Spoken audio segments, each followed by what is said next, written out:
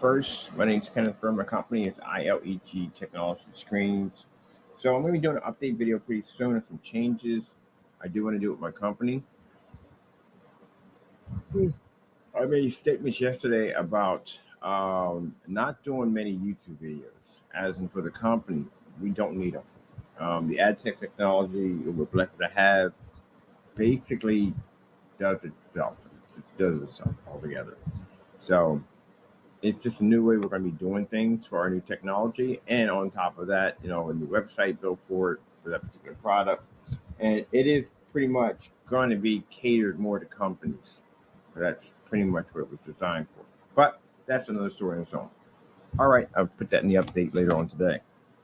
Right now, I want to get finished my robot that I am building for my steampunk PC. Let me see. Get him set up. Watch his cartoons. And let's put batteries in this thing. YouTube.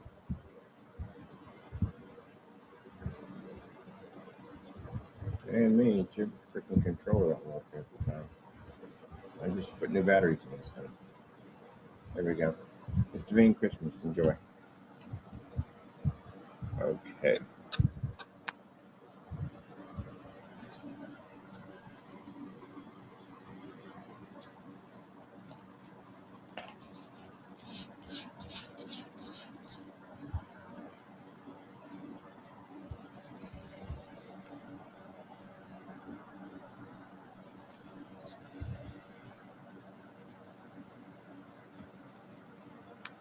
Now, this is using spare parts that we have laying around. I got a lot of extra junk, and not to throw anything away because I never know if I'm going to use it for something. And I'm looking at some of these cyberpunk builds for these machines and how I want to put mine together.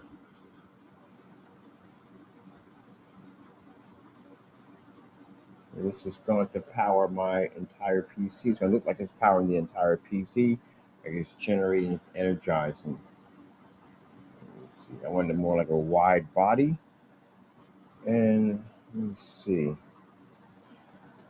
The ink printers, perfect feet. Excellent feet. Kool-Aid container. Plugins for Glad A, we're going to call it. Toilet paper dispensers. The caps for the air center. I'm sorry. The centers for the those Glad A's. These are water bottle caps. This is a roll of tape dispenser right there. That's pretty much it. We have our robot. And the way they made it, they put these lead plugins. These things have fantastic design to them to give it a more robotic look to it.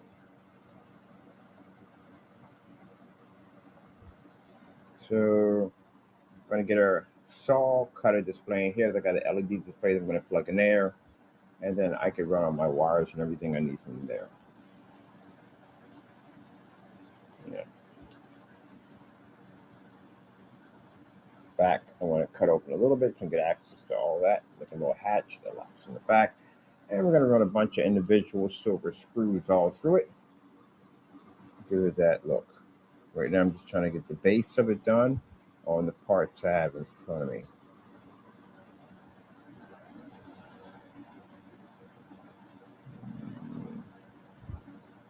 All right, so let's go with this. That would be nice. I'm going like this. Or you could do this. This way, this way. This way. I think it would look better if it were these two right here. This would give it a little bit more. I'll go with that. I like that.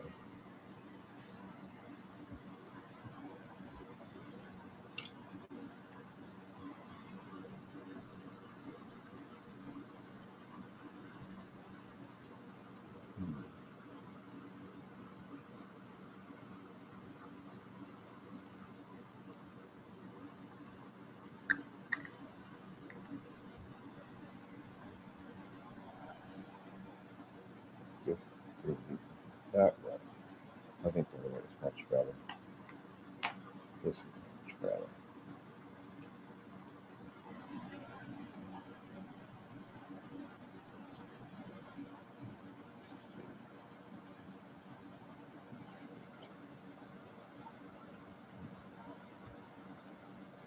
The calls will come here, here, here. That one could be too tall.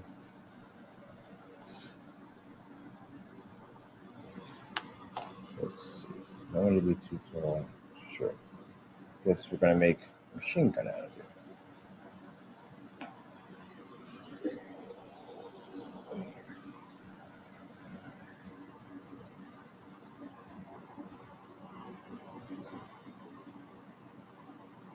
Here we go.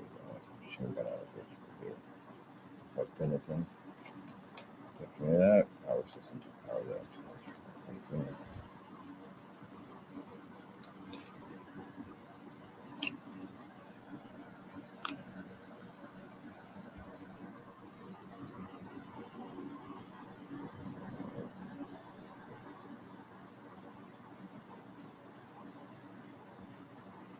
Machine gun.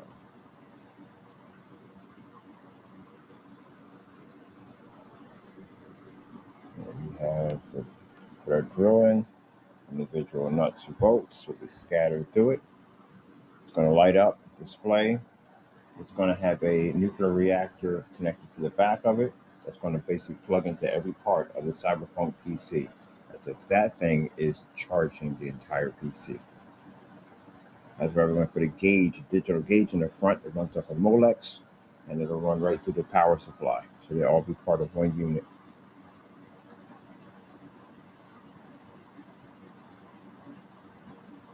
Thinking, getting ideas for things that I want to do.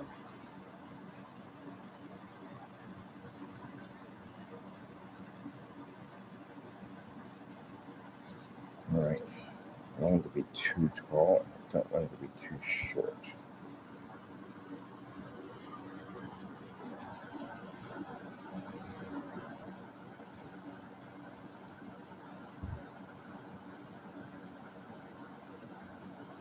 What can I do with this?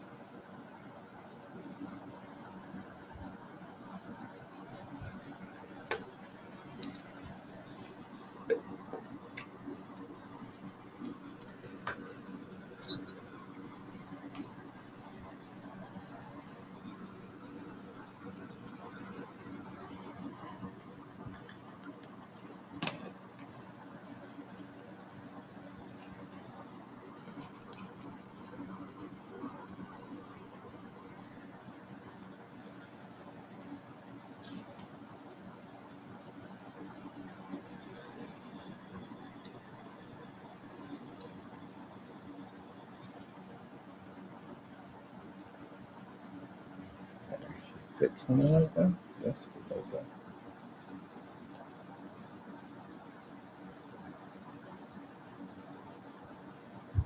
Don't you like it? Like that, indeed.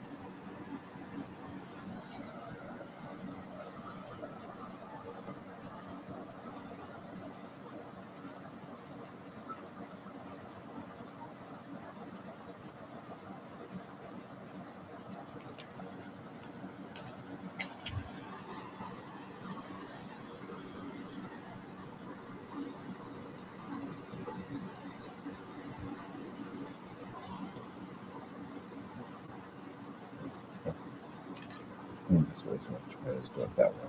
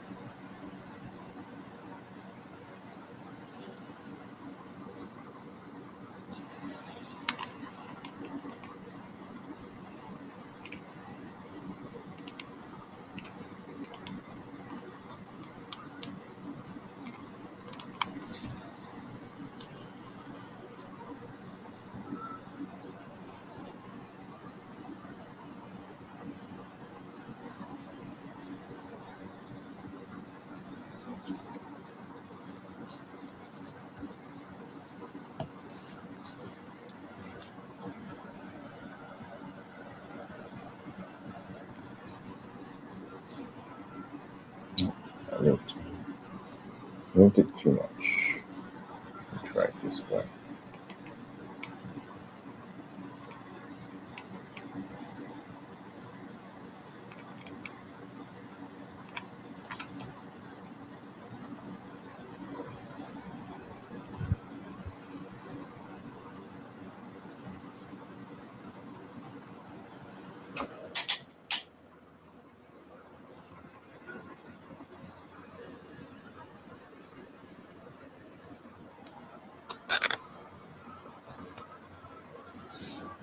Okay.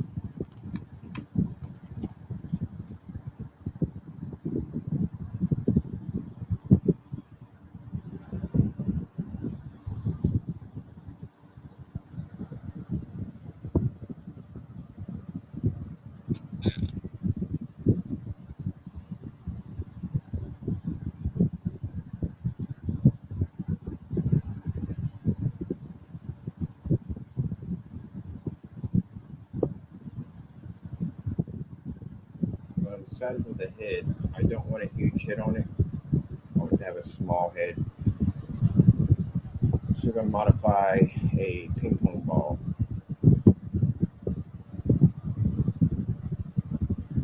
Give it one single cyclops eye. Want to give it, keep it more like a cyberpunk retro.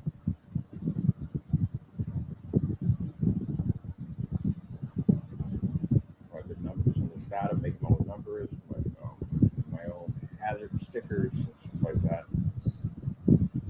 Wire doesn't like to it.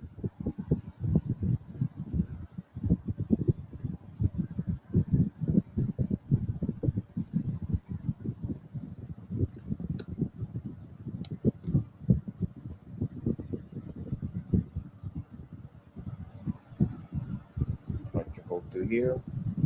Put a mirror on the other side by using a cosmetic mirror. Trace the inside with LED lights. Turn this into an infinity window. Turn up 4 power system.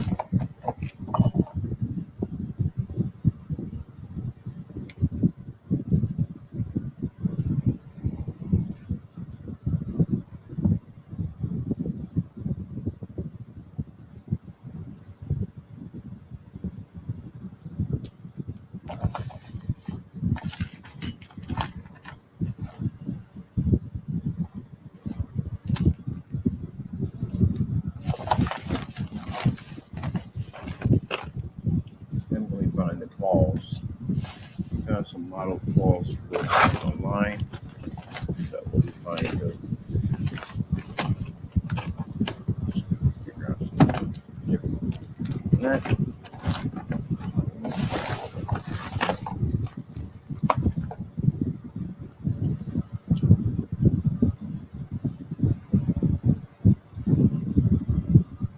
Nope, I take it back. We're making more sounds.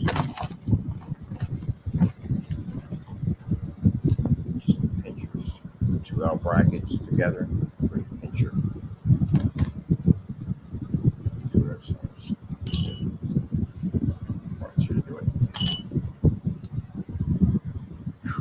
Let's see.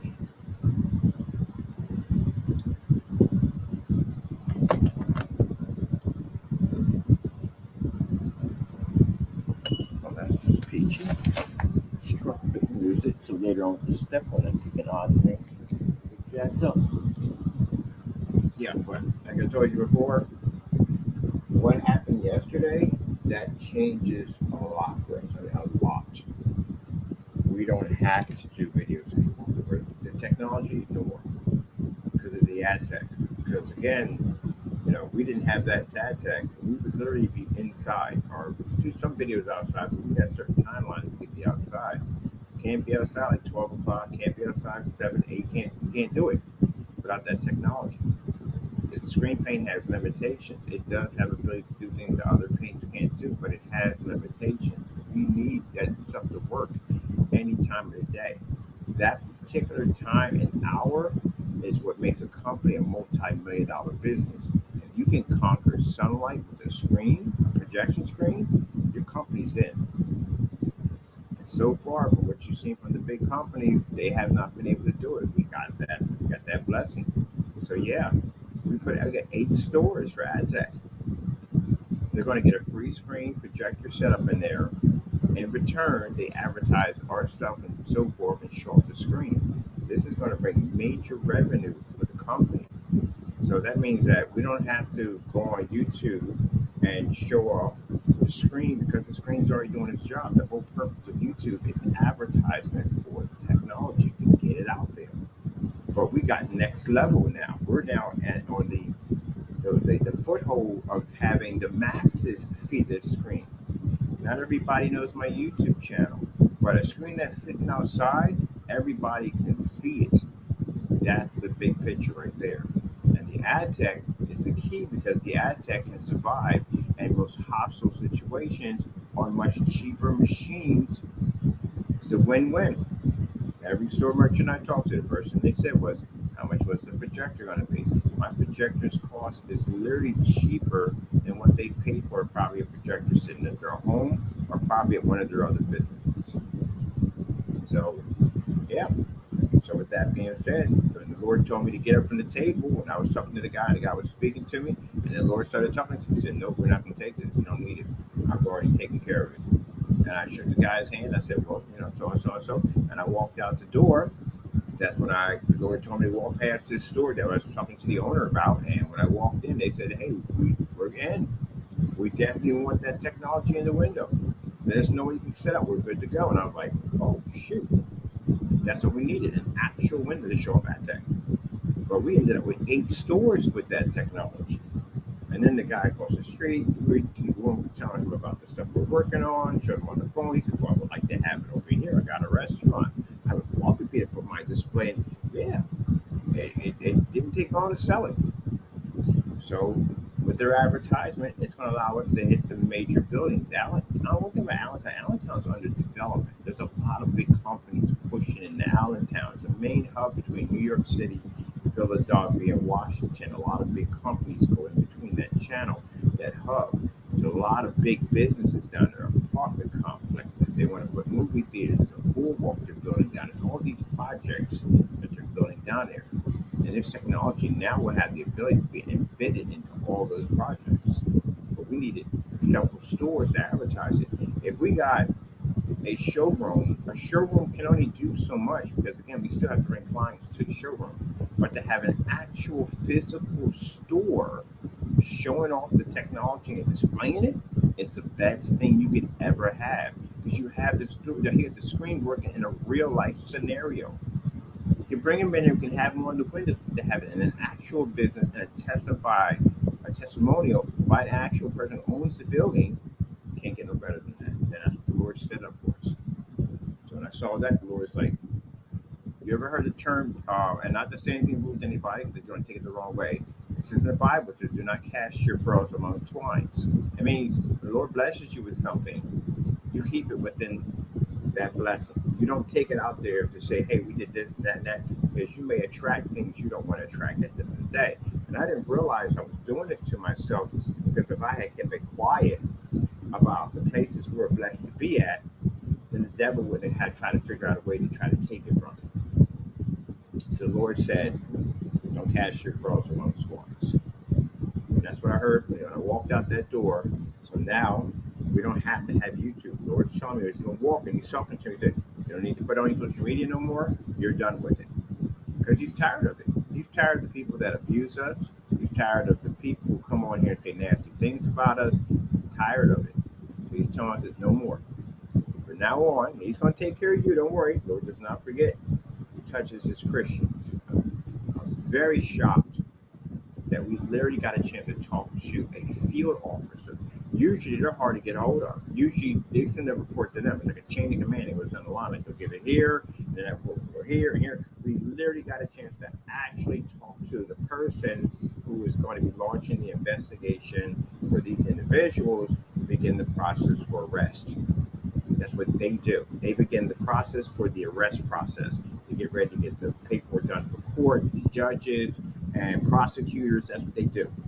So we got to the head. I'm thinking, oh, thank God. So we were able to get all the information about this fellow, and now because of the new information I just received, the names he named at the bottom, these are the individuals also linked to all this nonsense. We can now link everything together. So now everybody's name that was on that list, they're going to come after you now. It's the FBI now you have on your back. And these guys, these aren't the people you want to play around with in the day. These are the guys who will dig up stuff and they'll find you no matter where you're at. You got a social security number, they know exactly who you are. It's government. So that's how I was so happy that the Lord took care of that for us. Thank you, Jesus. That's how amazing God is. So you'll get a chance to explain yourself in court. I have to go there to testify against you. I have no problem with that. I'm going to put my robe together. I'm so happy. That's the thing about the Lord. You go to the Lord will take care of your enemies. He will take care of them. He'll take care of them. And he did. He did exactly. That day was an amazing blessing. Came in, I walked out of that meeting, went in and got a major setup for this storefront that I wanted to be doing business at. And then on top of that, being able to make that phone call and get right directly to an FBI agent right there from the door and explain the whole situation. Yeah. And I can tell that they are serious about this because it's the questions they were asking me on the other end, that they wanted to know their addresses, their first name, middle name, last name, what states they were at. They wanted zip codes, they wanted phone numbers, email addresses. When they start asking for certain questions like that, that means they're getting ready to launch an investigation. Is there any, do we have a incident report, which means we have to show police reports. Where's the police station located at, so they can contact the police station. Where's the other post office at? We have a post office over at 1000 Boulevard Road. All right, we're going to call down there because that's where a lot of this mail is going to now. And they're going to testify in court that the mail is going there because we told them that this weird stuff was coming from this guy and he's linked to these other people. So yeah. So now we have to when we go in contact on Monday, I have to go in and I have to put McAfee, because anyone abusing the post office to stalk us, they want that information. So now we'll add him to it, and we've got a few other people that are involved in it. They'll be added to it, and then they'll launch your investigation. So sooner or later, gentlemen, and I hate to put it this way, but it's going to happen anyway. There's a field officer going to come to your door. You're going to get arrested. They're going to take you down to a unit, and they're going to interrogate you. That's what's going to happen.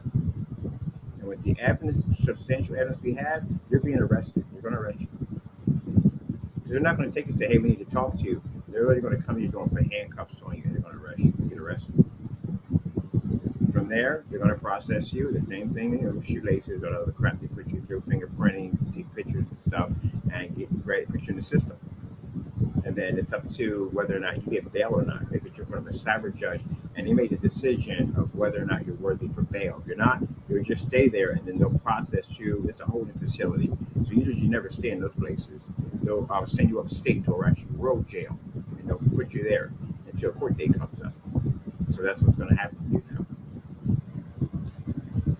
I warned you. So stop playing games with the devil, right? Don't listen. So now you're under investigation. So yeah, I know they went through it. I went through the whole thing. I didn't go with FBI, with police, but still, I know what the process is like. Nerve-wracking. You don't want anybody to go through that. But anyway, Lord took care of it, blessed us, and took care of our enemies. All right, I'm gonna finish my whole hand here. There she is. First, I got a little retro to it. I like it. Now I have to go to another place today and get ready to set up for them. That's an investor I have to go visit today. Our company. You ever heard in the Bible it says that evil gnashes its teeth and God laughs? Yeah. So when people go out and they attack God's Christians and they make statements that God hears by saying that, oh, we're going to destroy them, oh, we're going to do this, it speaks of it in the Bible. It literally talks about in the Bible how people talk about how to destroy God's people, how they feel that they're going to destroy them, they're going to do this, do that. And the Lord, and I remember reading that in the Bible, it says, evil gnashes his teeth and God laughs. He laughs because he knows you can't touch us. He knows he knows who you work with. He knows who you entertain, and he knows you can't touch us. But he can touch you. The devil can't touch me. He can't. But God can touch you and touch them. So I like that scripture. Evil gnashes his teeth, and God laughs. Can you imagine God laughing? That says, no, not today. Not today, Satan. Not today. We got another blessing today. I'm going to go down there and take care of that and get that done. Ooh, this is nice. I like this. What are we doing with this?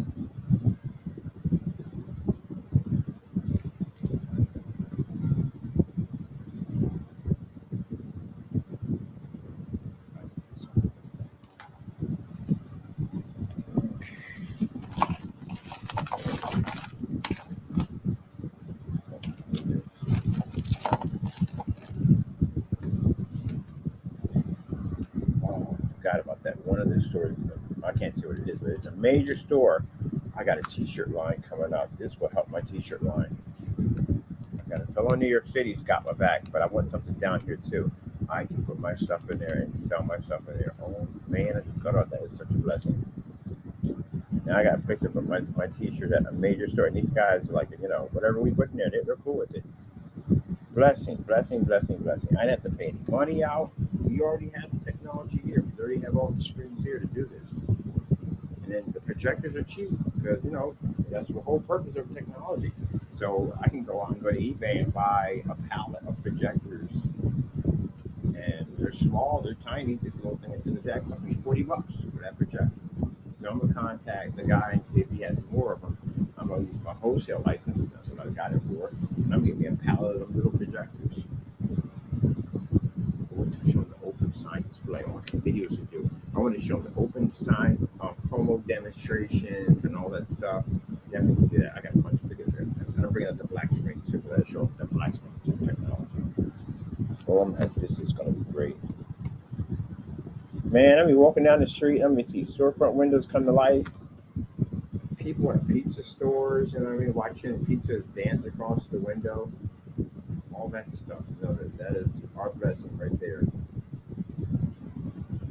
The stuff we can do with this stuff, man. There's a news station not too far from here. We can use that stuff in the news station on the window. We can make their logo dance, come to life, everything. There's so much stuff we can do with this thing. Man, there's the daycare center. We can put it. I'll donate a screen for them. We could do a daycare center. They can have the screen outside watching movies off of it.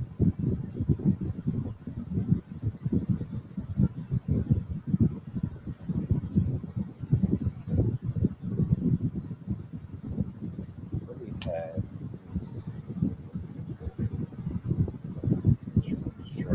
There. I want to do a bigger surface. I want to do a bigger surface out here.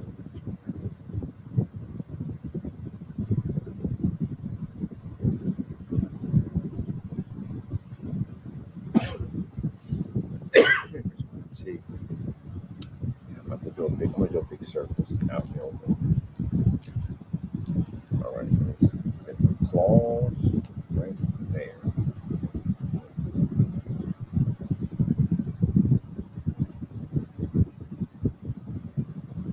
Let's see. Your head's small. Small. You.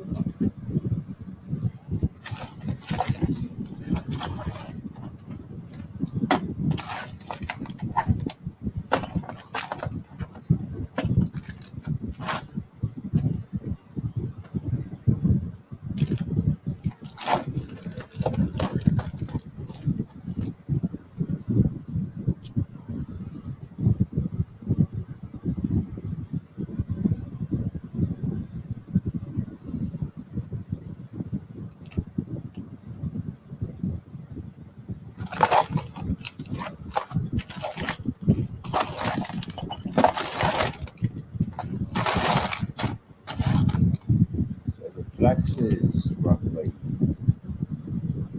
$298. The GoDaddy site that we're working on, the reason why we're doing it, they got a DocuSign on there for the website, which we need. It's an agreement that when you buy that product, you have to sign it. You can't cash out the shopping cart because you're going to our terms and conditions on that technology. So we need that for companies, definitely for companies for that technology. We have to have that in there. That's why companies do the other thing. Which doesn't have that ability to do that. Oh, we got to do, let's see, another set of digital cards. I want the same card I have now, the digital card, but I want to see that one. And I'm going to pass out CD cards on top of that. Digital and then do the CD cards and that's how we got. Once that thing's locked, we got everything good to go. The black version of it, we're going to send out the 4x8 sample sheets to major companies like Screens, PNP Supernova, Black Diamond, Daylight Screens, Introduction, Professional. Let them know exactly this is what the technology is doing. Our calling card, so to speak. No contact with you will. So they wouldn't be, there's no way it would work out. It's not gonna happen. The reason why, because they would have the reason why a company like a Screens couldn't tag on with us because our screens would wipe out all their screens. That's dangerous for them. That would definitely destroy the capital. And why would you bring in a bigger predator to take out half all your stuff? So they wouldn't be the sellers, so they'd be worthless. And mind you, they got contracts on that stuff with probably schools and businesses and stuff. And you got to put the entire screen out on the market. And you want to do business with them, that means pretty much you'll have to obsolete your entire product line because there'd be no point in selling something that people won't buy. That's a waste of money. That would cost them more money. So they won't ever do business with us. That's why.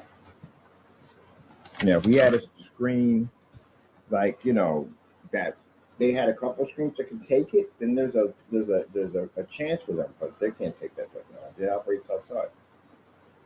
So it can go places they can't go. So it definitely has so many things you can do with the fact that on top of that, you can build PC cases out of them, visual display screens. There's so much stuff we can do with that stuff. It's not even funny. And then my buddy does projector mapping and holograms. He says, man, the stuff you can do with that with a 3D printer, you can print out a sphere. When you do a sphere, you can't hit that with a projector because the problem with that is you have to laser map that in because it's a round, odd shape. Like you have a screen that's an octagon screen. We did octagon screens before right on the wall. We could do an octagon screen because, again, like a projector is going to show a square image over and over again.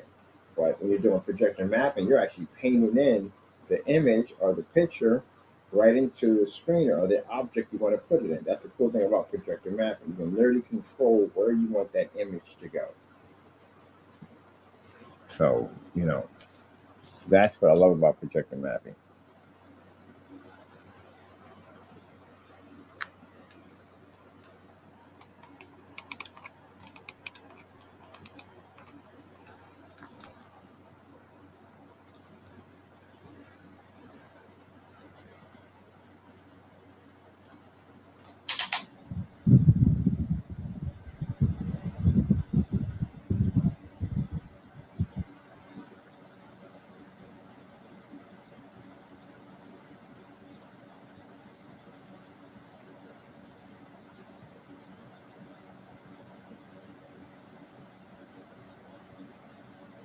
Yeah, we got a lot of stuff to go through this week. The new change, the company's name, everything. So I got a lot to go through. But the happy part about it is we got a platform for it. So I'm so happy about that. God is good.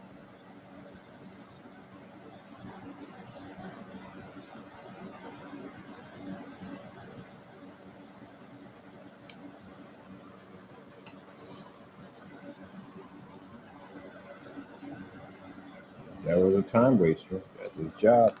And they wasted their time.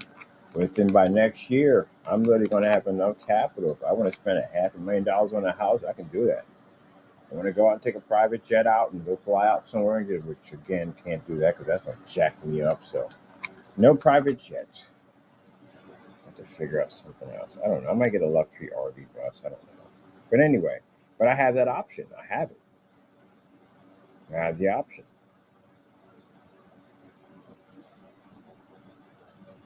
I'm going to be rich.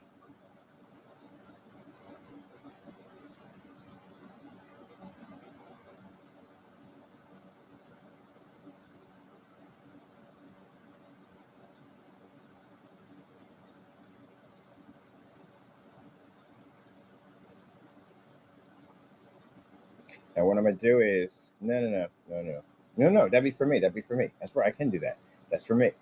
I'm not going to post it. I'm going in front of each store, and I'm going to do a demonstration right in front of their store outside. Now, again, that technology, we're already in, but I like to do more. So if we show that at the end of the day that I can basically show an image outside your store, then how much more we could do inside. And there's an area over there. I'm definitely going to get that whole section in there. But like I said, it's hard to walk into a place and say, hey, look, I got a technology that can read through glass. It's easier when you have actual stores that's showing off your stuff. It's so much easier. That's why I said the contracts are going to flow through, man, easily. Because now we got a place where we can say, hey, look, I got my screen. Where are your screens located at? They're here, over here, and here. They're going to talk to the owner. It's like, well, how's the screen? Man, the screen's fantastic, man. We got advertising. People are looking at the windows and stuff like that. And this stuff is amazing. They're going to come like, how much you guys are charging for this? There you go. That screen's roughly right there for that panel is roughly around under $300. But some of the larger panels can cost anywhere from maybe between, let's say, $4,000 to $5,000 for the big panel. These are big panels. Big panels, so almost an entire store window. So yeah, they're about a couple grand. And you got people come out there and pay it. Instead of paying for that decal sticker, which I guess is a good idea, and it's still going to be used at today. People are still going to use it. But instead of having a decal sticker out there, it doesn't go anywhere, it doesn't move. I saw one on the side of an aquarium. Beautiful design and all, but it don't do anything. You're looking at the same thing over and over and over again. And then when you move, you can't take it with you. I watched the demonstration, how they removing it. I go in there with a power wash, and they have to go in there with some kind of solution. They take a paint scraper, and they scrape it off. Oh, sure, $900, $1,100 investment being scraped off the side of a building. For that technology over there, you can take it with you. You can go home and watch a movie off of it. So it had, and on top of that, the images move. You can do your own commercials. So you going on, you can go on YouTube and do whatever advertisement, transfer it right through your projector, right through your screen. And then with all that AI technology now to be able to manipulate whatever you want, man, the stores will have a ball. Actually, my buddy wants to link me up with Coca-Cola. So he was talking about how they would love to have that stuff, have the window filled with ice and have the liquor fill up. Yeah, he wants to contact me with Coca-Cola. So now I got some people I know at the end of the day that have very heavy connections. Panasonic, Sony, Disney. They want to hook me up because they know they're going to get a commission for that. And I told them the other day, so look, you get me in these places with this technology, if you get me in there, give you a commission. They're going to get a fat commission off of it. Yep. God had plans for that technology. When I sat there, I told you, I sat there and made that statement. Lord said it. So be it. He's opening our doors up now. And the beautiful thing about it, when you have the Lord protecting you and watching over you, even before my enemy can speak, and even before my enemy can think of it, God already knows. That's my protector. So he already knows what you're doing. So he'll make sure that we can get to the proper authorities, which I just witnessed yesterday. I couldn't believe I was actually talking to an FBI field officer. And usually, like I said, you don't talk to them. You talk to, they report in and put the report in, and then they send it to them. And that could take some time. Actually, was talking to that person right there. That was the person that's basically in charge of basically pursuing, investigating, and prosecuting. That's what they do. and they asked for all types of information. Of course, they wanted my name, my information, my phone number, where my office was located, where was the mail being sent to. I said we got it at the garage over there. Was sent over there. We have it was sent over to my sister's address. And now she's going to come in and testify because she's going to testify in court. There's no problem with that. It was sent to my address. And then there was another fellow by the name of Daniel McAfee. He was stalking us on Google. He was sending mail out to several different addresses. He was using somebody else's address, and that's another thing too, identity theft, because they took other people's addresses and they were committing crimes with them. So now they got to contact those people. They asked me information like who's on the back of the cards. I said this address was from this guy, this from that. I talked to all these people. Yeah. They're going to launch a major investigation now. And when some major investigation pops off involving them, this is where my attorneys come in and we start filing lawsuits. So we're suing all of them. All of them are getting sued. And on top of that, the apartment complex, which we did contact them, I showed tons of mail. I was email back and forth explaining this individual was a problem. He did nothing about it. They're liable now. They're getting sued. Fernando, we have proof that he was sending stuff over. We definitely, his IP address was pinged multiple times. It showed he was basically harassing us. We have him, but he has bigger problems right now because Monday morning, because I didn't realize yesterday was Friday. Monday morning, I had to contact FBI because of the whole video that he sent out there saying that was racist. They consider that terrorism. A friend of mine who's a police officer looked at it and said, "Oh no. That's a charge right there." He said, "Go contact so and so and so. I'm going down there to file a criminal charge against you today. I'm filing that today. You and with that new picture with Williams today. So I'm getting that done today. But that's considered to be a threat on my life. So already from the door, you're being taken care of on that one. They're definitely going to have a unit come down and pick him up. Are you doing too much? I said at the end of the day, doing too much. And I know we try to get rid of the video. At no point they got it already. So yeah, and that's all taken care of now. So yeah, a buddy of mine, so he's a police officer. He said, no, it's a threat. It's a threat for your life. He said, go in and file criminal charges against him. And then they'll push it through, call FBI and give them the report that you got from immigration. We don't have the report yet, by the way. We haven't given the report yet. So now they're going to get the report. All things happen in due time. It happens in due time. They told us to wait. We waited. And now we have a video of him calling me a racist. And that would put my life in danger. So with that being said, now it's considered to be a threat. FBI gets involved in this. They have to call Homeland Security and pick them up. I'm a United States citizen. I got rights. So they're going to take care of it. And they're right on it. So yeah, you're right. You're United States citizen. He has no right doing what he just did. No one has a right doing it at all. Period. But he feels he's above the law. He feels he can do whatever he wants to do. But he's about to find out when those FBI agents and the Homeland Security storm that building that no, you don't have what you think you have. You don't have that power you think you have. All that gets taken away when they put those handcuffs on you. All that disappears. So he's about to find out real soon. But he's already taken care of. So with that being said, Monday morning, once I put all that information in today, and I file, that's it. That's the end of it. And that means now when they launch the investigation, anyone that we mention, and you're under investigation now. Because there's a bunch of people involved in this now. So everything happens for a reason. And this is why I said at the end of the day, these guys call themselves at the end of the day hurting me at the end of the day, following Satan, hurting me, and Satan set you guys up. Because he knew what was going to happen to you. He knew it was going to happen to you.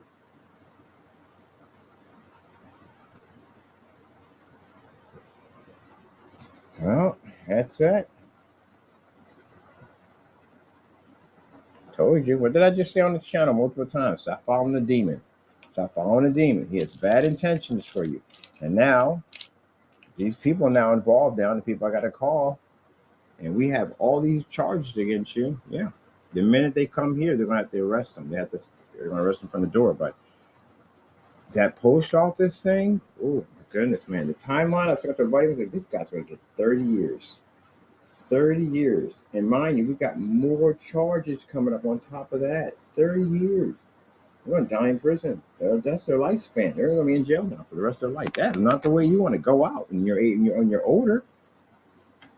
Not the way you want to go out. So right now, my buddy is going through all the taxes and everything on that building over there. They're trying to track the landlord. The landlord's getting sued. The landlord's getting sued, and he's going to be arrested. The reason why? Because Jamie and they got a funding fund. There may be more. I don't care about them, but that's what's going to start. That he's been running illegal activity in his unit. So he's going to be under investigation soon. Yep. His biggest mistake was trusting Fernando. That was his biggest mistake. You should have never trusted him. You should have never trusted him. But he's probably, let's say he's an old guy. He's probably trying to do someone a favor at the end of the day. But we still have to hit him a lawsuit. Because again, like I said, whatever he has left over, they're probably going to take whatever he has. But other than that, yeah, he's going to be hit with that lawsuit. Because he knew better. He shouldn't have done that to begin with. Crazy, crazy, crazy.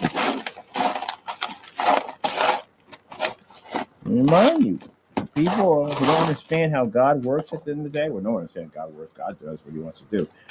But he does seek and find enemies. He does. It's written through the whole entire Bible about how he seeks out and finds enemies and they're destroyed. Some are showed mercy, some are destroyed. But these individuals literally believed at the end of the day that no one was going to find them. Mind you, we didn't even have Fernando's address. We had none of their addresses at all. They really, really believed that no one was going to find them. And now we know where every single one of them live. See? The devil, that's the biggest lie the devil's going to tell you at the end of the day. No one's going to know.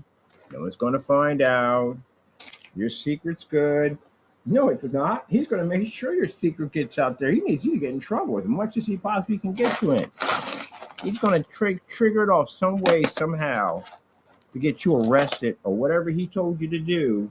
He's going to make sure you pay for it some messed up way so he can figure out a way how to get closer to you. That's the whole purpose. That's why I said you never let him in. He already got plans. His plans are no good. They're just designed to just mess you up. That's it.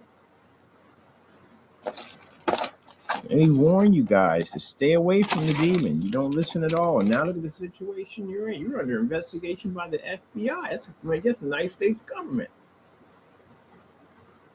You know how the government works at the end of the day. We all know how the government works. So, yeah, they got access to all your information, all your data, everything. They got access to everything.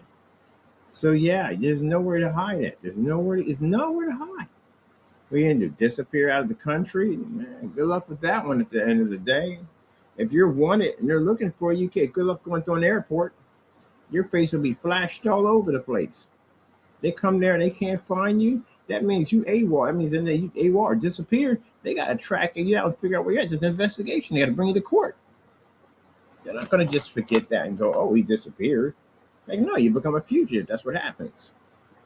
They'll send bounty hunters and just put everything else to dig up on the planet after you because there's going to be a bounty on you for money. Some people want to collect, including the Marines. They're going to collect. So, all that happened. Now you're on the run. You're scared to death. You don't know who to trust. You don't know where to go. You can't even sleep half the time because you never know who's going to roll up on you in a motel, wherever you're sleeping at. And none of your friends and family want nothing to do with you because they don't want to bring that heat to their front door. I wouldn't either. They get caught with you, they can get locked up. So then that becomes a headache. I mean, you better just surrender. That's the best thing you can do. And sooner or later, you're going to run out of food and supplies and whatever. It's not going to go well for you. And guess who got you in all that trouble? Satan. And he's sitting there laughing the entire time. Him and his demons just sitting back like, look what I'm doing to him. But watch him, give him something else. He's going to believe in this too. Yeah, all day long. So Mr. Williams went in and put all that stuff up, and you named a bunch of people in there that are linked. Their accounts are linked to that. You can delete all your stuff all you want, gentlemen. It's not going to help you. We got previous stuff on you showing those accounts. So with that being said, he went out there and self-stitched all your links right there. Matrix has already been to those links already. All that stuff is done. We got a folder on all of y'all. That's going to be submitted Monday morning. Yeah. Listen to the devil.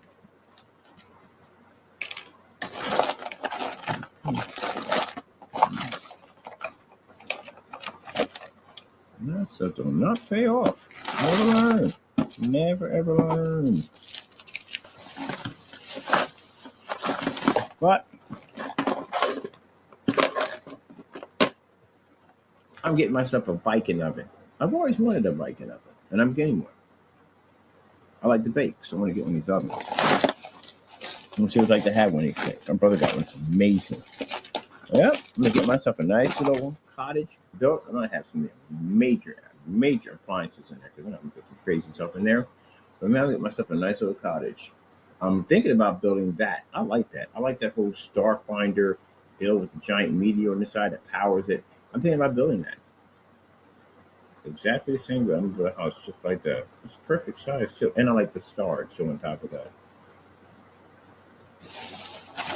But that's what happens when you follow the devil. So you stay away from him. And I'm gonna tell you something. For those at the end of the day that are angry about all that and what's about to happen to them, that means the devil's got plans for you. The minute you react on that, it means the devil already got plans for you. You've already accepted the invitation. That quick, that fast. And the outcome's going to be to either me finding you, one of my other people finding you, or the FBI finding you. And you ended up basically at the front door with your mouth dropped wide open, trying to figure out why these guys are about to put handcuffs on you. You're about to be carted off. And the devil's sitting there laughing at you. Got another one. They probably got a whole little bell sitting like ding, ding, ding. We got another one today. Another sale today. Another sale today. We got another one. Got another one to listen to me. Got another one right here. Yep. You keep working on that. You're going to get your promotion. The demons, you'll get your promotion. That's right. Just keep working on them. Ah, man, I lost that sale. What happened? He's a Christian. I lost that sale. Well, hey, you win some, you lose some. But we got some more coming in pretty soon. I'm pretty sure you'll get one of them. That's how you think of you. Except for the worst case scenario. Much worse. Way worse. Oh, I was wondering what I do with these things. I do have those. My saw bits. Here's my saw bits. My saw bits. You need that. I'm going to go down here, meet with my investors pretty soon. And when I get these stores all set up and ready to go, because this stuff is nothing to install. I need to put it to the window, set projector, done. I got to do what you call them. I got to do for one of the stores. I'm going to do a demo for them. The demos I do on all the stores, I take them to other stores and show them what we do with them stores, and collect more contracts. The first thing to say is, hey, so where are you located at? We got our office and everything, but I am going to expand my office. My office, what I'm looking at, is huge. We won't have it on camera, by the way, but it is huge. It's big. It's got its own bathroom. We got a private little kitchen in it. That thing is beautiful for entertaining clients. That's what it's for. That thing is beautiful. I'm going to get one. I may keep this one. I do like this little location, but I definitely need the other office for big clients that are coming through. I got people coming through for Sony and stuff like that, Disney and stuff like that. I need a big office, a different type of office. So I'm getting that done. And I'm going to get a secretary too, because I do need a secretary. I definitely need a secretary. I'm definitely going to give me a secretary. But that looks classy. Somebody comes to the desk, Mr. Byrd's not in right now, so I need definitely.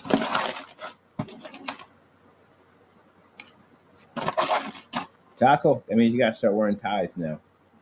I'm not wearing a suit. I don't ever wear suits.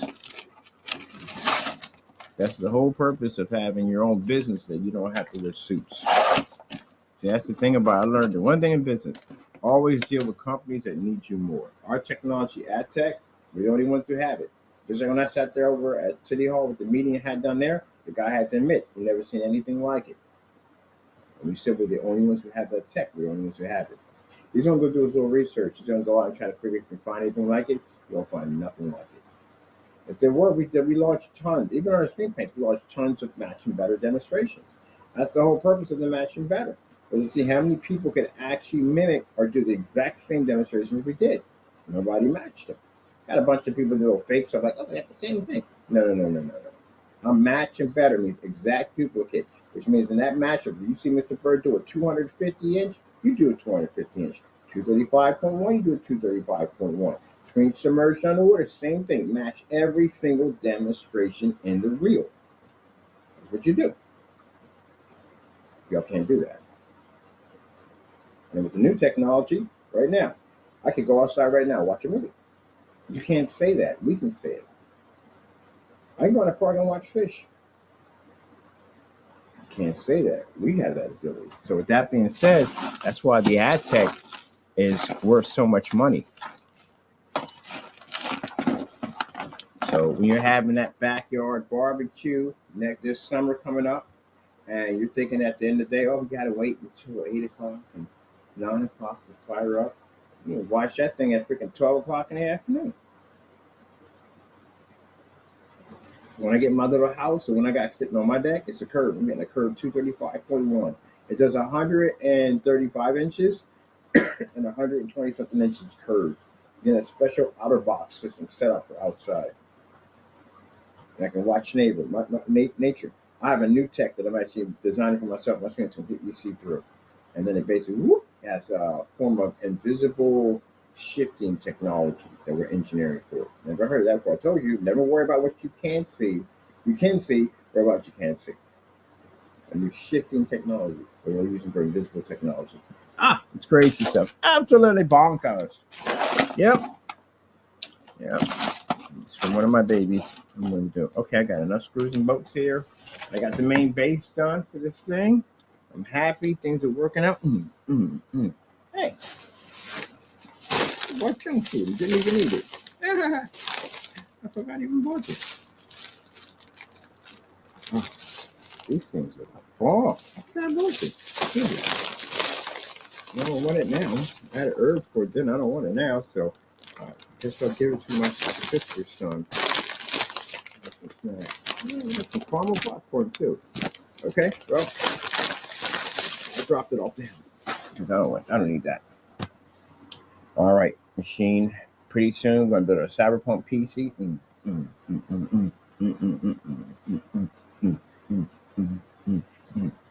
We got to convert all the parts into Cyberpunk.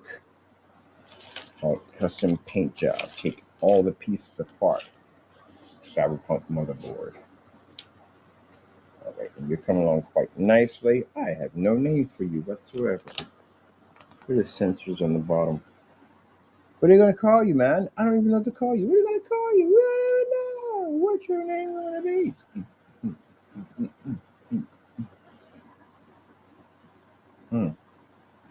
I don't know. I'll give you a name. I'm going to put your infinity mirror in there, too. Right there. I got to go down to the thrift store. Oh, I got that furniture store. Yes, I got to go in there. The end table. I'm going to convert an end table. Redo the whole paint job and everything on it. Do a paint job. Give it a kind of a rustic, kind of black look to it. Oh, that thing's going to be sick. It's going to be kind of a deco, kind of retro 50s kind of style to it. And it's going to have a built-in PC into it. You have no idea. Trust me. What it's going to be. Some people are trying to figure it out. Nope, it's not going to be a normal PC build. It's going to be way, way different. It's going to be deco art. They got a little end table when I'm buying it. I take it down to my buddy's shop. I take a power saw to it and hook it up. I just thought about it. The minute I was like, man, we can start designing our own furniture. Like, why are we basically what we build? We got whatchamacallit. I got a Cyberpunk sofa that's all made out of garbage, which is pretty cool. But I definitely want to start building my own kind of high tech, kind of 50 deco, kind of Cyberpunk technology furniture. Why not? See? The Lord's blessings. We got so many blessings for you. Got so many blessings. We got this whole t-shirt thing popping off over here.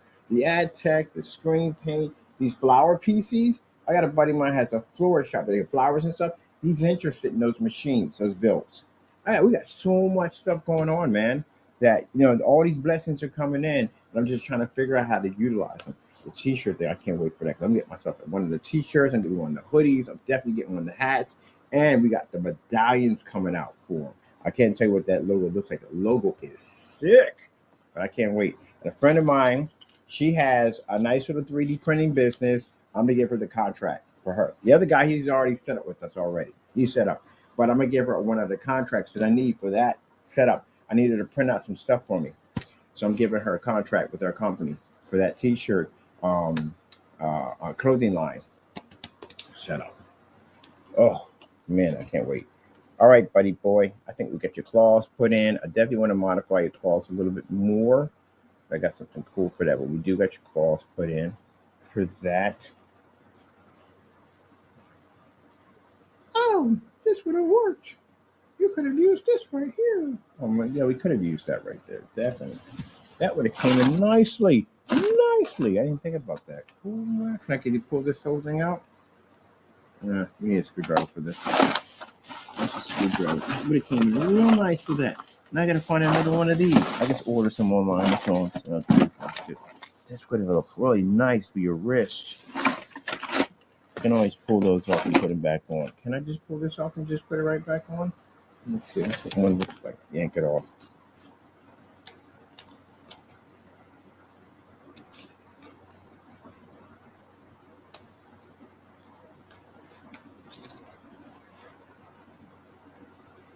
Oh yeah, that would look hot. Oh, that would look. That would look definitely look hot.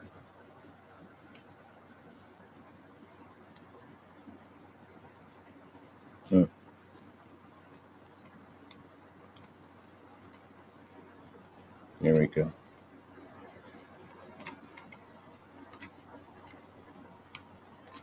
So I tracked down all the aquarium stores, and I'm going to be doing a demonstration. Oh, is it? Wait. Is that bolt? This way is this way, right? Here it is that way. Doing a demonstration. I'm going to take a screen of 120 inches made out of that thin plexiglass, and we're going to put a Miko shark in it. That thing's going to look real as someone. I can't explain to you. The screen's built and customized a certain way. It looks really realistic. We're going to put a Miko shark in it. And the AI software you're going to use in there is going to allow the shark to swim all the way out and come all the way in, boom, right on the screen and crack the screen like we did with the floor. Yep. That's how he's going to do. He's going to hook it up for me. We got these couple of parking lots we want to rent out. We can get plenty of exposure all the way around this thing. Now, that demonstration we showed two images going off at the same time. That's something else we're doing for like projection combo, kind of like a alter or infused display. Just an infused display. That's a better way of putting it. Infused display, and then there's another. I can't tell you about that one. I'm talking too much. Sorry, Lord. So excited. That's what it is. I'm excited for all the cool stuff we're going to be having pretty soon. So I really can't say much about that. Oh, that looks much, much better. Now I got to get me another one of these. Because that looks much better. The bolt system on there like that looks pretty cool. I saw that in my drawer. I was like, hey, that would have been a fantastic idea for the claw.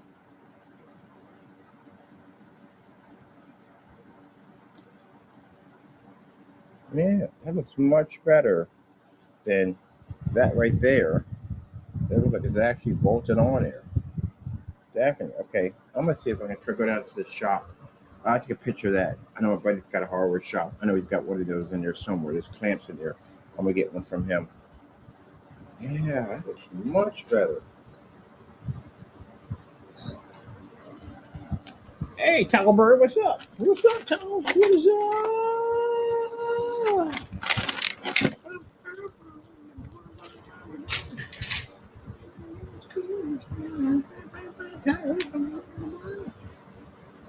I'm so happy. Now I got a plan. I'm having a great day.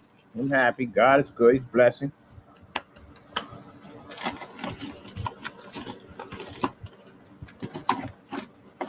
That is one huge freaking paperclip. Sheesh.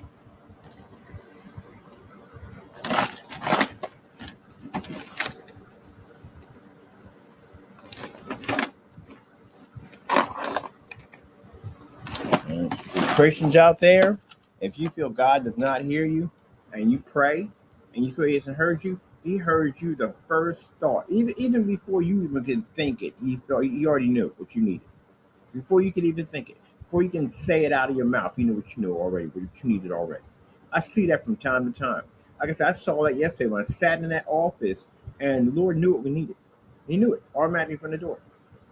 And I sat in that office and the Lord was like, "This is not for you." That's why I don't argue with him. It's not for you. I'm gonna say, "Oh, but Lord, what do you want?" No, it's not for you. Well, listen to me one time. I'm like, okay, I'm just gonna sit back and let this man talk. Because I didn't walk in the meeting. Don't be rude. Let him talk. The Lord's telling me this is not gonna be for you. Already got a plan. He knows what I need before I need it. Before I can even think about it, He knows what I need. Imagine how amazing that is. You got somebody. You got a being, a supreme being of this world, who listens to everything you think about, and He knows what you need before you can even think of what you need. It's already set aside. It's already ready for you. The blessings are already there for you. That's how amazing God is. Already there. And so the more to speak to those who do not walk with the Lord, that even any evil thought that the devil, even before the devil can think it, God already knows your plans. He knows what you're about to do. He knows what you're up to. It's already been taken care of. That's why I tell people from the door, it's already been taken care of. The Lord already got it taken care of. So much more. If the Lord takes care of you to make sure He watches over you and keeps you safe, so much more the Lord is going to stop any plans that Satan may try to do. And the very things these people will try to do against you, again, do not retaliate in Satan's way. Gather the evidence, use it against them. That's what the Lord told me to do. That's why we kept every piece of mail that ever came to me, every single one of them. And the beautiful blessing about that too is that when McAfee was contacting these people, do you know that one individual never threw out any of those letters? Because that's what he probably was counting on. He probably was counting on they were going to get the letters from him, and they were just going to toss it and throw it in the trash. Not one person threw it away. Because it was meant for us to get every single one of those pieces of mail to prosecute you. The Lord knew what we needed. If they had threw it out, we had no way to prosecute him because it's kind of our word against His. But every single one kept it and handed it right over to us. Here you go, Mr. Byrd. Hey, this is for me, Mr. Byrd. Yeah, we got this from a strange fellow. Here you go, Mr. Byrd. Every single person. And what you thought you were doing was tainting the mind of these individuals to hate me. No, it didn't work that way. They gave it to me. Here's somebody stalking you. Yes, it's somebody stalking me. We have a fellow stalking me. Here you go. Because we just know him as Solemn Way Father. And I prayed, I said, Lord, I need to know who this person is. What is his name? And sure enough, he pops up on my Facebook page, carrying on and acting up. Devil had him going to carry on. And his page was wide open. I was like, oh my goodness. That's how we got your real name. Daniel McAfee. Flushington, Ohio. Population 800 and climbing. 800 in your town, which means somebody knows you over there. And the person who's involved in that of tracking your information out, we hired over to go find you. It wasn't hard to find you. They can track down through schools, everything. It wasn't hard to locate your location. So now we know exactly where you live at. I know where you work at. I know where you went to school. Everything. Got a small town down there. It's easy to find you. So now we got your nice little folder. We're going to submit that folder once we get it with law enforcement officers and everything. We're going to share that information with the people you contacted so now they can begin the process of filing charges against you. See? There you go. Now, they'll sit there and get mad over that. This is how sad it is. How people who are involved with Satan, how sad it is. These are the same people that Satan got you in all this trouble. And then you get mad at getting caught and about to get exposed and going to jail for it. And you get mad, and the Satan will have you do more dumb stuff, knowing he can get you even deeper. It's like you're digging a hole for yourself, and you're like, hey, I had a little problem down there. They're like, no, I got you. I got a bigger shovel for you. Here, take this. And you'll be digging and digging and digging and digging, and it'll get you in more trouble. For each layer you hit, you'll get in trouble for something, and then you'll retaliate, and the devil just keeps getting you bigger shovels. And one day he's going to drive in their backhoe, and you're going to be digging and digging and digging, and the next thing you're going to turn around, and you're going to look up, and you're going to realize there's dirt coming down on top of you. That's Satan burying you in. Because now he got you. That's what you're doing to yourself. See, in my situation, I was down there digging. I was down there digging all kinds of shovels down, even the backhoe at one point, until the Lord reached over and put his hand down, and I accepted it, and he got me out of that hole. So I'm up top now. See? And you guys are still down there digging. And sooner or later, that devil's going to come in there if you don't get your act together. You pass off this earth, or he gets some kind of, he figures out a way to murder you or get rid of you somehow. He'll be basically burying you in, because he got you. He ain't coming out of that hole. Ain't no way to get you out of that hole. You're in there. He got you. And nope, when that time came and I saw Jesus' hand come down, I was like, yep, I'm going up. I'm done with this mess. That was putting in my head at the end of the day that you need to go after the people who put you in here. You need to go after the witnesses. You need to go after their families and all that stuff. That was telling me all that stuff. They put you in here. They did all this stuff to you. I said, Satan, I did this to myself. I said, you're not getting me in trouble. So look at the situation I'm in. At one point, I was free as a bird, walking up and down the street, hanging out with my friends, and now I'm sitting in a prison cell. At 16 years old, soon to be 17. I spent my 18th birthday in the system to keep from getting certified. How do you spend your 18th birthday? 18th birthday is when you become a man, right? So glorious time of your life. How do you spend yours? I spent mine in the court system to keep from getting certified as an adult. That's how I spent my 18th birthday. In lockup. So that tells me right from the door, following Satan, what it does to you. So when I sat there and saw all that, I saw all the walking out the street thinking tough and all this blah nonsense. And now that reality kicks in when you're sitting here trapped in this box. You can't even leave. The reality that you can't even walk out the door. You don't even have a life anymore. That's a horrible thing to go through. And then you realize who put you there. Now, some people won't accept that. Some people, like these guys at the end of the day, will sit there and keep blaming other people, and the devil will just keep using it against you. They'll put you in a deeper and darker hole. And me, on the other hand, I accepted. I looked at that and said, no. I'm not going to make any calls, because I had to make one phone call. And if I made that one phone call, I could have easily had that witness taken care of. But no, I did this. This is my fault in the day. So I'm going to listen to the devil, go make a phone call on a tie, have him come in, take care of some business, and that is going to get linked to me, because Satan's going to make sure it gets linked to me. He's definitely going to do that. Then it's going to get out like, oh yeah, your one phone call was traced back to you basically making a phone call to a certain individual who has a habit of working for certain people with a strong army, and somebody went missing. That's going to come back to me one way or another, and that's going to give me more time. Now I got a murder charge on top of my head, on top of the other crap I'm going through. So again, stop listening to demons at the end of the day. So when he gave me that option, I was like, no, I'm not doing that. No, get away from me. Leave me alone. I'm in this mess. Look at this mess I'm in. I don't want to talk to you. I'm done. Leave me alone. So then, that's when my mom walked in and gave me that Bible. And that demon turned around in the other cell and started speaking to me and said, that Bible will help you now. And I was looking at that demon. I was like, oh, now we're showing ourselves now. Yeah, okay. I already know from the door, I'm not going near you at a 10-foot pole. I know what you are. I saw it. I didn't see it in his form. I saw it in human form. It was an interesting and scary, frightful situation. But he couldn't touch me, because he's in the other cell over. He was staring at me. So I knew the Lord was there blocking him from trying to get to me. I knew it. That was my turning road, my crossroad right there. That 1 second was my crossroad. And I watched a guy get possessed. And I watched him turn around and stare straight at me. And the other guy laying against the wall was talking to him was frozen. I've seen that happen multiple times. Where people are frozen in the state of freeze while a demon speaks. I've seen this before multiple times. And when that guy sat there and froze like that, that guy started talking to me. I'll never forget it. His voice changed and everything. Everything changed. He was a completely different person. There's demons in him. Having a conversation with me, telling me that the Bible that my mom gave me, that I might as well just flush it down the toilet because it can't help me. Yeah, the devil was already basically making his claim on me that quick.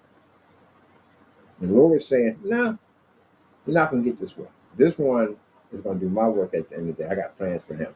And here I am today, people, free man with a business.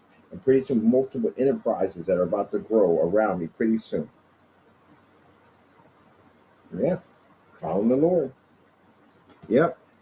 Had a lung disease that was supposed to kill me. Not even there. It's basically frozen. Every time you look into my chest, I go, well, Mr. Byrd, it's there, but it's not there. No progress. It's not doing nothing. It's just frozen.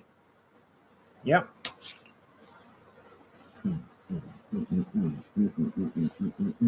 Now people sit there saying, well, if it's frozen, that means that, yeah, but I still can't get on the plane. They won't take risks. I'm still diagnosed with it. Still the disease, I still got it either way. Yeah, the man works in laws, how doctors work. If I'm diagnosed with it, I got it. I'm going to be staying with it for the rest of my life. So it is what it is. And I've never been on a plane with it since I had that incident. I've never been on a plane with it, so I don't know the reaction. I'm not trying to find out at 30,000 feet up in the air. If I stop breathing at the end of the day, how are they going to be able to help me at 30,000 feet in the air with a disease they don't even know how to figure out how to cure? Yeah, because it's extremely rare. My disease is very rare. I think I said 200,000 and the entire world has it. Yeah, I got it. Now it's funny because most people look at that and go, well, God's such a great, amazing God. Why in the world would you end up with a disease like that? Testimony. That's why. Ended up with a rare lung disease that's supposed to kill me, and I'm still here at the end of the day to show you how amazing my Lord is at the end of the day and how he watches over me. Even a disease couldn't destroy me because God got control for all things. There you go. Testimony. That's right. Testimony give my Lord glory at the end of the day. You know, a lot of these apostles and stuff spend time in jail. In the Bible, you read the Bible, you realize a lot of them spent time in jail. Yep, they were locked up, prosecuted, thrown in jail. Not one of them was ever killed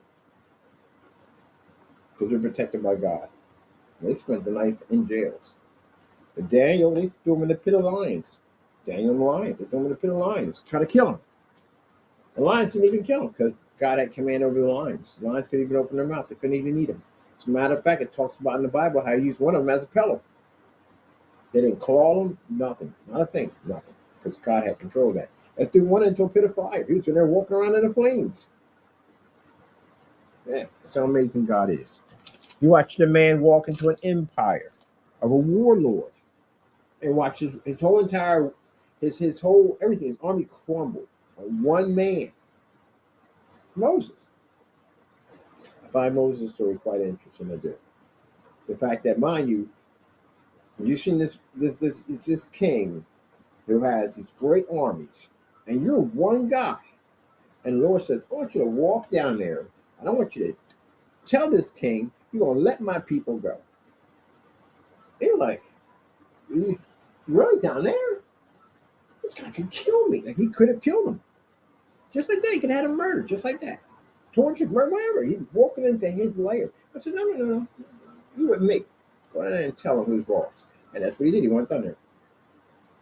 And the king sat up there and thought to himself, and he couldn't do anything to him. He knew he had limitations. He knew God gave him limitations. He couldn't do what he wanted to do to him.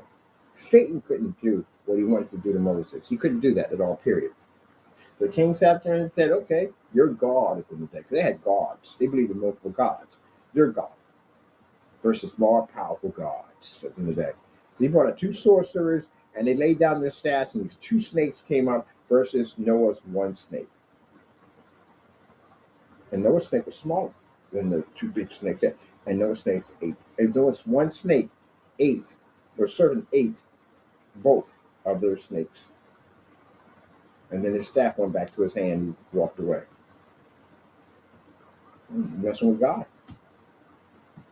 Yep. So the children of Israel who sat there, tormented, pain, suffering, death, treated them horribly, walked out of their kings. Walked out there filled with gold. So much gold they couldn't even carry it. Because the people were so tired of it. They're tired of the plagues. You know what I mean? They saw how powerful his God was. God represented. Just like I sat in the middle of that floor and sat there and said, and from all these things, may the Lord expose me for who I am. And the Lord bless our technology through the roof. Same thing with Moses when he went down there and he made that announcement, you're going to let my people go. And Pharaoh said, it ain't going to happen. At the end of the day, they belong to me. And they were plagued with freaking frogs and locusts and mosquitoes and all kind of fire from the skies are burning up their crops. And the locusts are eating up all the people are now suffering. They want them out. They don't want nothing to do with them. Get them out of here. Get them out of here. Do what you got to do. And he said they want to budge. So the angel of death came and took all the firstborn. All the firstborn and all the doors that were marked with that the blood of the lamb on those doors, that angel came and took that firstborn. It didn't make a difference if you were just born, you were going. God's commandment is God's commandment. He's not one to play around with you. So now you got all these people crying out there because they woke up and their son's dead. Their firstborn is dead. And here's Pharaoh out there hearing the cries. Turns around and his wife is carrying his son, who is now deceased. That is the end. Took him out. She couldn't take it no more. She was done. I don't care about your freaking pride. I don't care about your freaking glory. I don't care about any of this. Our son is dead. Get them out of here. And that's what he did. He released them. How powerful God is. One man against an entire army, one man. So they released them, let them go. Give them whatever they want. I don't care. Give them gold, diamonds, whatever. So if we want them poor, broken, destroyed, we came out with tons of gold. Diamonds, rubies, whatever. Give them whatever they want. Horses, whatever, give them whatever they want. So now they leave. And here come the devil. In Pharaoh's ear again. To kill him. The devil, they're going to kill him now. Because his intentions was to destroy him. And God's intention was to show exactly, first in the day, who was more mightier. I'm God, myself. Your gods mean nothing to me at the end of the day. I'm going to show you who's more powerful. Also to show most that they have faith in God. God has your back. And sure enough, here comes Pharaoh. Mad and upset because, can't have other freaking cities and other armies talking about my great army being beat by one man and a bunch of slaves. We can't have that. We got to kill him now. So he mounted up his old troops and got everything together, and they ran out after the children of Israel. You know how it goes. The sea was there. Moses prayed, and the sea parted. And these people are walking through the middle of the sea. Now they're on the other end. And here comes Pharaoh's army. And Pharaoh was so full of so much hatred that he didn't realize he was riding through the bottom of an ocean. He was full of so much hatred. Until Moses closed his hands and the ocean crushed him. It's interesting that nothing floated to the top. Nothing. Something would have floated to the top. Nothing floated to the top. Everything was put in that place. Nothing floated to the top. No sign of it. Nothing at all. Man, that's got to be amazing to see God's hand at work. Yep.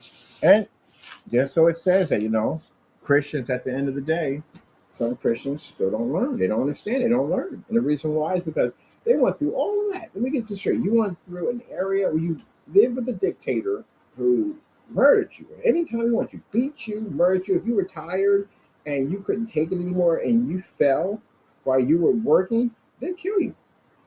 They'll beat you. They'll whip you over and over again till you get up. You're drinking water, they'll kick the water out of your hand. They were cruel, very cruel to them.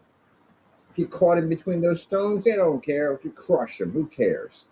We'll get more. They didn't care. Rape them, whatever they did, do whatever they wanted to do to them. They were slaves. That's what they did. They treated them like trash. They were God's people.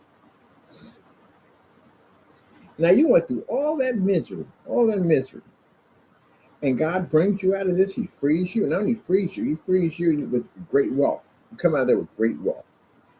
And you take the very gold that you are blessed to have from God in your freedom, and you decide to melt it down to make a calf. That's what they did with it. Not all of them. They separated. One half went with Moses, and the other half went the other side. Because then the devil got in there. Because the devil started talking at the end of the day that, hey, who is Moses at the end of the day? Why are we following him? He acts like he's this. He acts like he's that. And Moses didn't act like that. The people are like, yeah, why is Moses? Why can't I be command? Why can't I have? There you go. The envy and jealousy start popping up. Why can't I be in command? Why does he have to be a command? Why does God talk to him? Jealousy. Because Satan was jealous over God. Jealousy started popping up. Even after all that, the devil tried to cause trouble already within that group. Going to get one person there to turn, I get the rest of them to turn. Them to turn on Moses. And then take the Lord's glory and tarnish it. So they decided they would go down there. Moses up there talking to God, and God saying, Moses, your people sinned. And they're down there. One half is out there partying and carrying on and taking all the gold and melting it down to make a golden calf to worship. Like God is right there. Let's say God being right here. And you're over here cursing and carrying on, and God's right there. And he's looking right at you. He's cursing and carrying on, saying all these curses when he's right at you. Which is still the same thing today. We're just looking right at you and doing that stuff. And anyway, they melted down a calf. You're going to melt down a calf to worship a God? God is right there. Anyway, took one of the women from the other side to sacrifice. And when Moses came down there and said, those that serve God, come here. They came on this side and the other half separated. And he threw down the tin can. I don't know if that has Hollywood. I don't know what happened, but I know that ground opened up and swallowed those people up. So there you go. Christians will go out and get the Lord and go out there and sin and steal and rob from people and trick people and make them believe that there's something that they're not, Mr. Williams, who have led people down the wrong path, claiming that you are a man of God and you're not, which we had to show the agent your emails that were coming to us under Minister Derek Williams, Brother Derek Williams, all that stuff, Facebook page, money you were asking. So now they got to do an investigation on him and go through his accounts. Now, just so you know that I know you feel that if you delete your accounts, we've had this conversation before, if you delete your accounts, that does not delete the information on the other side of the server. That's how that works. And I'm pretty sure I don't think he knows how it works. You can delete your account on your side, yeah, but on the other side of the server, there's a record of it on that side. So it shows exactly how many people were sending money to you monthly to these donations, and you claim to be this priest. So that's another charge he has on top of that. Impersonating a priest. Look at all that. Look at the trouble the devil got these people into. Look at that. Look at the trouble. Look at the outcome of it all. And gentlemen, this is the part you have to understand that you don't get.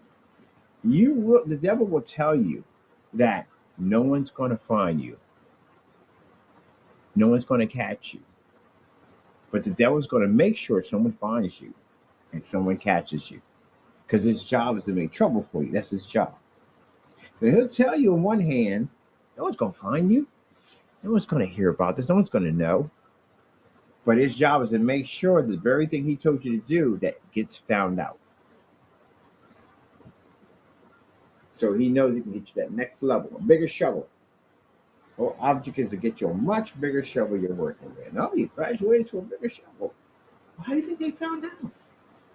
Yeah, then he'll have you do something else stupid and say, oh, go do this. And then he'll make sure it gets out. People know exactly what they need to know to find you. Yep. Or have you do the deed and he'll make you slip up, do little key things to be caught. And you don't know what's happening. He's telling it to you. Like that one guy, I like the show called Almost Got Away With It. And the guy basically got the idea. They were twins. He found a twin. He didn't realize he had another brother. And they're both little really evil little things at the end of the day. They decided to rob this bank, and they figure one can sit here and work on the garage while the other one's underground tunneling over to this bank, and they come up and they basically hit all the safety deposit boxes. And they figure no one figured it out because, no one knows I have a twin. He's right there the entire time. Perfect alibi right there. But like I told you before, the devil will make sure he gets you caught. And the guy, when they were walking through the tunnel, he had a fire extinguisher. He was spraying it down to get rid of any kind of evidence or anything. And the guy was tired. He took his glove off and he wiped his face and he touched the pole. This is an area already sprayed already. He didn't spray it because he sprayed it already. He didn't realize, being tired, he basically touched the pole. His fingerprints are now on the pole and down in that tunnel. And they get up on the top end, and they got these bikes, and they took off. Pedal bikes, because there's no tracks, nothing there. It's a bike at the end of the day. So they take a car, everything, they packed everything up, and they took it on regular bikes. And a fantastic plan, but when he wiped his face and he touched that pole, that was it. And the other guy, the police program, had a conversation with him. He was drinking out of drinking soda, and he took the soda can and he threw it in the trash. And they wanted to pick it up and put it in the bag. His fingerprints were on it. That's how they found there was two of them. Twins. I went back and found out someone was switched at birth. The investigation went on. I found out there was two of these guys. Both went to jail. See? There's plenty of people sitting in jail with the shoulda, coulda, woulda scenario. And that's because the devil coached you into doing this stuff. And then in the end, he's going to make sure you get caught. Because what good would it be if you get away with it? If you get away with it, at the end of the day, he doesn't get what he wants. He needs you to die. He needs something to happen to you. He needs to get you to the next level of a better case scenario of getting rid of you. So, and then at the end of the day, consider the fact that even he got you either way. Even if, say, you never get caught. Say you don't become a Christian. Say you have a heart attack and you die, you sleep, you hit by, or anything happens, you die, right? He got you either way because you were never saved, so he got you. But his race at the end of the day, his little race for him is to try to get you off the earth before you figure it out. You need to be saved. Because if you figure it out and you get saved, you're like, oh man, I was that close. I almost had him. Yeah. He's got a race going on for him. He's got to figure out how to get rid of you as fast as possible. That's why I said your life's in danger. Your life is in danger. You got to figure out how to get rid of you as fast as he can before you figure it out. Some people get that calling. I got my calling. When it was time to get rid of all that nonsense and leave the devil behind, you lost me. Got a friend of mine who was a big time dealer. God called him. He got saved. He became a preacher. A preacher? No. Yeah, he became a Christian. There's another guy I remember. He was a guy back when I was a kid. Nothing but trouble all the time. Always in trouble. I said, man, two things will happen to him: jail or death. Jail or death. He's going to get killed. Someone's going to kill him. He became a preacher. See? The devil put in all that work for them to end up getting saved. So that's why it's unpredictable. He doesn't know. Maybe you may change just like that. You can be a career criminal. One day, someone can just change in you, and you're like, you know what? I don't want to do this anymore. I don't want this life anymore. Every time you walk past the church, you hear a calling coming. That's God calling you. You walk past the church, you feel that urge to walk in. It's God calling you. And you keep putting it off, and God keeps calling you. Putting it off, keeps calling you. And then one day you walk and you sit down, and you just don't leave. And you come in every day. Now you're changing your whole habit. You don't want to hang around these people anymore. You don't want that lifestyle anymore. You want to help out the church more. That's what you want to do. Your life changes. God, the devil lost you.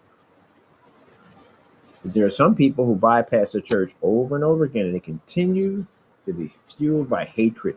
Those are the ones that are in extreme danger because you're fueled by hatred. These people are there fueled by hatred because they don't like me. And two reasons we don't like me. We don't like me because of my product and stuff, but that's jealousy. And again, that involves the devil. The devil is jealous of God. Look where landed him at. Look where Lucifer ended up being jealous and being pride on us, stuff like that. But another thing is, at the end of the day, you hate me.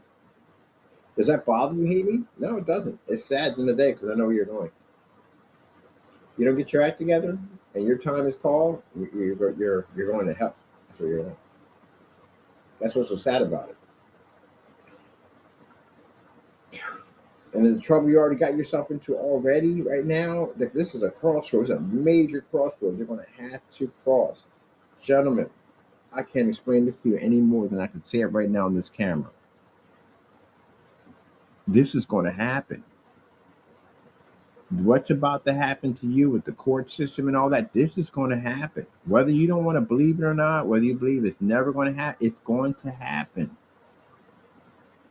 God spoke of this. This is going to happen. He said, all my enemies will be brought before the courts. This is going to happen. So when you're sitting in that cell, when you're sitting in the back of that vehicle with his handcuffs on, I want you to remember this. I told you this was going to happen. That's going to be your crossroad right there. You're going to have to make a decision in that time whether you're going to continue fueled by hatred or you're going to give it to God. Because that's going to basically define whether or not you make it to heaven or not. Because I guarantee you, the devil's sitting right next to you in that car. And he's going to finish you off. He's going to finish the job and get rid of you. And where you're going at the end of the day, the opportunity is extremely great on how to get rid of you.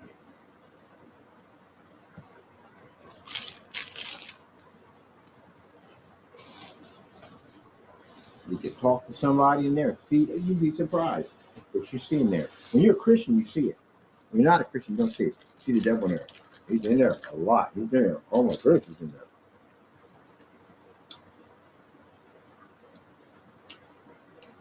You got an easy way to get rid of you now. Remember, things can go wrong. Anything can go wrong. And somebody about their tattoos, I can get you killed. Looking at somebody the wrong way, even passing a table, certain tables, get you killed. Being at the wrong place in the wrong time in the yard, get you killed. Sitting at the wrong table, get you killed. Taking care of packages just for every day, can get you robbed. Even sitting at the table with your food, you're going to take something off your plate. I'm going to start with you. You don't mess around. You have any gang ties. Everybody know you're there. Everybody can vouch for you. If you don't have nothing in there, and you're free game. I told you at lunchtime, extra biscuit. Anything you got on your plate is mine now. That's my opportunity.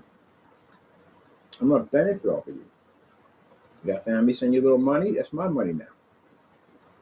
Got a phone card, you can make phone calls on a frequent basis, that's mine now. I'm taking it. Got some nice sneakers, I want those too. You're there. You're gonna make somebody's life uneasy, or you're gonna make somebody's life easy. You have no friends in there whatsoever. You really can't trust people 100%. Everybody's intention is to benefit their own life by taking from you. And you're going to watch everything you do. You got care packages coming in, cookies, whatever. That's my stuff now. Anything you have is mine now. You're my servant. That's what it comes down to. You snitch. You tell anything about the situation, what's going on. And I got to pay for it. You're going to pay for it.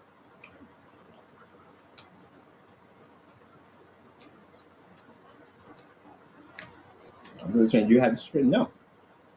I ain't any situation in that was with God. I had stuff coming in all the time for me. I had money on books. I got stuff coming in. I didn't have any problems. Only simple fact I wanted to go home, that was it.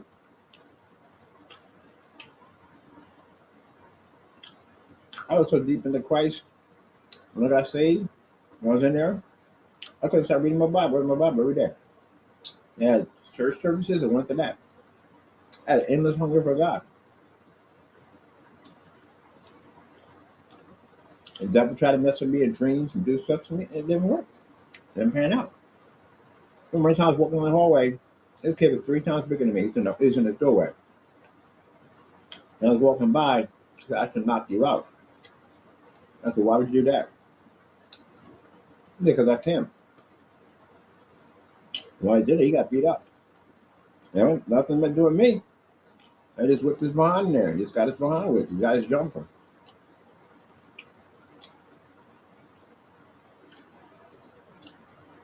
Gave him a pamphlet to the Lord with that.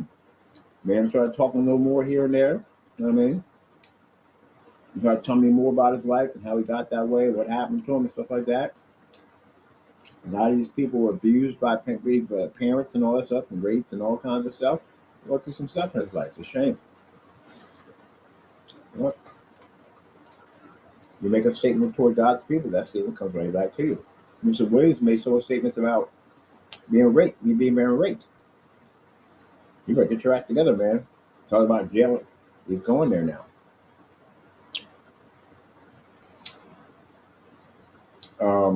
Crow talking to me losing my business. He lost his business. Talk about me being exposed. He got exposed. You talk about me going to jail. He's going to jail. Like I told my brother-in-law, I was going to shoot him. I was getting shot. It goes right back to you. Yeah. That stuff is not worth it. Robot. Very God, or robot. This came out better than I thought. I literally was looking at this, like I had all these pieces laying on the table. And I'm like, And I was trying to think about it. And I came in the day, and the Lord said, this is how we're going to put it all together. And here we have a robot. Out of these parts laying around. And I'm going to get this other piece from my buddy over here. And I'm going to take a picture of that. I'm going to take it over him. But hey, I need this piece right here. Put from my robot. I'm going to have a robot. That is freaking cool.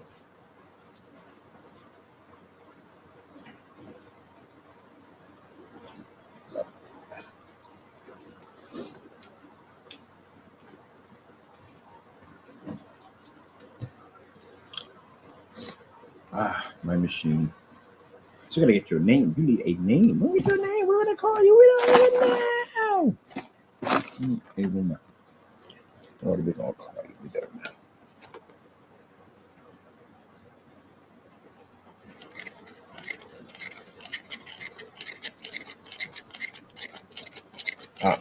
I might not find a mirror. Get it a Sharpie. I'm gonna search to get Sharpies on there all the time. I might not be able to get a mirror for you. I can get reflective plastic. We'll do the same thing. I'm gonna make an infinity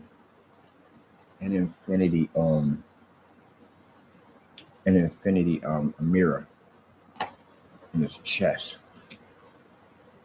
All right, so I got to print out all your stickers. Get all your stickers printed out, and we're gonna have to prime. I'll say one thing. That gray screen paint that he makes great primer. So that's what I prime the other one with it. I'm gonna prime him with that gray screen paint mix over there. So to turn them all gray and get them ready for the detailed paint job. Let me get your robot, get your gun. Put your gun at.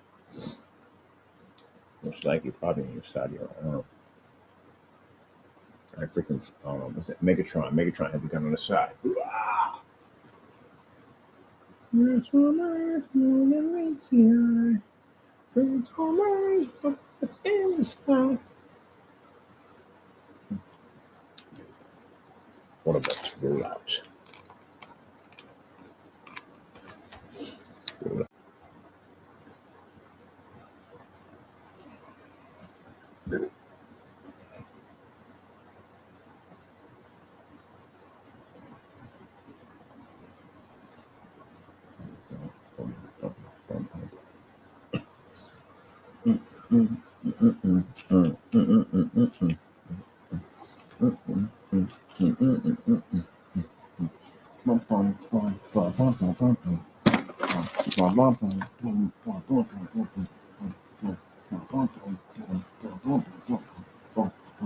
That's right. Boom, boom. Get it. Rah. Bum, bum, bum, bum, bum, bum, bum, bum. Oh, bum, bum, bum, bum, bum, bum, bum, bum. Oh. Try this robots. Then I make now those series of robots now. Why not? You don't have to buy one ever. We can build our own any way we want to do them. So why not? Oh, we should make a party robot taco. Put a freaking speaker in it. Have it light up with the led lights and everything. A party machine. Oh, wouldn't that be sick? Wouldn't that be sick? I'm definitely gonna build me a party machine with a speaker, built-in speaker, plays music, Bluetooth speaker. And we can build the sceneries for each one of them too. Little small little stands we can put together. I think I'm gonna do that. New hobby.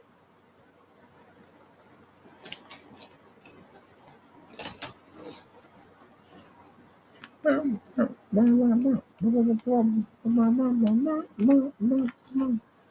where'd I put you at? There we go.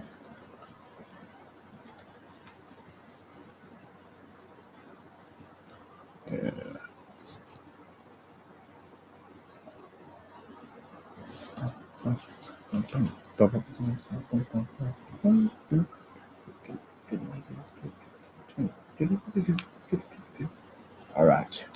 Here.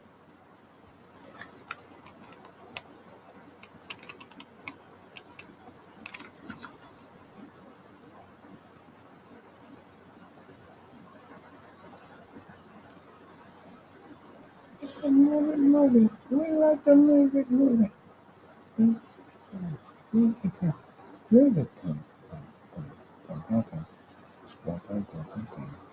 Yes. Excellent. It's right there.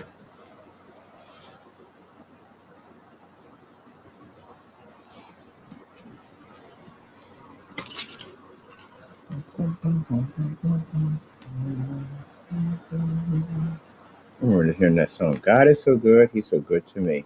I heard that when I was in the lockup unit. Old couple used to come in there every Sunday, and they would bake these amazing cakes. And most people will go just for the cake, but you know, just to hear the Christian music and all that, that was fantastic.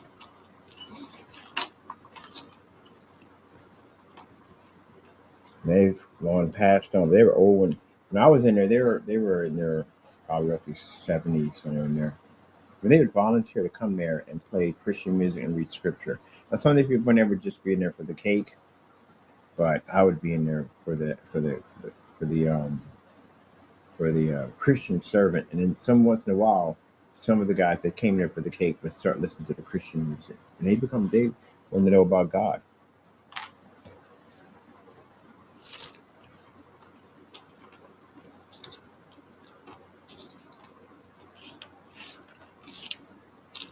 Yeah, they came there every Sunday. And I thought to myself, when is my time going to come? I get a chance to serve my Lord.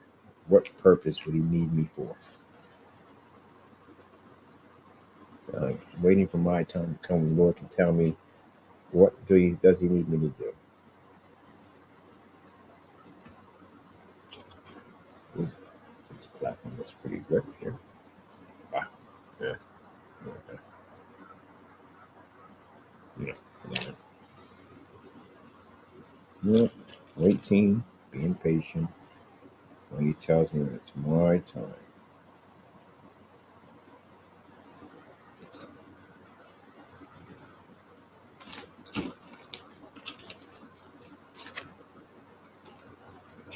I'm going to use my company that I'm blessed to have.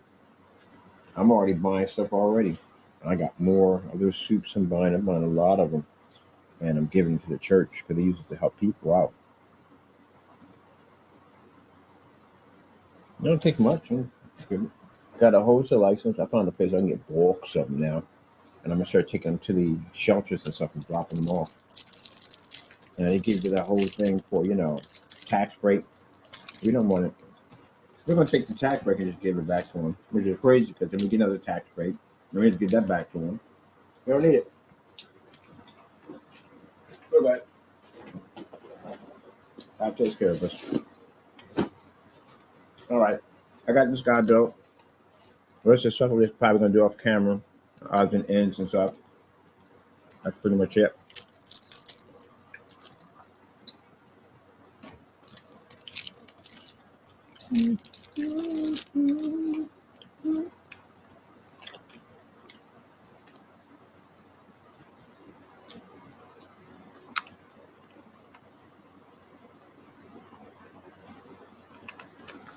We go up for pain, right?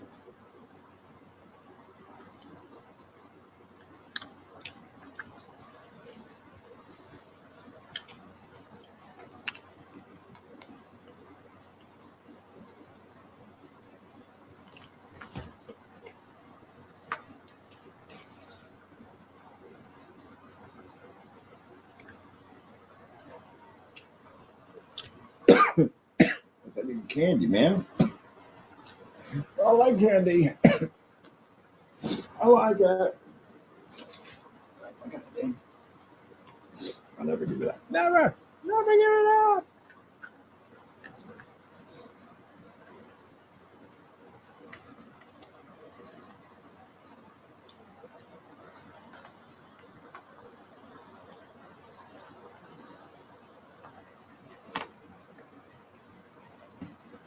I'm not dropping these things around here somewhere. Where did you go? Gun here.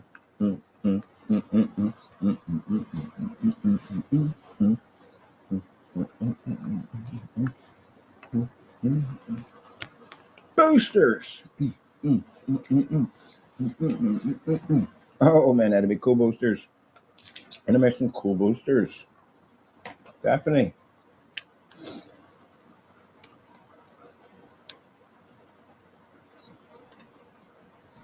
Oh, we can get these things to freaking glow too. On top of that, the glow paints, we can definitely get these to glow. Oh,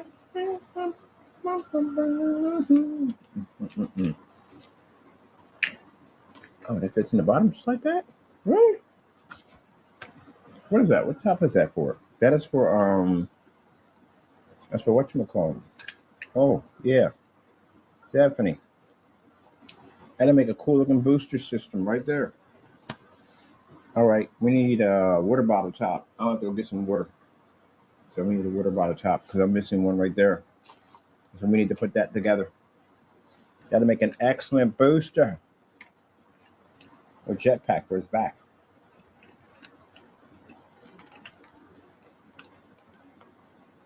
Because wrong side. Because the infinity mirror is going to be his charging unit.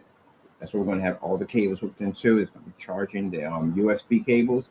We're going to run from there. They're going to run back into a system that's going to allow them to charge up. But they're going to run in different sections in different areas. Move it.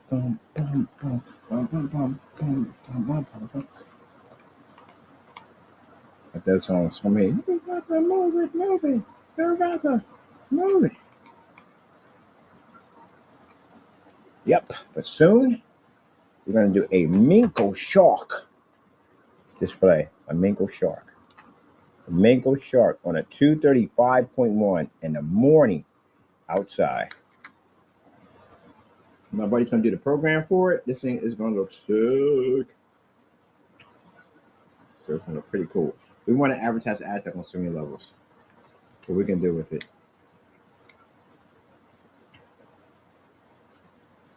There's so much cool stuff we're going to do with that technology.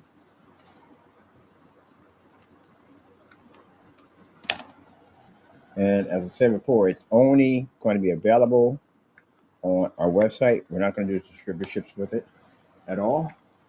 It's only available on our website only. That's the only way you can get it.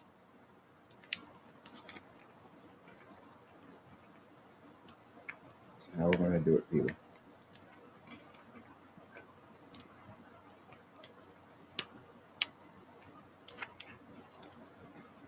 Can't wait. Gotcha. The future of technology.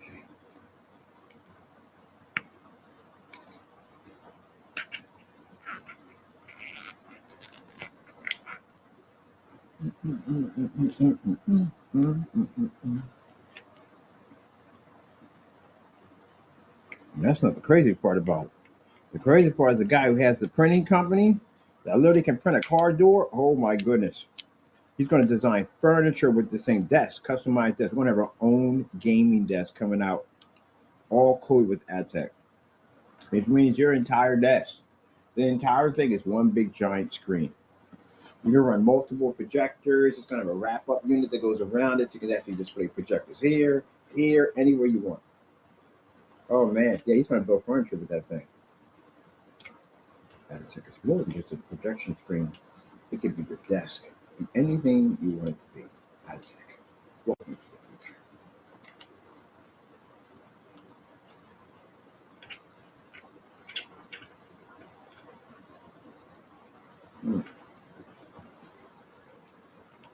I use my tweezers to get the little glue bits out of there for our little prototype one I did.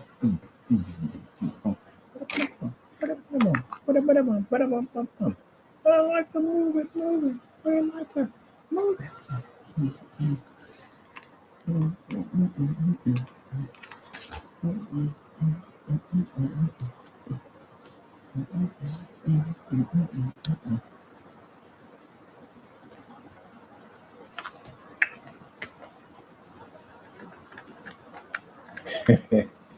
Portal. Portal. That game is so messed up, man.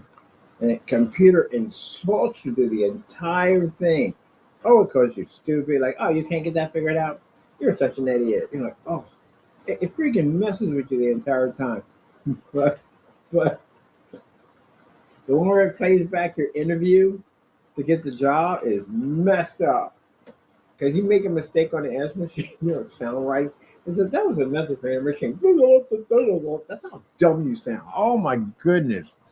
This game is so funny. Insults you the entire time while you're playing the game. Hilarious. That's how dumb you sound.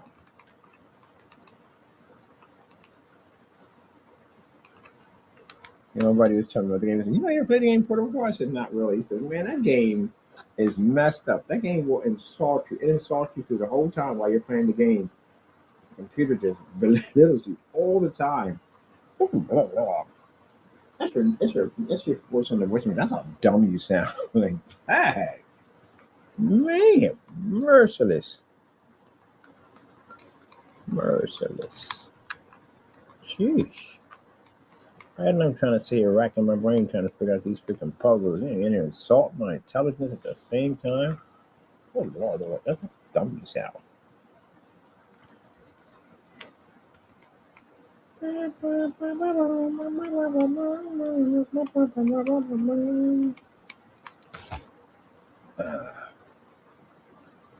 Booster system.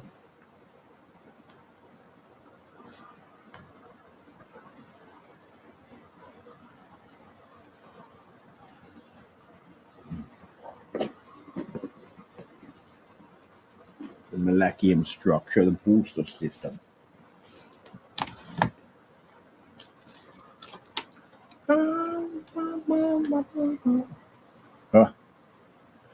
All right. And once all that's done, we got to run about a half a dozen, maybe more than that, 50 wires coming out from one section over and over again. I mean, they got circuit boards and all that stuff in there. This is just the first stage of it, man. When you start buying circuit boards, I mean, it's I have to find something I need to take apart, which I forget do I have here. I can dismantle. We don't need anymore. Well, oh yeah, I got a cell phone here. I got to take apart. I can get the parts out of that. Ah, yeah, you can get the parts out of that. Okay.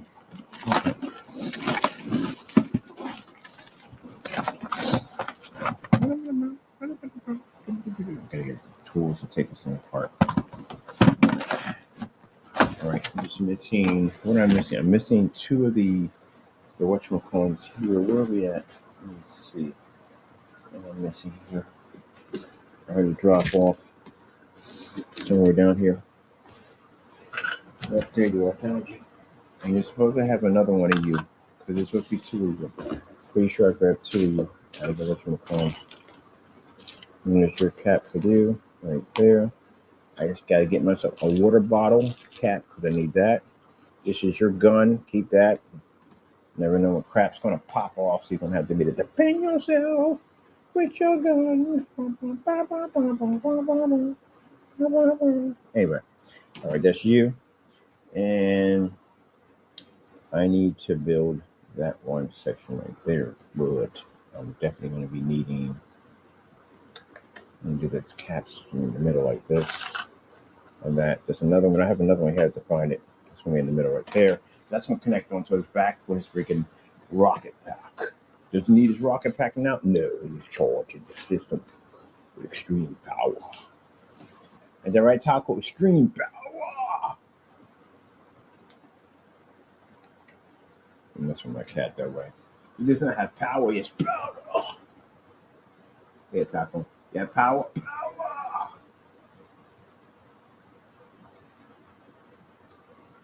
Like the Dead or Alive series. Oh man, I could Dead or Alive 6 is banging. Freaking love that game, man. I love that game. There's the time to play it, but I love that game. But anyway, in the game where he basically it's like, you know, Asian chick, she tell you Wing Chun. Basically talking about power. She's talking about different type of power, inner power versus physical power. And he picks up this huge rock and throws it. And she basically comes down and strikes and it cracks over. It's like, woo! Yeah, two different types of power. You don't have to be. She's a frail little thing at the end of the day, but she has inner strength power. I've seen that work before. That is no freaking joke. I don't know what it takes to get to that level, but gee whiz. Yep, don't judge a book by its cover, man. Don't judge a book by its cover. Inner power and outer power, two different types of power, man. I think inner power is more dangerous. Definitely more dangerous. They strike you, they can shatter your inside easily. That one demonstration, we go to these freaking events, and they would have these masters in there showing and demonstrating stuff. I've never seen anything like that in my entire life. Only once in a while, you bump into something like, what the freak did I just witness? Yeah, a little tiny thing came in there, and she had these little bells on her wrist, and she had them on her feet. So we're all sitting there looking at her because we're, you know, she's a little thing at the end of the day. You know what I mean? What can she do at the end of the day? She's small. Woo! She was no joke. She was no joke. Well, she was doing her form, and she would just stop like this, and you would just hear the bells ring. That fist, the strike stopped, but the bells were still ringing. That's it. That's her energy. It's a real thing. The thing about it, people understand, your body is designed to do amazing things. You just have to learn how to unlock these things. But you have the amazing capability to do this. Some people will never understand the true potential of their bodies at the end of the day, whether it be your brain or whatever it may be, physical strength. You don't understand your true potential. Now everybody wakes up and at the end of the day and knows stuff in the day like this. You have to be trained to do it. Or basically, if you even have the ability to have some ability to do it, you have to enhance that ability to do it. That's why it's training involved. But you have amazing abilities. Your body has incredible abilities, but the problem is your thought process. Sometimes people have a thought process that blocks all that. And one thing about the field of martial arts, that Zen and all that stuff they study and stuff, it unlocks certain areas in your mind, and your body has power. You have a body that definitely can be charged up with energy because you have energy in your body. Your body's energy. We all know that. We went to freaking class and all. So when she would stop and she would hit that hit, bam, those bells were still ringing.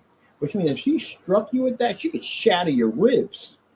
So what she showed in a demonstration on the channel of energy is they took a water bottle, like a large container of water, and they put a brick on the other end. And when she struck it, you saw the energy channel and the brick crack. I was like, oh shoot. Yeah, she strike you with that, yeah, bust your ribs up, everything, organs, all that stuff, man. She turn you into oatmeal from the inside out. Dangerous, extremely dangerous. Yep. She's been doing that since she was 5 years old. 5 years old and now 30. Do you have any idea? She's a master at chi. Yeah, that's crazy. I've seen some real crazy stuff. I watched my sensei break a coconut with 2 fingers. It's called Chuck Suvok. They fight with 2 fingers, channel energy through their fingers. All kinds of stuff, man. All kinds of crazy stuff. I'm like, man, every once in a while you get a chance to witness some of this stuff if you're lucky. You get a chance to witness it. I literally had a guy, one of the guy with the samurai sword in the backyard. He's Wing Chun. He masters Wing Chun. He's a grandmaster of Wing Chun and Tai Chi. And we're upstairs and doing a little sparring. And he said, "Look, I'm going to show you something, right?" Now I'm good friends with the people. I know all these people are really good friends. But this is stuff they would never, ever, ever show me if I was an everyday student. I would have never got shown any of this stuff. They're not supposed to show me this stuff. We're real cool. We hang around the top lot. So I'm going to show you how I can meditate and turn my body weight to use my body weight to crush you, make his body heavy, and never see anything like it. So we're sitting there, and he grabs me, and pulls his legs out, and we hit the ground. So I'm laying on the ground, and he's over top of me, and he's squeezing. So he's listening to my breathing, and as I start to breathe, he pulls like a boa constrictor. He's restricting my air, but his body weight started to get really heavy. Like he was literally crushing me with his own body weight. So he was able to absorb, and absorb, which means he's able to tighten his body up. So when you hit him, he can absorb it and be able to loosen it up. Oh, wow, that's insane. You ever seen Bruce Lee? When they tighten their bodies up? Yeah. Yeah. Diaphragm, all that. There's power there, man. Yep. That's why you see guys getting struck over and over and over and nothing happens to them. That's why he hardened their bodies like that. He was using his body weight to crush me. So if we were in a fight, you would have never known he was killing me. You'd never know. I couldn't say anything because I couldn't breathe. He was really cutting off my air when he was basically I'm wrapping his arms around my rib cage and he was pushing it and basically using his body. He was meditating. He was crushing me. Good thing he came out of it. He would have killed me. Yeah, but he had all that control in the day. He was something. He was another person that was. I've seen some crazy stuff and do some crazy stuff in the day. And you gotta go, wow, man, that's crazy. Yep. So I was blessed to be able to see some crazy stuff. Yep. But this is stuff I was never supposed to see. But I'm good friends with my sensei who was teaching me. He's a grandmaster, and his other friends are all grandmasters because he trained all of them, and now they achieved to be grandmasters. I'm friends with all of them, so showing me stuff. I was like, okay, you're not supposed to know this. Don't tell anybody in class I showed you this. Yeah. Yeah. Interesting. Real interesting. Interesting people. Yeah. Needs a whole lot of respect.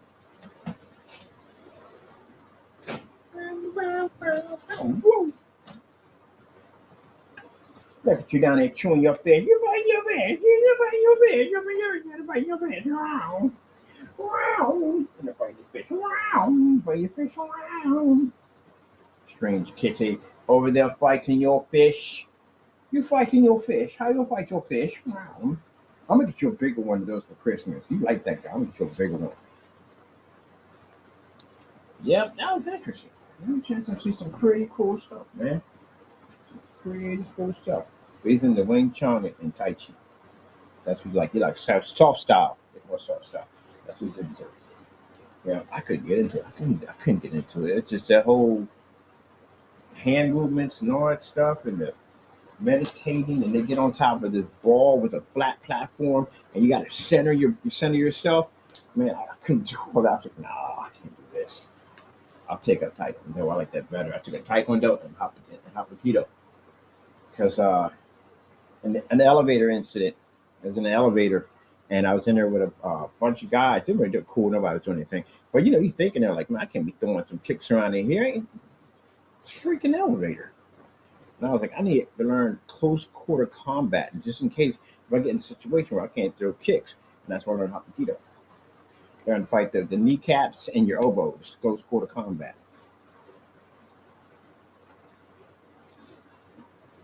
Yeah.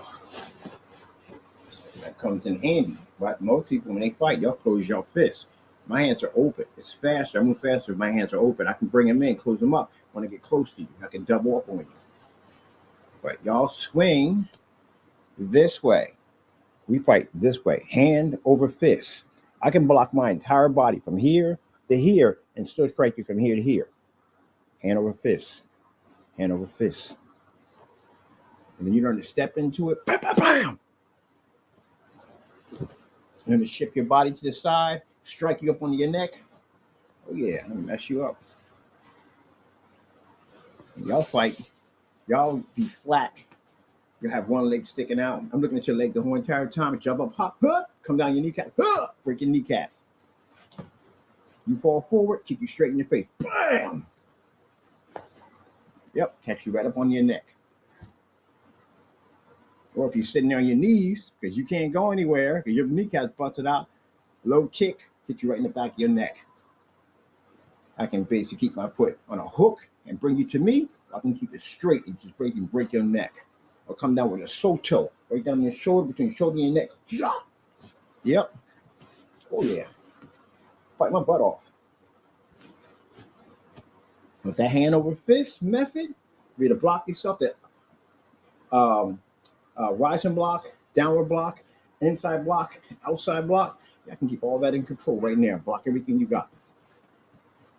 I'm not looking at your face. I'm looking at the center of your chest the entire time. I can reach your whole entire body from the center of your chest. That hand over fist, blah, blah, blah, blah, blah. Striking your neck, hit you up under your heart, striking your breadbasket, and then pull back into a thrust kick right up in your freaking breadbasket. Throw your legs from right from underneath of you. 16 hits. Yep. I used to love the heavy bag. Love the heavy bag. I don't use any gloves when I hit the heavy bag. All hands. You're not supposed to use a heavy bag. Your feet supposed to strengthen that. It's going to hurt like a mother jumper because it does. It hurts like a mother jumper, but it condition your feet. Make them strong. Hit that maki waki.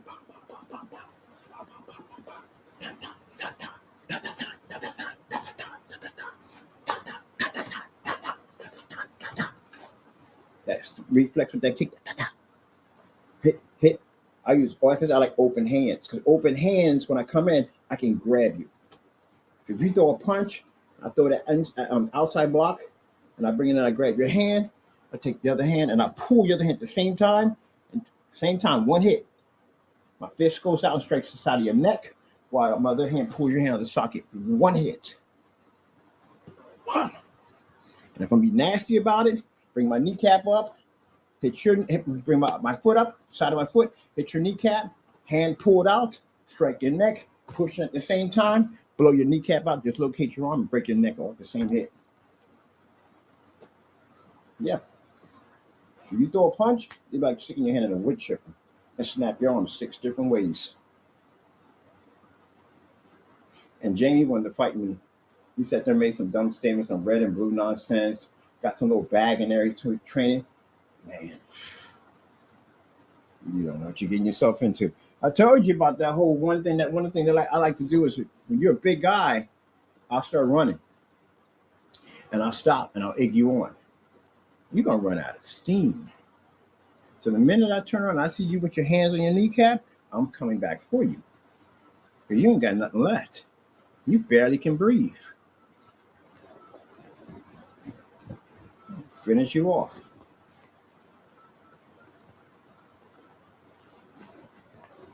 Or those kneecaps, those toes, all that stuff like that, your spine, you don't move fast, you're slow. Throwing fists all over, leaving your rib cage open. If I were to strike you under your underarm, that's a death sentence. There's a blood vessel in there. You strike somebody with that, that's it. You got all kinds of blood vessels all over your body at the end of the day. That if they get crushed, it causes blood clogs. You got to understand exactly what you're dealing with. And bodybuilders that have their veins exposed, you got a perfect map for where I need to strike you at. Crush one of your veins. Yeah, see? There you go. I was taught all that crazy stuff. And I was taught by teachers at the end of the day that were thugs. I think, yeah, what I'm calling, it was just so much fun. Yeah, it kind of was. Yeah, too was. Yeah, too. Yeah, they didn't believe in all that. What's the word for it? Respect and all that stuff. No, they taught people to be brutal. To go out and just take a person down quick, fast, mess them up, and move on. No respect for you and respect for you. No. That's why one of the things I was taught in tournament was to basically strike you in your head because you're not expecting that to happen. You're expecting it to be, I can't hit you in the head, which I'm not supposed to do. It's supposed to be anything below the waist. I can strike you, but you can't. It's no head contact, and it's not full contact. It's light contact. But I would deliberately strike you full contact, and I would get you in the head with it. And what does it do? It throws you off center because now it's going to make you tick you off and make you fight harder, or basically it's going to scare you. So every time I go to lift my leg, it's going to make it. You're going to jump a little bit. Yeah, when I lose the point. I would definitely lose the point. You would get the point, but the next good points are mine because now I can mess with you because you never know what I'm going to do. I'm unpredictable. It's the mess with you get in your head. I was trained to do that. I was never trained to go in and be respectful and don't so and so. Like, no, kick him in the head. Yeah, just kick him right. Don't hit him too hard. Just kick him in the head real good. I was like, really? Like, yeah, it'll mess him up. Trust me, because it'll throw him off balance, or he'll get angry. He'll laugh about it. Like, really, this is advice you gonna give me at the end of the day? Or just laugh. Oh yeah, it should be good. You taught. I told you, I fought that when I was a blue belt. I fought a black belt, and black belt beat my butt every freaking day. Like every day, just kicking my behind every day. I'm like, what is the point of this? And me and him were good friends too. He's like, man, I'm sorry. He come out do it. I'm sorry, man. I'm sorry, but I had to do it. It's part of. I said, I understand the whole thing. At the end of the day, I just don't understand why in the world you got a higher rank against me, and you know you got an advantage point on me every day. From green belt, butt kicked. Blue belt, got my butt kicked. And then put me on a black belt. They brought somebody in higher than him. I'm like, what? Come on now. Now you're just messing with me now. They brought a guy there, gave him a 6-degree black belt. Like every day. Now I understood when I went to the tournament, I thought my own rank, I can easily walk through them because I'm used to fighting a more harder component. A harder warrior, or a harder, more fighter, more stronger fighter. I understood it. I'm used to taking harder hits because they hit much harder than a person. Yeah, way harder. But yep, I'm used to fighting a much more advanced fighter. So now I understood the whole thing. It was easy. That's why they kept putting me with ranks that are way higher than me, and I'm getting my butt kicked every day. Like I'm not even learning anything. I'm gonna punch you back at the end of the day. And my son just sitting there laughing at me. He ain't even telling me nothing. He just laughing at me about the whole thing. When I finally get a chance to fight in a tournament, I fought somebody my own rank. I walk right through him. I used to fighting much worse. Yep, and I understood. I was like, kind of get it. And the other one couldn't say anything. He couldn't tell me that he went through the same process. He couldn't tell me nothing. He said, couldn't say anything, but yeah, I went through the same thing you went through. He said, I was a white belt. He had me against a brown belt. He was kicking my butt every single day. Every day he was kicking my butt. That's why they put you through all that. If they got you fighting somebody your own rank at the end of the day, and you go to fight somebody your own rank, yeah. It was fun, man. It was definitely fun. I got a chance to meet a lot of cool people, nice people in the day. I'm gonna track some of these people down. I'm gonna find them. I'm gonna track and find some of them, see what's going on, what you're up to, stuff like that, see how they're doing. Ain't that right, Tackle Byrd? Are you wanting to be right about that? You're right about that, yeah. Oh, I'm gonna go track them down, see how they're doing. Yeah, good gracious, man. He disappeared up there. Yeah, there's other stuff that went on happening. We'll track them down, see how they're doing.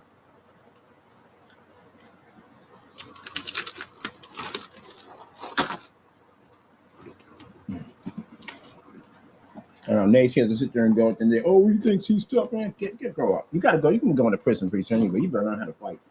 That's another thing too. You better learn some hand-to-hand combat, some really good hand-to-hand combat. Them guys in there are huge. Them big guys in there, man. They feel like my friends. They call them Hawk and Animal from the Road Warriors. They are huge. How many people like that? I'm thinking about size and a big person. Size has nothing to do with it. You have to know where to strike to take a person down. You are not trained for that at the end of the day. You're going to be in a lot of trouble. You got to learn to fight more than one person. Somebody pulls a knife on you, you're going to have to disarm them. Yeah. There's a difference between a person who's a boxer or a person who's trained to fight and goes into the system. They don't really worry too much because they know how to hold their own. They can rumble. Or you got a person maybe a scrapper, a person who's been in like a lot of street brawls. You know how to hold his own. You're not a person that's gonna worry because he can hold his own. He ain't afraid to fight. The first minute a fight breaks out, the first person they get scared. They get afraid. That's the first motion that triggers off because you're afraid. Because you don't have control of the situation. And you start to panic. Some of you are back down. Most people in street fights are afraid. But when you have control of the situation, you can read the situation crystal clear. You're not afraid. It's an everyday thing to you. You're used to being in a ring and fighting all the time. This is nothing. There's a difference between a person who's out in the street and they fight all the time and a person who really don't get in a lot of street fights. A person that fights all the time ain't afraid of brawl because they've been hit, whatever, so, you know, and they've been through it already. They good with it. But a person that don't fight in the day, really have been in a lot of fights, you're going to be afraid because you're afraid of getting hit. And if you're trained at the end of the day, I can read you before you get to me. I know exactly what to do to you or how to do it to you. Remember how to diffuse a situation? Or I'll put you in a chair for the rest of your life. There's options for me. Or if I'm basically, most people, and I don't fight now, but most of it at the point when I'm walking, I'm fighting you, and you see me walking around, that means I'm sizing you up. I'm pointing you where I need to push you at. That shuffle kick, look it up what a shuffle kick is. It's a very powerful kick, man. You can push people into anything with that thing. You could do it by you get a hop on it and you jump over and cross. You can push people across the street if you want. It's a very powerful kick. Then a car door with somebody's body. Somebody sitting there crossing their feet over and they moving with you at the same time, they're sizing you up for something. You know what happens if your back hits a parking meter, a car door, utility pole, fence, plate glass window? That's what they're aiming for. That's going to cause you significant damage. Enough that you're not going to be might be to get up. And if you do, you're going to be hurt pretty bad. Now you're weak now. Yeah. Shuffle kick isn't designed for your face. It's a low kick, low power kick. Designed for your chest plate. It's designed to push you where they need you to go.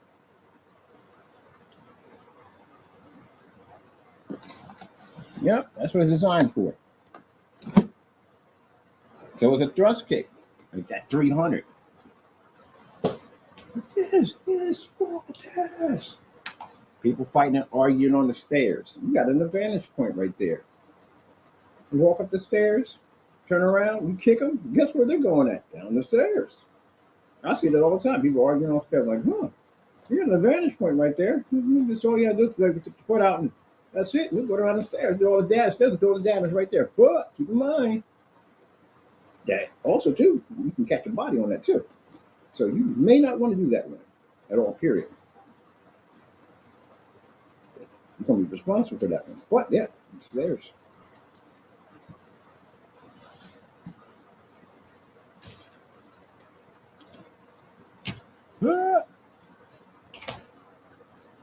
See people, when somebody grab you, I've seen that so many times. When somebody get grabbed, and the first thing they panic and all that. Oh my goodness! If you only knew, there is so many ways you can get out of somebody grabbing you. That is the worst mistake you ever want to make. If you grab somebody, trying to get your arm broken that way, on so many levels to get your arm broken. You know, the people panic when they get gripped, when they get grabbed, and they put their hands down. Oh. I be watching movies like when somebody get grabbed, gripped up, and like, he could have got out of that. Like, easily could have got out of that. And they panic. What you do is you grab their hands. That's what most people do. They grab their hands from grabbing them. Nah. There's so many ways to get out of that hole. Somebody grip you up and put you in a full Nelson. It's a way to get out of that too.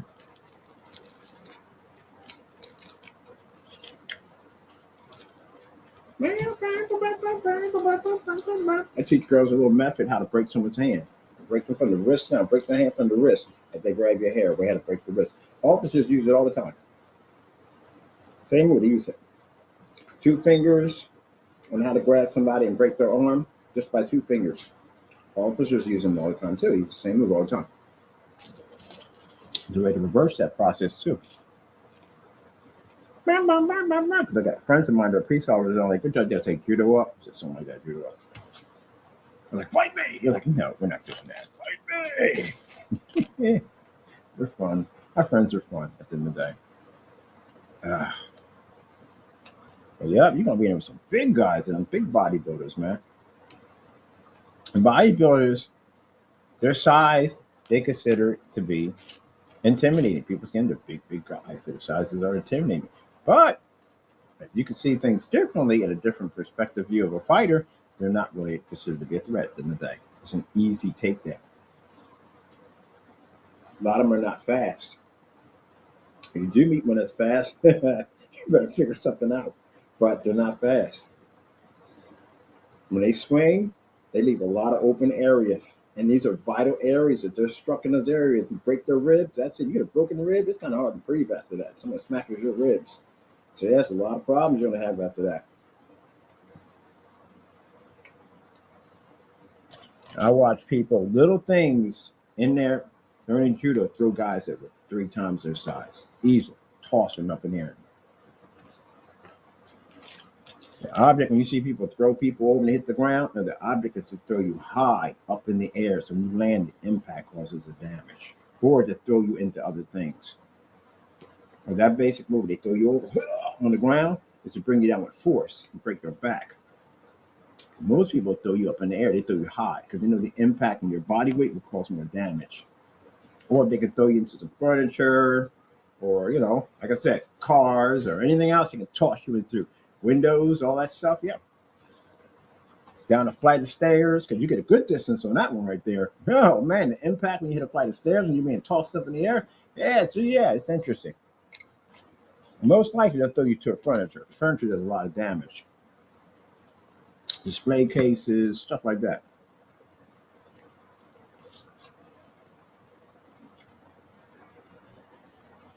With that hip. I'm over. One time, he hit me with a butt move. I'm like, oh, no. Richard McCoy did that mess. Guy saying Wing Chun, he did that. He pushed out his butt and struck me and I fell over. I said, oh. Yeah, he's interesting. He was interesting. But I find all that stuff interesting. All in the day. I'll be able to sit there and you think martial arts is better than boxing? No, I think all of it's amazing.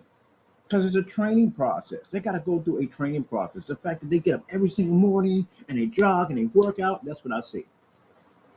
I don't look at it as in, I could be a better fighter than you because you boxers, I can use my legs.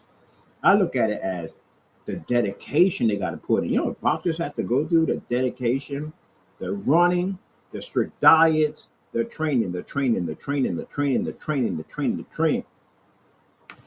Got to respect that.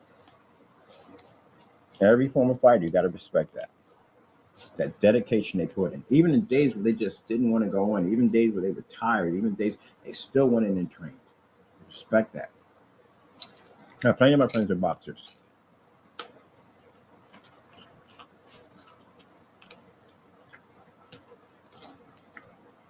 Joe Frazier's gym used to be up there on what was it at? North Broad Street, I think it was. Joe Frazier's gym over there. Yeah, I go in there all the time. I have my taekwondo out uniform on with the belt. I go in there all the time. Boxers learn martial arts, make their jabs faster. Our teacher trained a couple of professional boxers to make their jabs faster. Yep. I wouldn't mind learning some of that boxing too. On top of that, I'll be in there look at their form and say, okay, I want to learn some of this too. Why not? I like that shuffle they do that. Yep. So yeah, I had a friend of mine. He was a boxer. He's Golden Gloves. He's a boxer. He was real good. And I was watching him hit the bag and everything. I said, oh, man, that's freaking cool, man. I'm gonna learn this. I respect everybody's form of fighting. I'm just the everyday Joe that minds my own business and sits in my little corner, and that's all that I am. I don't come off like I'm tough or some big bad guy. None of those. I just mind my own business and stay in my bubble. And I pray that someone tries to enter that bubble, that I pray and give it to God. Because I know myself at the end of the day. I know what kind of temper I have. I know I can be a really brutal person if you trigger me the wrong way. And I don't let the devil have that opportunity. So I pray and put it in God's hands. And I've never had a problem with it. Never. I only had to use it twice since I've had it. That's it. I only had to use it twice. And I thank the Lord for that.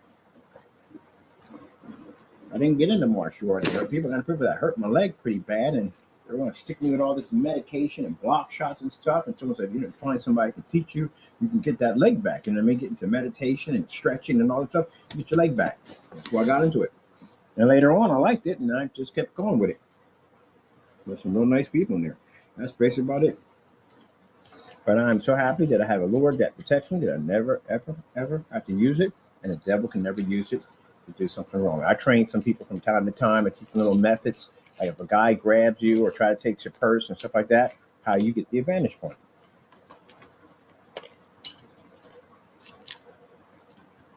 Ha! Look at my rocket launcher. Cacao! Cacao! Cacao! Yep. But, naysayers will get there and say, oh, he's this, that, and the other. Like the other one, Fernando, sat there and said, we should have a ring match. Dude, you can't, I don't know how you breathe at the end of the day. There is no way in the world you could keep up to my stamina level. Like, literally. I could sidestep. You don't even got to touch you. You wear yourself out. I could dodge anything you throw at me. You wear yourself out. Just watch you tire yourself out and just walk out of the ring. That's it. I wouldn't even entertain that. I'm not the type of person to entertain that kind of nonsense. I know what type of person I am. I don't entertain that nonsense. That's you're a little child at the end of the day. What you want? Run to the block that you can run the longest, or climb a tree or whatever? I don't get entertain that dumb nonsense at the end of the day. There's some guy over there who does these fake kicks and stuff. And somebody posted at the bottom. They saw my profile picture has my uniform. And it has a special symbol on it. Those symbols right there are special. I was getting to know my grandmaster, teaching my sensei is grandmaster. I got that patch from him. And they were like, at the end of the day, they were like, why don't you challenge him? No, because he's not trained right. He's not even trained at all, period. I found out from somebody, I think a grandparent, somebody who knows him, who told me that he took a couple classes of karate, and that was it. Of course, I can see it. Because I asked him several things. Can I get first and second and third form? No. Can I get a proper transition without hopping? You're hopping all around all over. Proper transition. Can I get a crescent kick, a side kick, and a roundhouse without turning your whole body? He jumps around when he does it. You're not supposed to do that.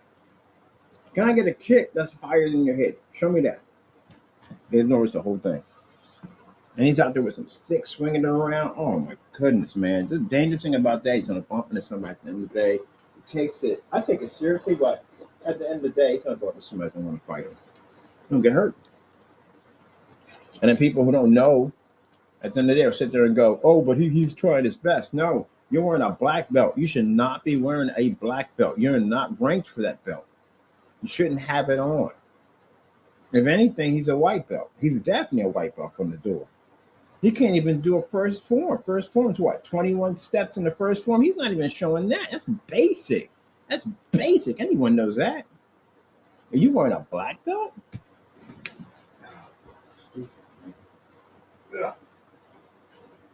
I'm supposed to have that on. Oh, good job, you little quirky man. Good job, quirky man. Good job. What have that on?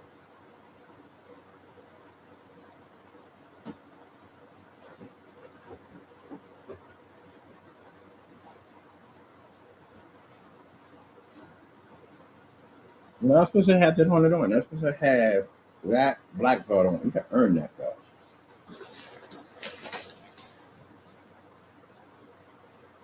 We got our belts a year per belt. A year per belt. I asked him to do in his form. What's it called? It's a C step. I asked him to do it, and the Koreans do it in a C.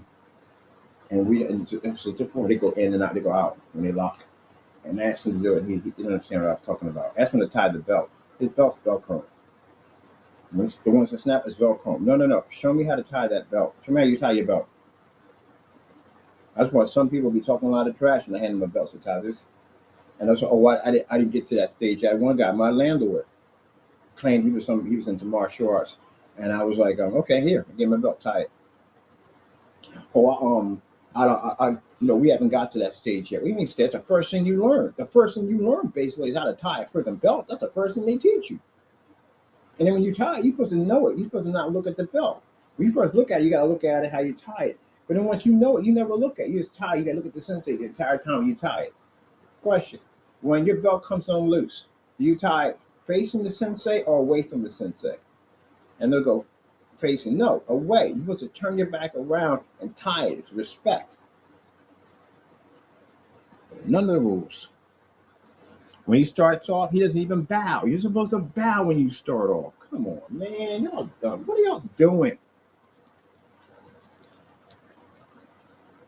So what you do? Hand him a belt. And they go. Now my sister's brother, he's taking up Taekwondo now. So I told him, look, when he gets to a certain degree, get him out of school and get him to a private fighter, an underground fighter. That's what we're going to be trained by, because they're much more brutal. My teacher gave me in that school, you have an option. You're definitely going to get your certificate and all that stuff like that. You're certified, But the underground fighters are different. The underground fighters sometimes give you options. Mine gave me an option. I didn't get certified. And the reason why I didn't get certified, because if I got to fight in the street, you can't charge me. That's why. But not get certified. If everyone opened a school, that'd be kind of hard to do because I'm not certified. But I could teach underground. I could do that. But I can't get that certificate and school and all that. I can't get that because I'm not certified for it. But I chose not to be certified. Some teachers will never let you do that. He did. So you had a choice. When you became first degree black belt, any type of weapon he wanted to train you in, you could take that course. If you wasn't trained in that field, he had other people can take you to that were trained. They were underground fighters also too, and they taught you brutal methods, not actually fair methods at the end of the day. But you did have the option of whether or not you're going to be certified or not. And I chose to no. If I strike somebody, you can't get me, unless they bring in an expert and they can tell that I was trained in this type of force I used was obsessive. It was too much. That does happen. So you have to strike him in his throat. Oh, he didn't have to do it that way. You have to twist his arm and snap his kneecap, and maybe break his spine. He didn't do any of that whatsoever. It wasn't even necessary. Get that hammer ball right inside of your neck. Especially when you grab the hand at the same time. And elbows, I like using elbows. But we don't do that no more. But I like these elbows. And you'll never see that one coming, ever. You'll never see elbows ever coming. Because they expect you to punch them with their fists. You drop down low, hit them with an elbow, and that bread basket or in that rib cage, or basically you bring it down, or it's basically, I can't show you. You bring it down with the elbow, it's more facing their face. But you come down with your body and you strike their chest plate, center of their chest plate. You bring your body with it. Yep. Right down the center. Crack that chest plate clean open. Can't breathe. Can you strike you up under your heart, make your heartbeat skip a beat? Make your head dizzy a little bit? Yep. Ah, man. I'm getting excited. Can't do that. Nope. And then, too, when y'all fight like this. We fight with a knuckle out. You know why? Take your knuckle, little experiment, and hit the side of your temple with it. You feel that pressure right there? There you go. See? Always fight with a knuckle out. And that's what the makawaki is for. When you hit it, bam, bam, bam, bam, bam. It's to basically condition your hands, toughen your skin like leather. So you take that knuckle, you touch your forehead, touch your neck with it, touch your rib with it. There you go. That's how we rumble. If I strike you in your temple with that little knuckle, there you go. It's like somebody poking you with a stick. Yep. And all that with a bunch of other crazy stuff they taught me in my head.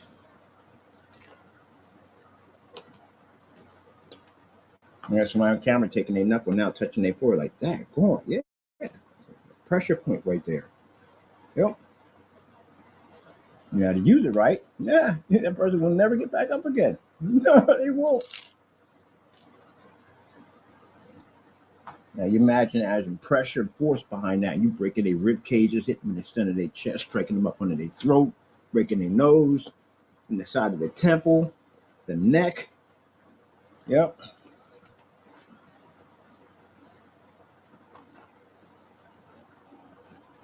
So, gentlemen, you want to meet me? I don't think you do. Trust me.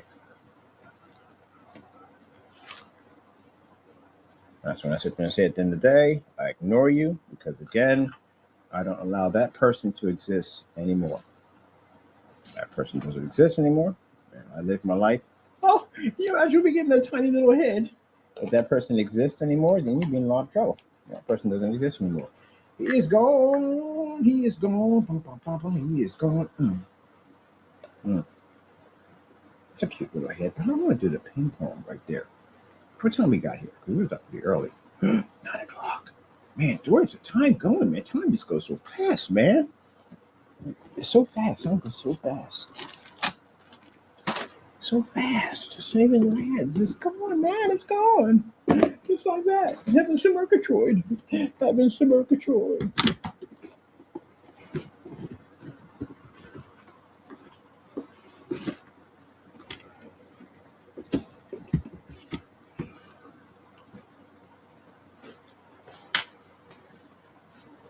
Yep. For a knife, big mistake. I know use knives too. I don't hold my. We got one on the table. Innocent, to show you. You hold yours like this. I hold mine like that. I can strike at the same time, and I can get you with this at the same time. I use mine this way, not that way. Like that. I was showing a friend. And you don't have to have a blade this big. You can have a blade that short. That's all you need. Little tiny blade, that's it. And people worrying about the end of the day, you have a smaller blade. Women, you have a smaller blade. You're worrying about poking the person this way. If your blade is too big, you're going to go to jail for it. Small little blade. Hold it this way. You're fighting, you can slice a person. Easy. See that? I can strike you with my fist and also get you this way. This way, this way, this way. There's so many different ways. Small little blade. That's all you need. Nothing big at all. This is going to cost a slice. You're going to make sure you hit the wrong area with it. But anyway, don't carry large knives around. You go to jail for that. Small blade. That's all you need, ladies. That's it. Man, you shouldn't be using that period. Fight with your hands. You don't need a blade. The titanium batons. Yeah, I took a bow staff. It's called bow staff because bow staff has so many different options with it. You know what I mean? My teachers always say that, you can always find a stick somewhere. And he's true. He's right about that. Yep. You're in lockup, you're in prison, you're mopping floors. Guess what? Yeah, there you go. Use it as your vantage point. So I got in the bow staff. I like that. With that, I like to fight people from a distance. But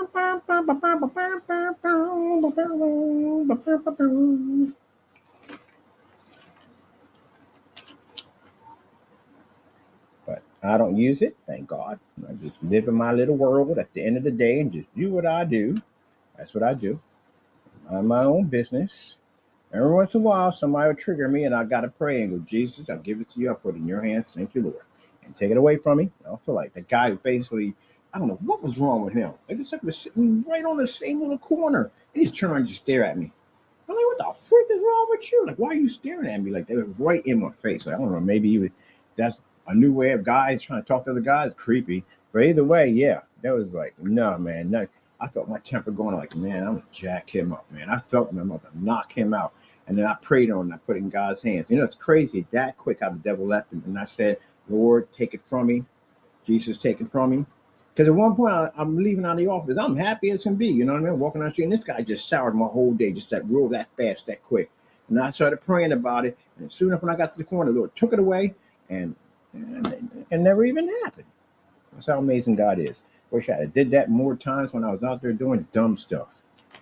Then again, if I was out there doing it with the Lord, I wouldn't be out there doing dumb stuff. Here we go. So, yep. I want no part of it. Happy with my life the way it is. And there are people that try to tempt me and try to bring out that side of me, but you'll never get that side out. That person died. He's dead. Size. I say this way. I'm not trying to say I'm not a big bad person. I'm not this whatsoever. But when you mix a person at the end of the day that's like that and they're suicidal, if a person doesn't have respect for his own life, he sure enough won't have respect for yours. And that's what I was dealing with when I was out there in the streets. I was suicidal, very suicidal. Very, very, very suicidal. When I was out there carrying on like that, I had no fear. I wanted to die. I was tired of my life. I was tired of it. The same old nonsense every single day. No end to it. Same nonsense. Same nonsense. Day might be the day I get killed. You know what I mean? And he laughed about it. How I wanted to be buried. Every single day. Same nonsense. So some days you just don't want to be bothered with that crap anymore. You need to be left alone. You get someplace I can go. I used to spend a lot of time on the rooftop. The rooftop was down on street level no more. And I could see the city skyline. I could look at the city like one day, man, I'm going to get me a place over there. I'm going to get out of this place. I'm going to get away from all this. But the next day, it'd be the same bull crap. I get up and whatever I had to do is whatever I had to do. Same bull, same bull, same bull. So I got depressed. I started thinking at the end of the day, maybe my way out may be out of in a body bag. It'd be the easier way to get out. At least I'm out. At the end of the day, I don't have to deal with this bull crap no more. And then I became suicidal at one point. So that's the person you're trying to bring back. At the end of the day, a person didn't have remorse for his own life or any other person around him. That's what you want to bring back?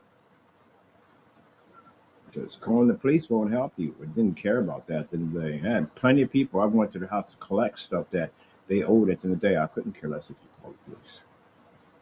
If I was lucky, I would have gotten killed. You know, this nightmare would have ended for me. So, you know, most people run afraid they'll get locked up. I couldn't care less. I was waiting to die. I was tired of it. And I go back home and look at my mom who's trying to do things right. Look at my brothers and sisters that are trying to make a life for themselves, and I'm doing this mess. I was raised better than this. Yet I'm stuck in this. So that person you bring back, that's not going to be the type of person at the end of the day that's just going to sit there and argue with you on the phone. That's a person who doesn't argue. That's a person who's going to go to a lockbox and pick up some very heavy equipment and, you know, pay a visit. And you can call the cops all you want. Didn't make a difference. Most likely, I probably turned the gun on myself and killed myself. That's pretty much. I was already prepared for anybody to kill myself. So it wouldn't make a difference.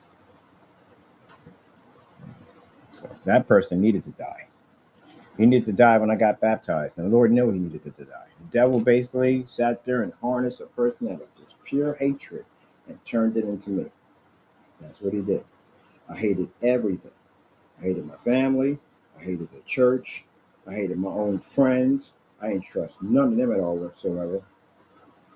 Full of hatred all day long. That's not how you guys run at the end of the day. I was already on that side of the fence. I did that already. Full of hatred 24/7. Every day. Hate, hate, hate, hate, hate. For everything around me. Yeah, that's an awful way to live, man. That's an awful way to live. Just to hate somebody. Now, I ain't got no hatred for anybody. I ain't got nothing. Everything I gave to God. That person died. He's gone. The devil has no way to get in. There's no way to influence me to do this, that, and the other. Because I don't have no hatred.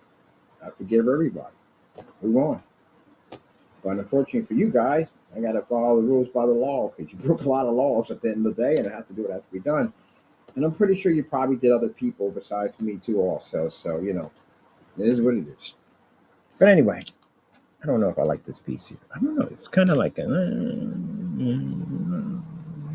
Kind of on the fence about this one. I don't know. I don't know. We don't know. We don't know. Yep. But I'm happy to be now with Jesus. Did we get boats on the inside of his boats? His boats. We got a big boat here. We can't use this yet. We gotta wait till we do the paint job. But I'm gonna fake to do the paint job first. Gotta turn all this stuff. Turn it back to silver. Oh, we got this silver stuff. We're gonna make the silver on them. They make them silver. Oh, actually, we can't make them silver. Some of the parts you can make silver, but he has to be the color of the PC. He has to be that bright yellow and blue. And we have to put some kind of cyberpunk on, like cyber machine or something on him, something cool on him. We definitely gonna need that. So I'm gonna get myself a bottle of water so I can go in and finish the rest of his jetpack, because that's missing right there. Gotta finish his jetpack right there. Get that done.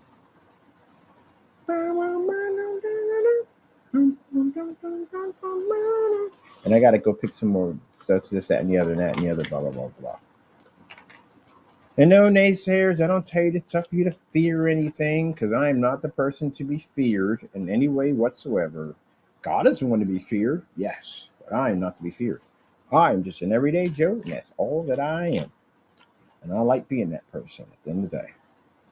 That's what I like to be. And thank God, I thank my Lord, that I've never had to go down that road. I couldn't imagine it in somebody like that, because I know the pain it feels. I know I went through the same thing. That's one of the things you learn. When you're in trading, they will kick you with the same crap that they teach you to kick other people with, to show you the pain that comes with it. Good gracious, man. That thrust kick to the chest, I was like, ugh, couldn't breathe. This guy caught me right in my chest with it, man. Oh, my goodness, man. That thing brought me down. That's how it feels if you were to kick somebody with that. That's uncomfortable. That was really uncomfortable. But at least you know when you strike somebody with the impact of how they're going to feel it. It also allows you to know that you just can't just use it for the sake of just using, because you'd be conflicting and throwing like serious pain on somebody. It's not your, when you kick somebody, it's not, most like if they're pushing you away, they're using this part right here. But that ball of your heel right there, they strike you with that, man, right in your chest. Bam, yeah, that's going to hurt like a mother. And he did. He came down and struck me right down on my chest. The good thing he didn't do the assault to bring it up high and come down with the heel and strike you with it. That sucker hurts like a mother jumper.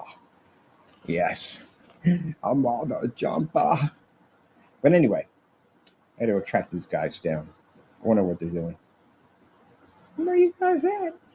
I haven't heard from you in a while. I think I'm gonna put you this way. I'm trying to do something here with this.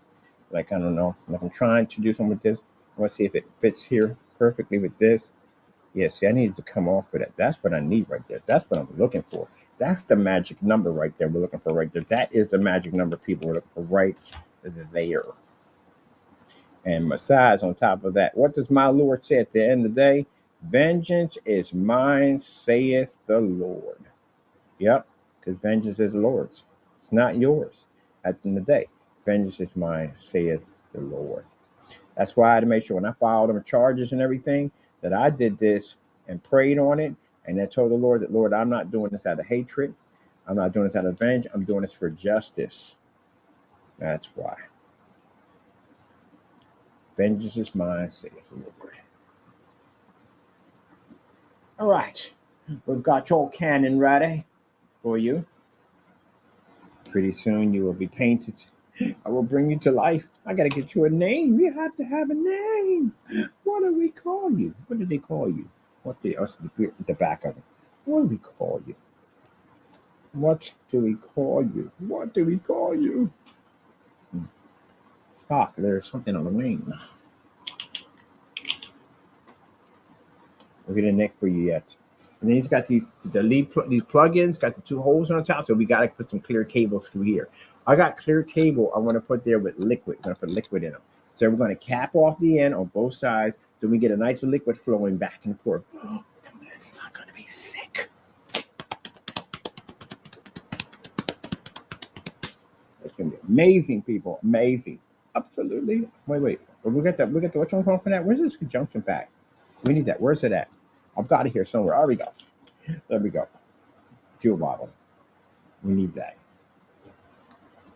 So those cables are going to come from here, conjunction, and they're going to come into the little fuel system because he's fueling up at his charging station while he's powering up the PC. This is the power brick for our PC, the machine that powers it all. And yes.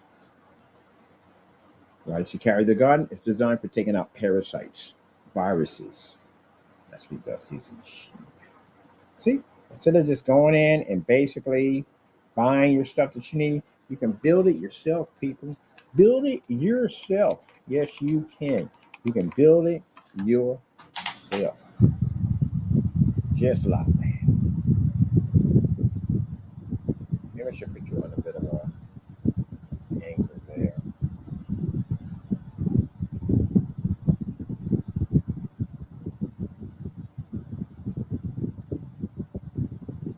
Just set it and forget it. I swear that's the funniest thing I've seen in my entire life. Tired of cooking? Tired of sitting over a hot stove? Tired of waiting for your meal to be done? You got other things to do? We got this new Spade Shade polymer pans that will microwave your food. All you have to do is heat it up just a little bit and just set it and forget it. People got food poisoning off of that. You don't get to cook your food right. Space and something, whatever nonsense. I like those info commercials. I do miss them. I miss them to death. I miss those info commercials so much. I do miss them. Just set it and forget it. Now we can go out and we can basically take care of our errands and do all the things we want to do because all we have to do is just take our food, heat it up just a little bit, and we can set it and forget it. And get food poisoning too and salmonella and E. coli. Yes, nothing's more enjoyable than waking up in the middle of the night and turning into a human swamp. It is pretty much just hands and grunt your way through the entire apartment complex, all over the place. Oh my goodness. And then the best part of it all, you end up in the ER where your stomach cramps up and you can't even move your legs out because you're stuck in the fetal position because that's the position you were in when you were calling asking the Lord to save you from the food poisoning. Oh, it gets better than that. It's the end that's throwing up. Which hole is it going to come out? The back or the front? You don't even know. And let's not forget the cold chills. 1 minute you're hot, next minute you're freezing. 1 minute you're hot, next minute you're freezing. Stuff is so freaking raw that the only thing you can digest is tea and toast. And you eat that for a couple of weeks and you feel like you lost all this weight. Oh my goodness. All from let's set it and forget it. Not responsible for endless diarrhea. Yeah, because you eat some chicken like that, you're definitely getting salmonella poisoning. Oh my goodness, man. You're like, hold on. Anyway, yeah. So I bought this whole thing off this whole home shopping network. And oh, I feel so hot right now. Anyway, so it was this thing. We made some chicken last night. Me and Barbara. The kids didn't eat it, but me and Barbara ate it. It tasted a little undercooked, but you know, I believe in the commercial.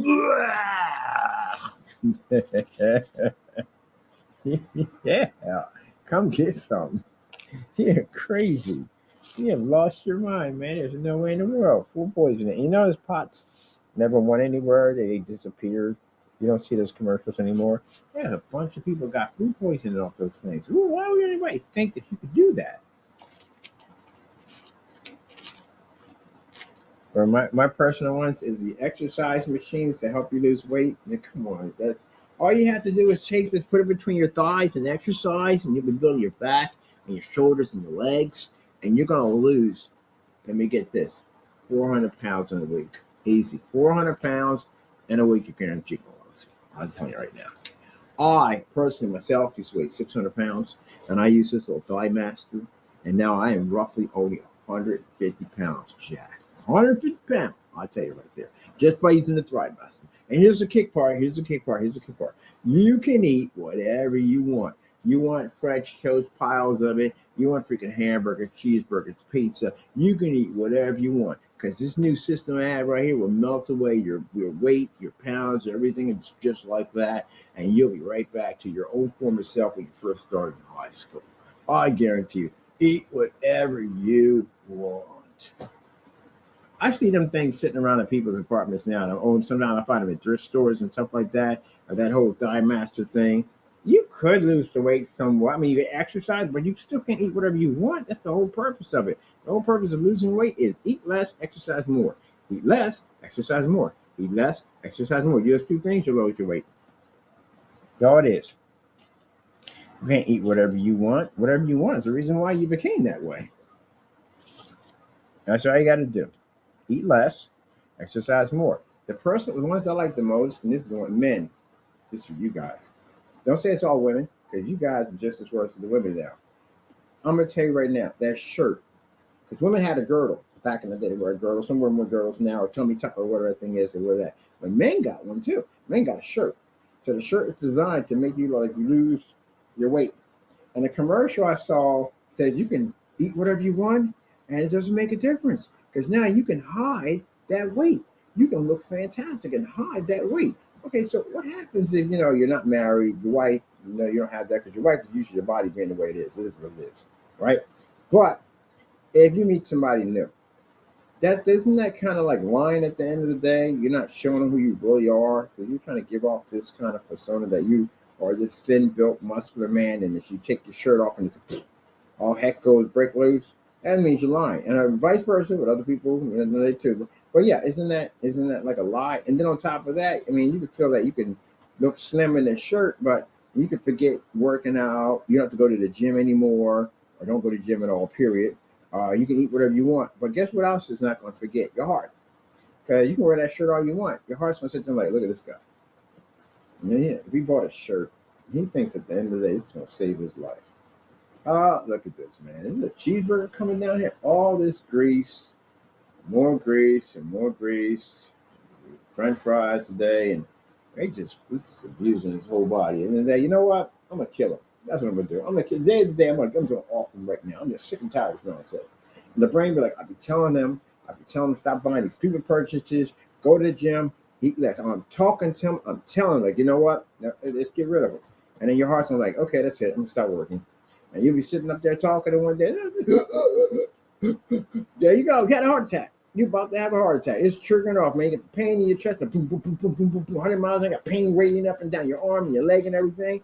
You're having a heart attack because the heart's saying, I'm tired of this nonsense. What I mean? You and your T-shirt getting buried in that thing. I'm so sick and tired of this joke. I tell him time and time again, stop eating this bull crap. And he keeps pumping this nonsense. Look at my place, man. It's covered in grease. It's nasty down there, man.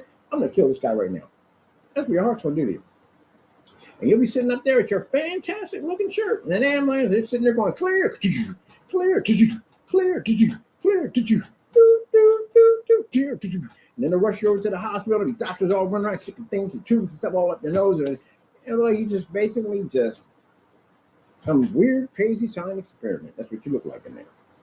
Because you got a T-shirt that you thought at the end of the day was going to basically allow you to eat whatever freaking junk you want at the end of the day, and nothing was going to happen to you. Now, the lucky ones are the ones that basically end up in the emergency vehicle. Those are the lucky ones. I mean, some people don't even make it there. Some people die before they actually hit the ground. Those are the ones that don't have an option. But if you end up in an emergency vehicle, you have an option. Because I got friends who didn't even get to the emergency vehicle. They died before the emergency vehicle would get there. But then you got the fear of when you do get into the emergency vehicle, you may die before you get there. Because there might not be enough equipment to basically stop what's ever going on in your chest. And then you run the risk of when you do get to the hospital, you could die there too. That could be another possibility to go wrong. They lose people there all the time. But then you could survive that, wake up, and then have a relapse. There's a whole lot of stuff can go wrong because your heart, you messed it up. So now if you survive all that, you get past all those crazy odds, and you're in there and you're good to go. And they say, look, just a strict diet at the end of the day, take the food, do the diet, exercise, go see a dietitian. They set you up for all that, and you go and get a cheeseburger. You deserve it 100%. You have a heart attack right there. But I watched somebody do that one. I literally watched somebody do that. I watched somebody take had an incident that happened to them, and it ended up in a wheelchair. Their spine was deteriorating from the weight and everything. They got big, and they're eating all this fatty food and stuff like that, and their spine started deteriorating. They went someplace, and a wave came in and struck them and severed their spine. Collapsed right there on the beach, couldn't even move. And they rushed them to the hospital and all that, and find out they're overweight, they're obese and all that. And this person basically lost a foot at one point, had diabetes, and lost an eye. Right? So eating, just eating. We gave her plenty of warning signs, not listening. The warning signs, not listening. And then, long story short, I'll never forget that. I was in the car with the whole family because I knew them all. And she got out, they released her. And the doctor gave her a strict list. I need you to follow this list. The food we have on here is what you have to eat from now on. And that person took that list. When the doctor left, took the list, crumbled it up, and threw it out the window. But I'm sitting there looking at this like, oh, this ain't going to go well. This is going to go really bad. And it did. She died. She didn't wake up. After a week of eating that food, and the minute they're in the car, they order freaking chicken wings. You're in the hospital, you can't get none of that stuff. You know what I mean? Pretty much on a liquid diet while you're in there. Ordering chicken wings and all kinds of stuff, man. Chinese food, all this stuff they ordering. Pizza. You know what I mean? She must have went crazy. Ate all that food, and then kept going on with it. And then a couple of weeks later, I got a call from him because she passed away. She didn't wake up. That's why I said, man, you love somebody at the end of the day. You also have to get in tough love, because you ain't getting jack from me. You want to hate me at the end of the day. You ain't getting jack. I want to watch that 600-pound life. Well, I got to do it. I got to do it because who cares? What are you going to do? You going to walk out on you? They can't move. And not eat, get mad and not eat? Man, I don't eat. Good. One for me at the end of the day. One for you, one for me. It ain't hard at the end of the day. I don't care. You got to fit all you want. I don't care. You're not kidding me. I ain't kidding. What's on the list, right? That's what you eat. Oh, you don't want to eat it? Okay, good. That wasn't for both of us. Good. You lose more weight in the process. But I got to have it. So I'm saying, now I'm going to put my headsets on. Buy myself some headsets. Put them on when you start crying and whining and screaming.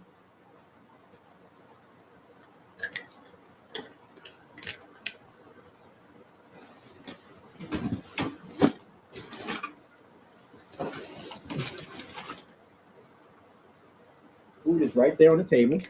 It's vegetables. It's the stuff you're supposed to have that they said you're supposed to eat.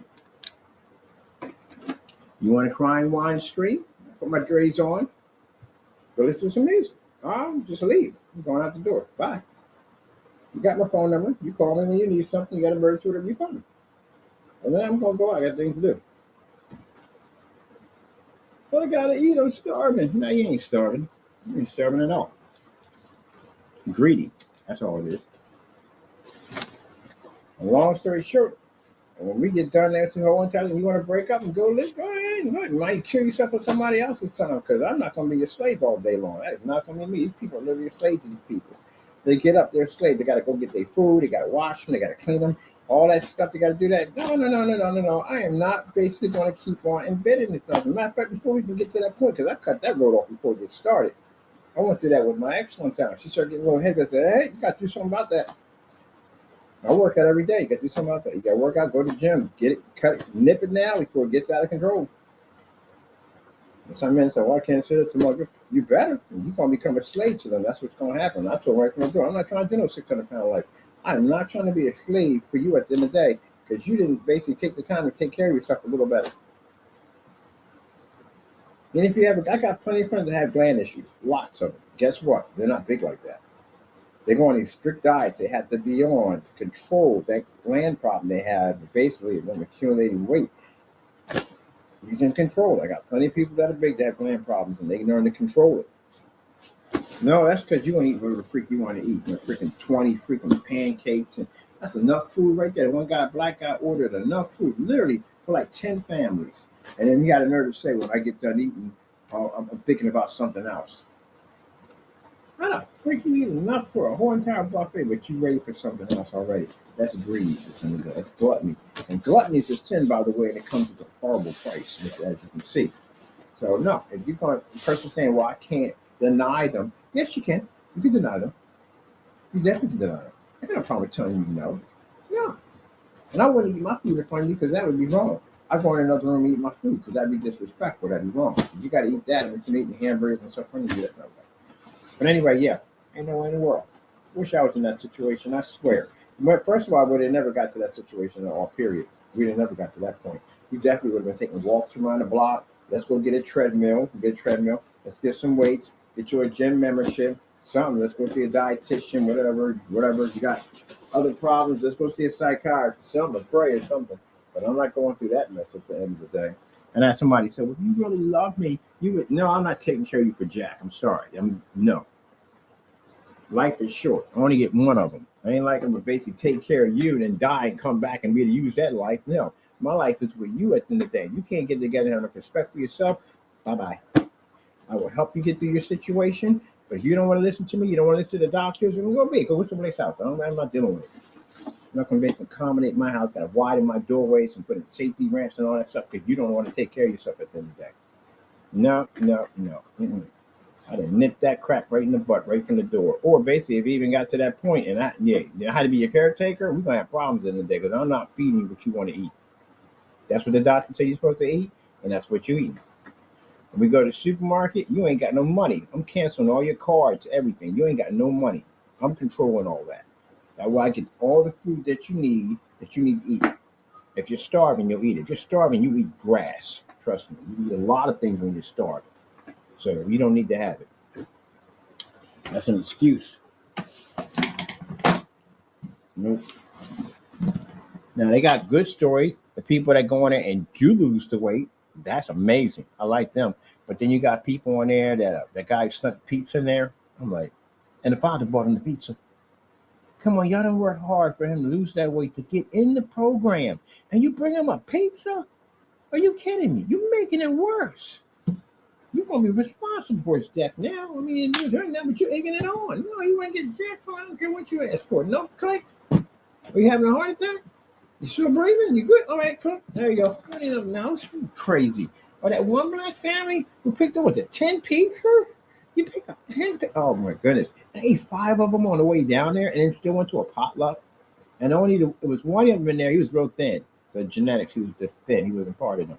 He was part of them, but he's just thin. And there was another one. She went and got the whole surgery done, so she eat less. And she eating little meals. That's all she eating. And they busting on her at the end of the day. Oh, do you think it's so and so? No, I don't want to die. That's all. Simple plain. I don't want to die. So I don't get it, man. I got to do this for him. I have no choice. Yes, you do have a choice. You don't believe in tough love at the end of the day? I do. I showed you no remorse whatsoever. You hated my guts at the end of the day. That's what I told you in the day. You want to train with me at the end of the day? You will hate me at the end of the day. You will not be my friend. You will not be able to stand me at the end of the day. Good. That means I'm doing my job. I work you like a dog. See, I like to go walk home. Yeah.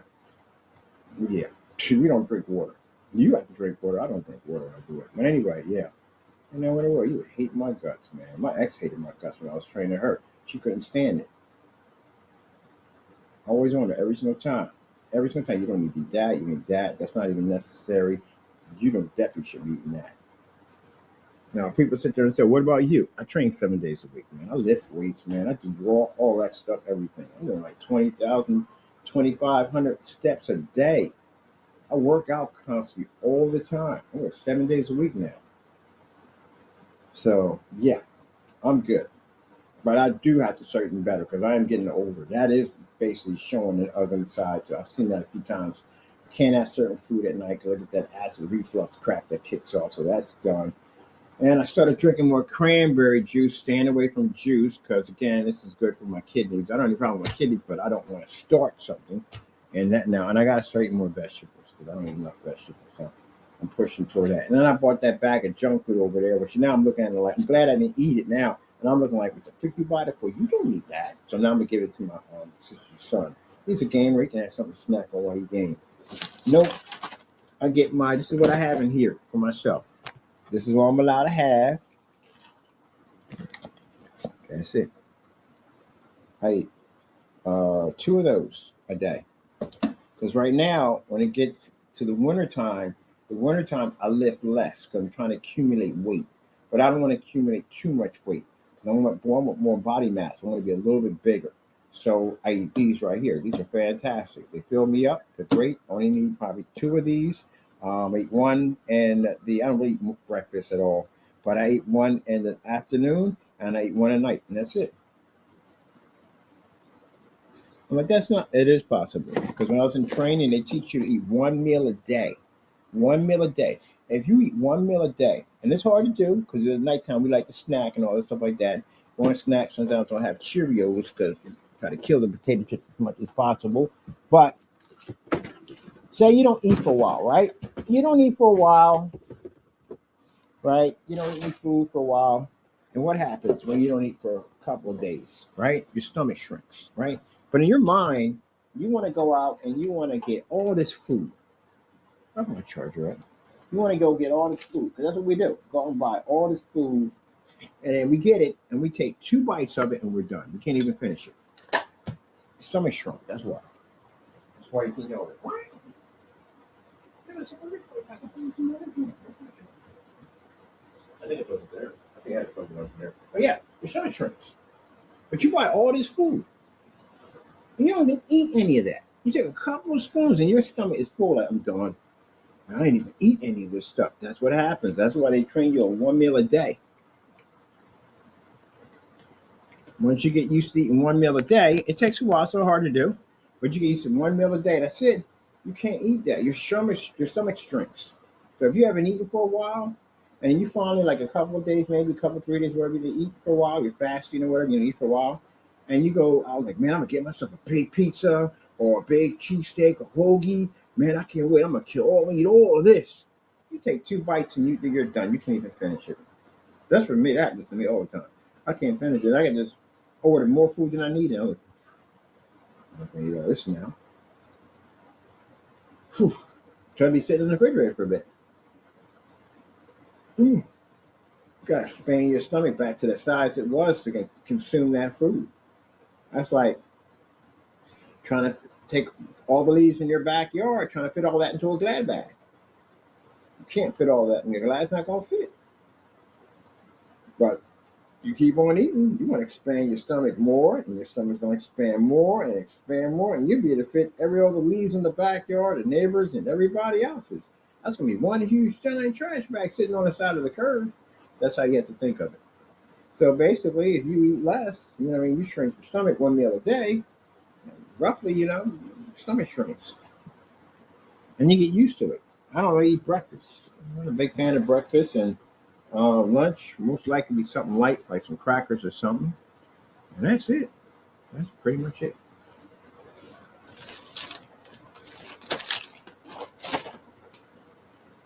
I have no idea what that other guy's eating. She was weak. Man. Man. Dude. Yeah. Ain't nowhere in the world. I went there and said I went to the doctor. I guess they're weird. They try to want to beat me so badly. I don't know why. But I said I went to the doctor and said I had a good bill of health. I don't have no sugar problems, no salt problem. My heart's in amazing condition because I work out all the time to do a lot of walking. So, yeah, I'm in good shape for 57 years old. Where he came back and said I got a good bill of health. Not from the picture I just saw, Dude, you're Eggman. Can't get mad about that. Shouldn't have showed you pictures like that. He's an Eggman. I'm surprised you even had a heart attack. When you're on an e-bike all day long, you didn't. No. That's like my buddy. I was to my friend's a bodybuilder, and the guy, he was real big. He was heavy as a guy on an e-bike. And we were out there barbecuing. He was telling the girl, like, yeah, I'm losing weight on my e-bike. And my buddy started laughing, like, no, you're not. You're not losing no weight on no e-bike, man. Stop lying. They don't know each other. Our buddy like that thing today. He don't care. He said, you're not, lose weight. He said, man, he's a bodybuilder. He lifts weights. No, you're not. So you're on a machine that basically pedals itself. Where's the resistance? Where you basically, it's like getting gravity weights. You got gravity weights, you just go, you're not getting no muscle mass from that. That's the same thing with the e-bikes. The e-bikes, I think, are just fantastic for people that may not be able to get around, this, that, and the other, stuff like that. You know what I mean? You're just zipping all over town having fun. But I wouldn't be on that thing 24/7, man. I'd be doing some walking too. You got to exercise. Unless I'm getting a blood clot in your leg and all kinds of problems. Then you be wearing compression socks all the time so your feet be swelling up because blood circulation is poor. You don't want to go through that. But anyway, yeah. And he's talking about losing weight on the e-bike. No, man, you're on a machine that's basically driving you all over the place. How are you losing weight on this? This is what you do. Pick up that sucker, strap it to your back, and then walk it around. Yep. Then you be losing. Stop eating whatever you're eating at the end of the day. Hopeful. They're hopeful. I haven't been to my park in a while. I'm going to my park. But drop a quarter off of my park. I haven't been there. Drop a quarter off. I'm gonna get some exercise in. I'm talking about exercise now. I'm thinking about exercise. But yeah, in the wintertime, I work out less. So instead of the 3 times a day, I do once a day and 7 days a week. In the summertime, I do it 3 times. I lift 3 times a day. We do it once. I'm accumulating weight because I want to basically turn it to muscle mass. Man, it's going to be bigger. I want to get back to the size I was when before all this started. When I was 250 pounds of muscle, that's what I want to get back to. Right now, I'm at roughly 200 pounds. I gained 50 pounds. I don't use a weight gainer. People use a weight gainer. I don't use that stuff. I'm not a big fan of a weight gainer. I just do it naturally. Oh, look at you. About to run around? About to be fast? About to zoomies? They give you treats? Probably didn't, right? All right, people. I'm out of here. Chatty chat. I got to go meet somebody at 12 o'clock. That's what I'm doing. Killing time. Did you meet somebody at 12 o'clock? Is that right, chatty chat? Is that right, chatty chat? Is that right? Chatty chat. You want to make somebody at 12 o'clock and think there's some business? I don't know about finishing all that good stuff. Pretty soon we won't be on YouTube now. Yeah, we done with that. I'm gonna be on YouTube to show our flexes. Yeah, we got to flex. We got to flex. Oh, come, we're gonna flood YouTube. We're gonna flood YouTube. I got more people coming in and helping with this flood process. We're gonna flood YouTube. They're gonna drop videos on our account. We're gonna drop videos. We're gonna flood YouTube with the flex videos, the match or better demonstrations. That's what we're gonna be doing. Yes. But the other stuff I'm doing, I don't need to be on YouTube for that. The ad tech take care of all that for us. Yep. All I gotta do is from the advertisement. Anytime I need somebody to say it, and they're like, "Hey, look, you know what I mean? You have a store you have this set up at? Like, yeah, we got like 8 stores. They go over and check it out right there. Boom, take the business card, come down to the freaking office, run to get the deal done. That's it. That's all I gotta do. This is all I gotta do. That's it. I got to go on YouTube and say, hey, look, we're doing this right, so and so and so. So what? I can use YouTube to get orders? We don't need that anymore. We're done. Now, if you you already know what the technology is. You know what it's about. You can go to the website when we get it done, purchase it. Well, you can't purchase it yet. You got to agree to the terms and conditions of the screen's, contract. But anyway, it's not a contract, but yeah, if you're basically, most companies have that on their sites. You got to check it off and all that stuff like that. You know what I mean? Like you go to what's that video game called? Ubisoft. They had Ubisoft. They have it on there. You know what I mean? It's a little agreement that pops up. You know what I mean? Make sure they don't counterfeit or pirate any of their stuff at the end of the day. You agree to all terms and conditions and all that stuff before you can play the game like that.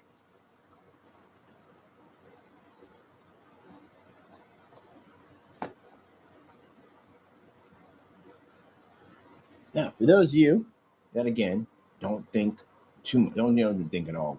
If you're thinking about signing it with somebody else's name, and if it doesn't match, basically your signature confirmed on your address, your order gets canceled, money gets transferred back to your account, you get automatic ban. And you can't go, well, Mr. Byrd, I can just go do another. No, that's why we're doing it that way. You can't re-cancel your order. You can't go, well, I'll go to another dealership and get it. You can't. You have to come to us. It's like the steam machine. You can't buy the steam machine any place else except for on Val. Can't go to Best Buy, can't go to Walmart, can't go to any place and buy it. You have to buy it on their site only. So you gotta get yourself an account.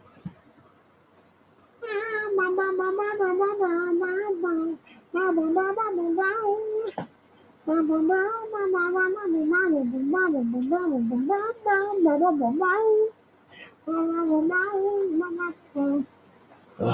man. And yes, I mean no more robot builds, none of that stuff. No more medieval, none of that stuff. We're done. I'm be too busy. I'm not going to have time for it. I got time for doing this stuff, but I got something planned for this. I got this little section, this thing I'm going to be hooking up with these network cameras. These network cameras have nothing to do with YouTube. They're strictly dedicated servers. The dedicated servers are designed to broadcast our videos of our builds out through the windows of the place that we have that we're already showing off ad tech and stuff like that. We're going to advertise on that. But it's not designed for YouTube. We're leaving YouTube completely as when it comes to basically any live streams or any of this stuff. We're leaving all that behind. As for showing off maybe some mashup videos or some of the technology, maybe, nah, probably not. Mostly going to be our older videos, which, again, you have not matched the better than yet. So I'm trying to push this so my business is 90% offline. That's what I'm pushing for. We're still going to be doing business online. It'd just be 10%. It's be more than just customers. That's basically about it. But the majority of that ad tech is business. It's designed. It's a business technology. That's what it was mainly designed for. That's why we call it ad tech. The future of ad tech.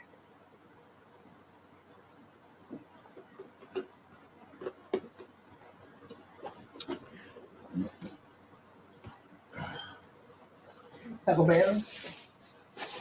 Taco Bear. Taco Bear. Taco Bear. Bear. It's Taco Bear. You know he's a bear? Did you know that? He's a bear.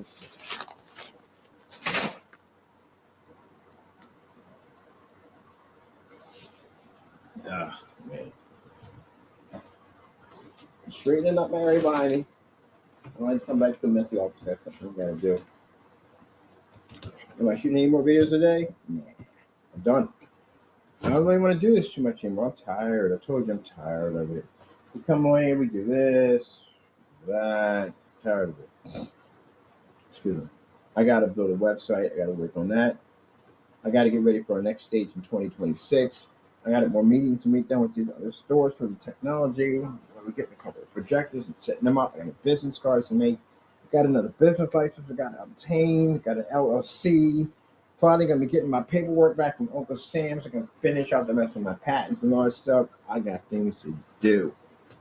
That's what I got to do. And chances are I'm probably gonna be in, or I am gonna be in court to prosecute them jokers at the end of the day.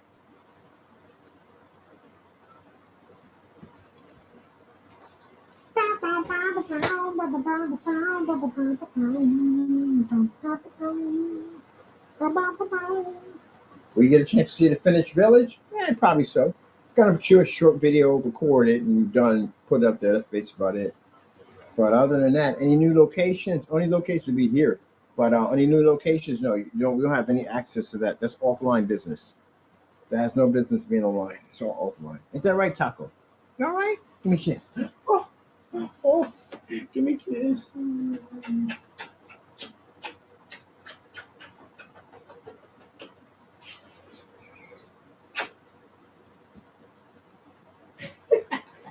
Right back at you.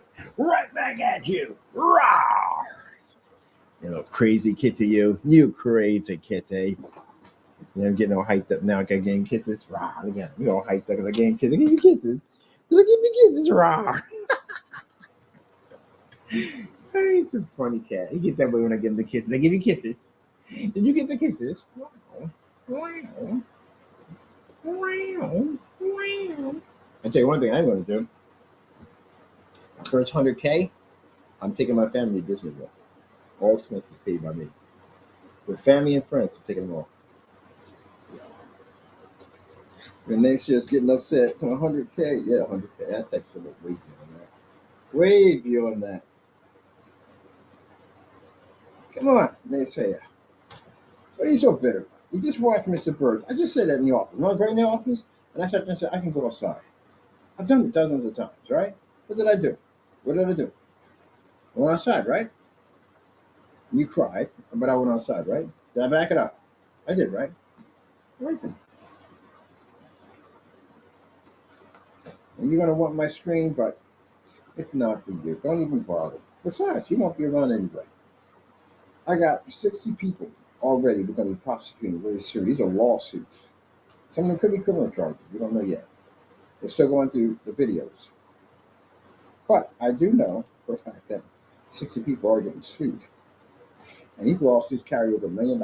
They're up there, way up there. You don't have that type of money. But we don't care. I have one guy said, it's not about getting anything out of you. It's about burying you in a debt for forever. That's what that's about.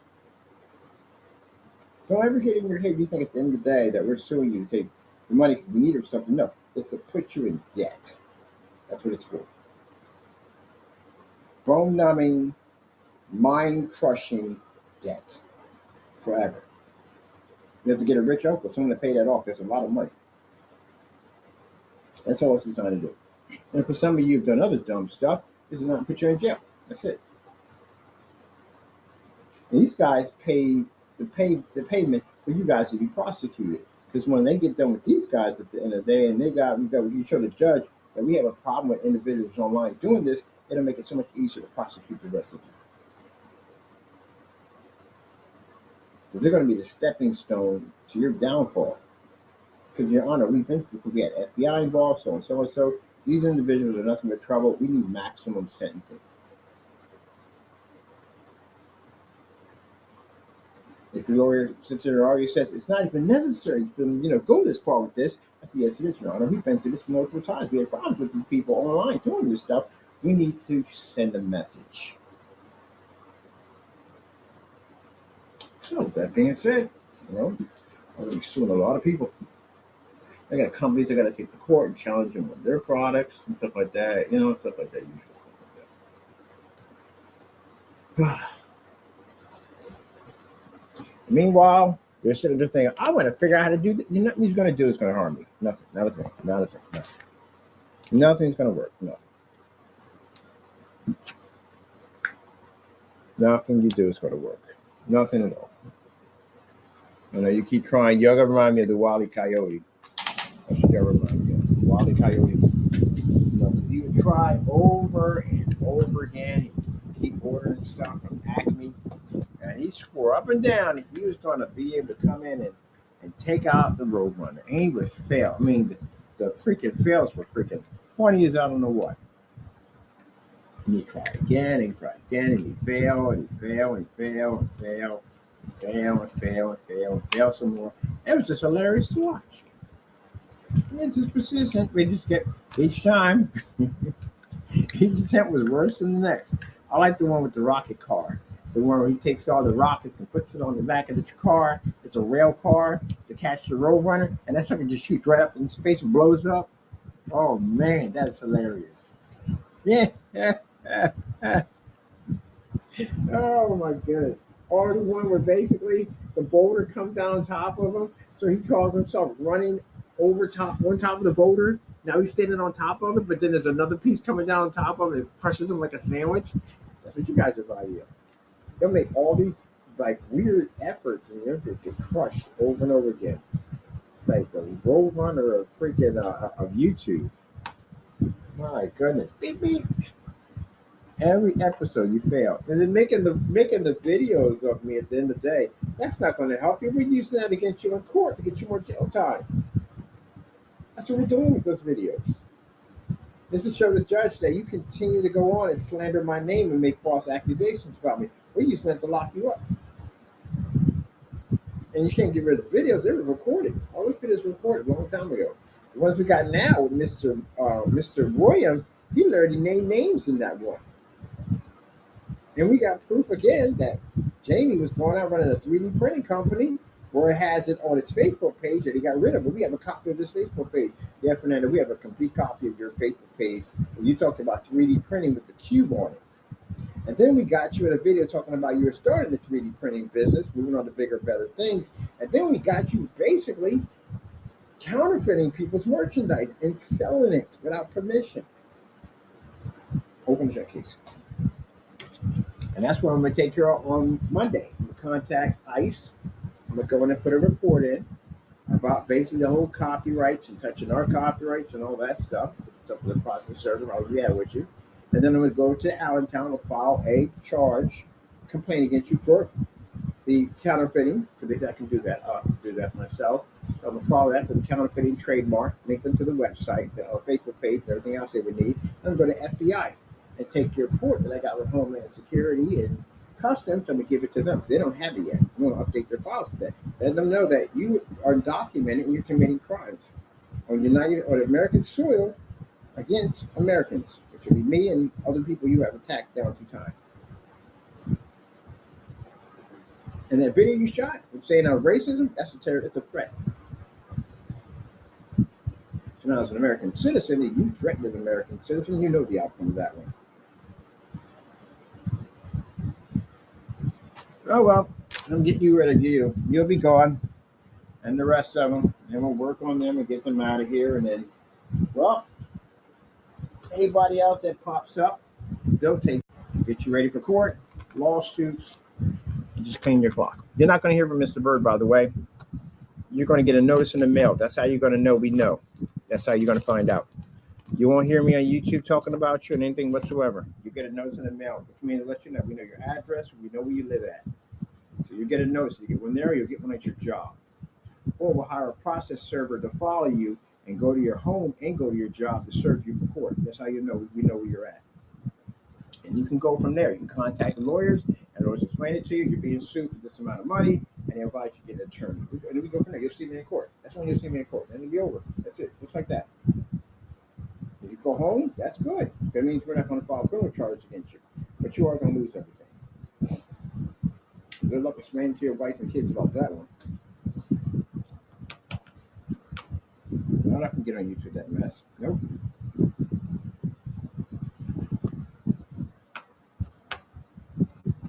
You won't ever be talking to me. Your lawyers won't be speaking to me. You'll speak to my lawyers. They'll explain to the situation. I'll send you a nice little flash drive of the evidence we have on you and what we're going to sue you for. And it's going to be over $1 million. So you can sit there and say, well, we don't have the debt. It's not about what you don't have. It's about putting you in debt. That's what it's about. It's all it's about. Stripping you and putting you in debt. Destroy your credit score. And whatever the debt collectors, they got a $1 million cap to take whatever they want from you. And that's everything they can take from you. So then like you get sued for like $10,000 and maybe you got a business maybe worth roughly about 20 grand, maybe 30 grand, maybe at the most. So you know this covered. You can just take that. They'll take a percentage out of that when they sell it. That's what they do. But when you get hit with $1 million lawsuit, it's a little different. That means you don't have enough to cover the lawsuit, which means they can take anything they want under that cap. That means pretty much anything they can get their hands on. That's what's going to happen with that. That's why they sue you for so high. They know you can't cover it. Like, Mayor Giuliani, the whole nonsense, the whole voting machine, he's worth $49 million. I know he can pay that. If they sue him for maybe $10 million, he can pay it. $20 million, he can pay it. Even $30 million, he can pay it. But they sued him for $100 million, which added to $149 million, which is interesting because they decided on that number because they got all his money, plus they sued him for an additional $100 million on top of that. That came with interest. That means they could take all his stuff from him. That's why they did it that way. They went over the whole. They knew he can't pay him $100 million. They didn't know that. They wouldn't think from him. Take everything from him. That's why they did it that way. So that's how we're going to do it. We know you don't have the type of money. It's to sue you, put you in a situation where we know you can't pay this money back, and we know for a fact that the interest is going to kill you. But only that, the debt collectors have no cap when they come to get your stuff. They can't say, "Oh, we got $10,000 he owes, so we got to take anything in here that's going to equal to $10,000." Like, wait, we got $1 million cap on here? Oh, bring the trucks in. Get all the trucks in here. You're going to take all your stuff out, all your furniture, all your stuff, take everything. Your banking accounts, I can lock down all your banking accounts free. So every single one of them, once it goes through, your accounts get locked.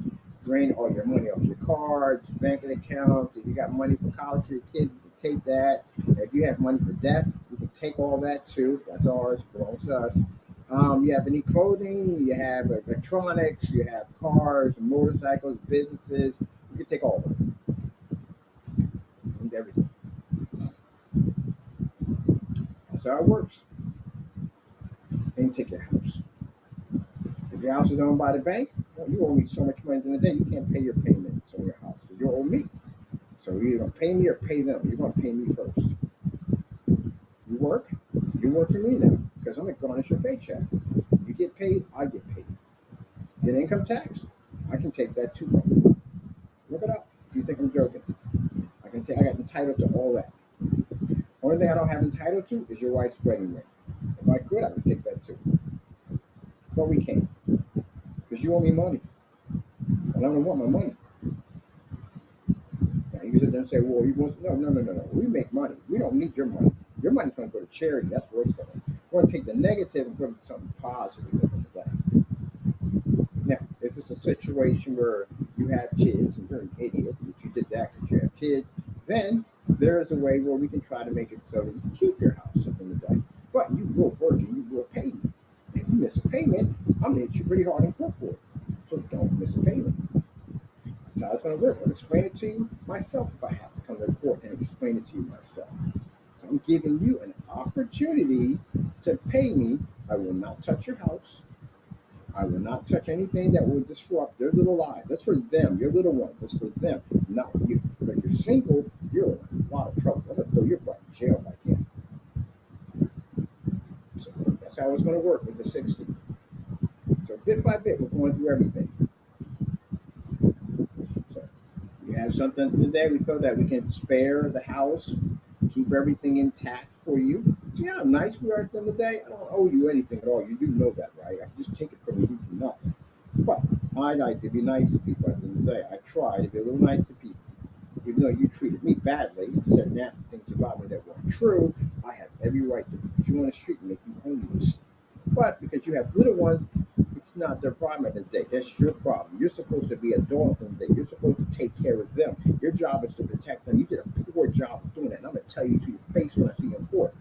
You did a poor job of it. You shouldn't have got involved in this nonsense to begin with. But we'll make sure that the house and everything stays intact. You better make sure you keep a job. Because you won't miss the Byrd money, which means that you work for me. So you get your money, and you'll see your check. You don't pay me; they'll take it out of your check automatically. Go to your bankroll, and they'll figure out exactly where you get paid at, and you'll see our debt collector up there will say that we took this amount of money out of your check. You pay it, all of it up. But you can't do it, so you'll work with me forever. Now, I will probably let that go roughly when you hit a certain age, because there's just no point at that particular point anymore. Roughly when you're hit like maybe 60 or roughly 60, I would say, would be the next time to just shut it off. We're just giving you a forgiveness. We'll let it go. Because at that particular time, you're old and stuff like that. You know what I mean? You want to retire or something. You have that right to. Why not? So we just let it go. Most people don't do that. Most people will make you pay until you pass off this earth. I believe at the end of the day, some people do deserve some mercy. So yeah, that's why McAfee from time to time opens his account so we can see his little ones in there. And maybe I'll change my decision on suing him. No, message to you, Mr. McAfee. We are coming for you, so you know that.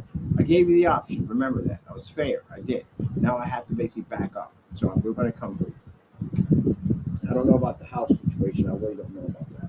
That's between them and the lawyer. I don't know about that. We'll see from there. Because you have to remember, it's not just him with us. See, these guys, these other people, the 60, that's with us, just with us. But these other guys, they attacked other people. And other people, we don't know how they're going to react. He used somebody's business without permission. And from what I've seen already from the agent that we talked to um, about Williams touching people's property, that's a serious, serious charge. It's identity theft. Using someone's address without their permission to commit a crime is a very serious charge. So I don't know how the reaction is going to be for the people on the bar. They may want to throw his butt in jail and take everything from him. I, on the other hand, may not want to throw him in jail, may not want to take everything from him, but have him pay us some kind of fee or some kind of payment every single month. Take it out of his check. I'm good with that. But they're not going to see it that way. They may see it another way. They may see it another way. Well, he took my identity and he went out and he basically was threatening people with our identity. That could have came back and hit us in the day. We want him in jail. That's what you got to worry about now. I'm not the only one suing you in this mess. You got to know, you got a person that you use their identity without their permission from mine. You got to call them on Monday. Yeah, you got to worry about them. Williams. Well, we're going to put Williams under the prison. My plan is to get Williams over 50 years if I can. We're going to get way more than that now. From what I've seen, from what the report went in, and what he's about to get for basically for that whole using people's addresses and over 100 pieces of mail, and we got mail over at the other unit that's sent over there, weird, strange packages. Yeah, he definitely going to enjoy the rest of his life. Even if anyone testifies against you, the post office alone, you're going to get that kind of time. I'm curious. He spent all that money sending over those letters. After they, how much money that stuff adds up to? You wasted all that money to get locked up. And you spent. What do you think the funny part about it? You spent money to get locked up. By the way, chicken bone. Chicken bone. Oh, 58. Yeah, I'll take that. You spent money to get locked up. You sent money, all those letters you sent here in between the post office back and forth. You spent money to get yourself locked up. Let me see for a minute.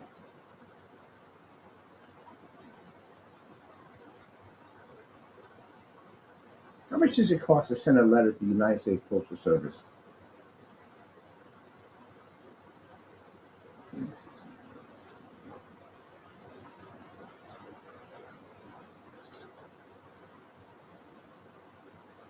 Let me see here. We got over roughly from him, we have roughly over 500 pieces of mail. That's enough. It's more than enough. Just that 200 was enough to bring in an agent. And then we got strange packages. So the other post office is verifying that there's weird packages showing up over there, and also too they're receiving mail from him. And when I told him, I said, yeah, he put his fingerprints on them. And she said, fingerprints? I said, yeah, he took paint and put it and put his fingerprints. You're going to go to jail. Let me see. Gee whiz Louise. He spent money to go to jail.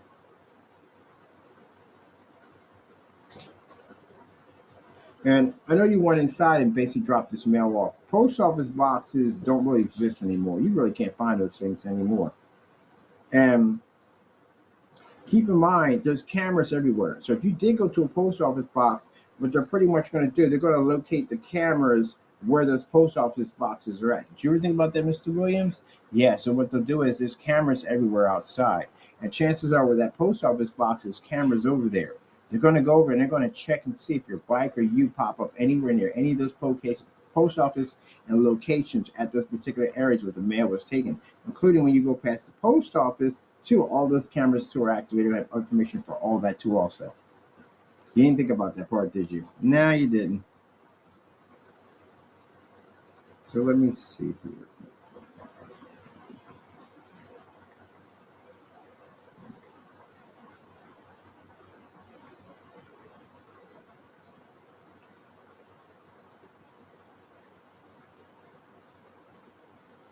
So 500 times 0.29, you spent $145 to get locked up.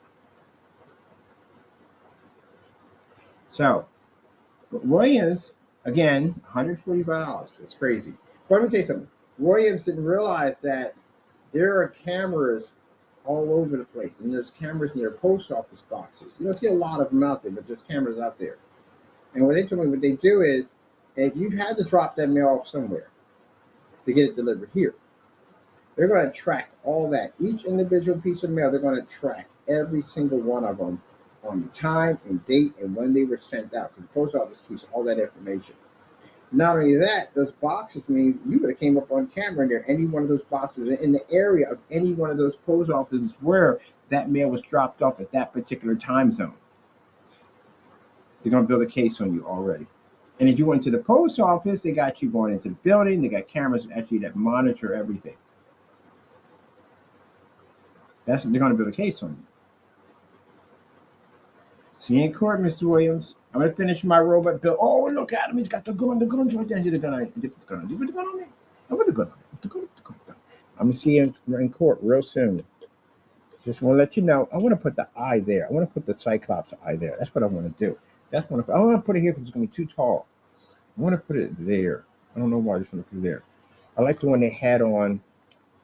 Oh, yes. Now, see, that is calling to me.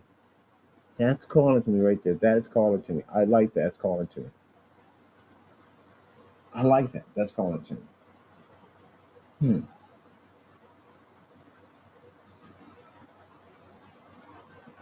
That's definitely calling to me. It has a. It looks perfect. I like it. I like it. It's going to cancel out the infinity mirror, but we can do something else besides that with that. But I like that. That is actually calling out to me. I feel it. I feel I'm going with it. I'm going with it. Where's my blue gun? I got plenty of time. I got to be at 12 o'clock. I'm good. We got time here to get right now. We got 10:58. I'm good. I got plenty of time.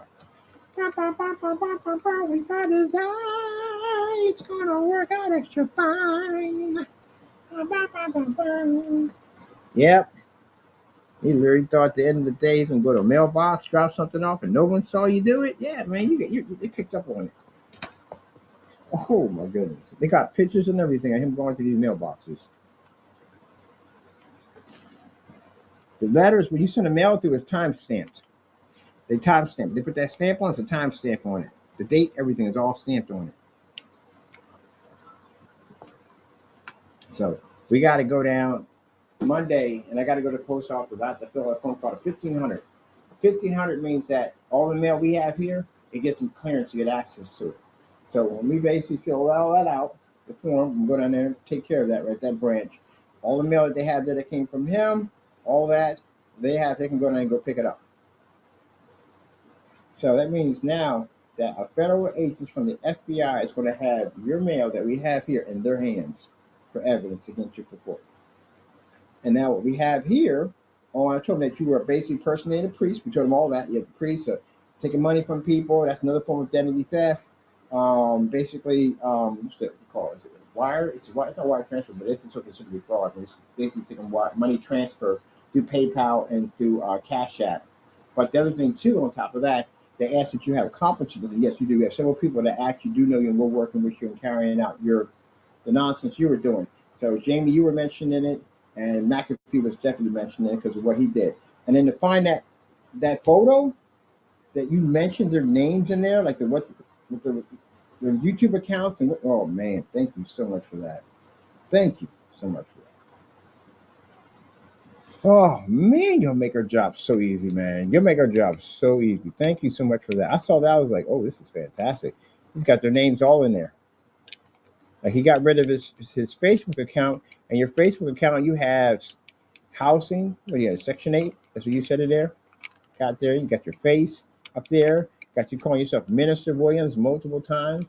They're going to question you when they get you in there. Are you a minister? Can you show proof that you're a minister? What type of money were you taking?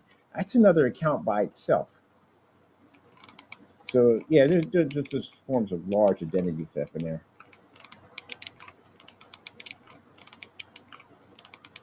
Meanwhile, we got to go hunt down Jimmy's landlord because I'm gonna let him know at the end of the day. I'm gonna send him your paperwork. I'm gonna send him the paperwork we had to file for Homeland Security and the immigration. I'm gonna send him the paperwork. We know. We got to have a nice little talk. We know the secret. We know. I want to see an official lease. We're requesting your lease. I want to see your lease. I got a sister who basically has ties with the IRS. They want to see the lease. So he better have it. And it better be legit. If not, if we find out, we already know from the door, find out you don't got paperwork. So he find you had an illegal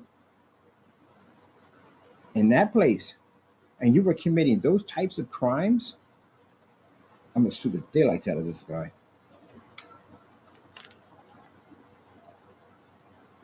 And at that, he's going to jail. You tell your landlord to give me a call. And you talk to anybody you want. See if we can do it. See if we can get it done. Please do. You can't have an attorney call me. I forgot. You have too much trouble right now. But I want to see the lease. We want to request it from your landlord.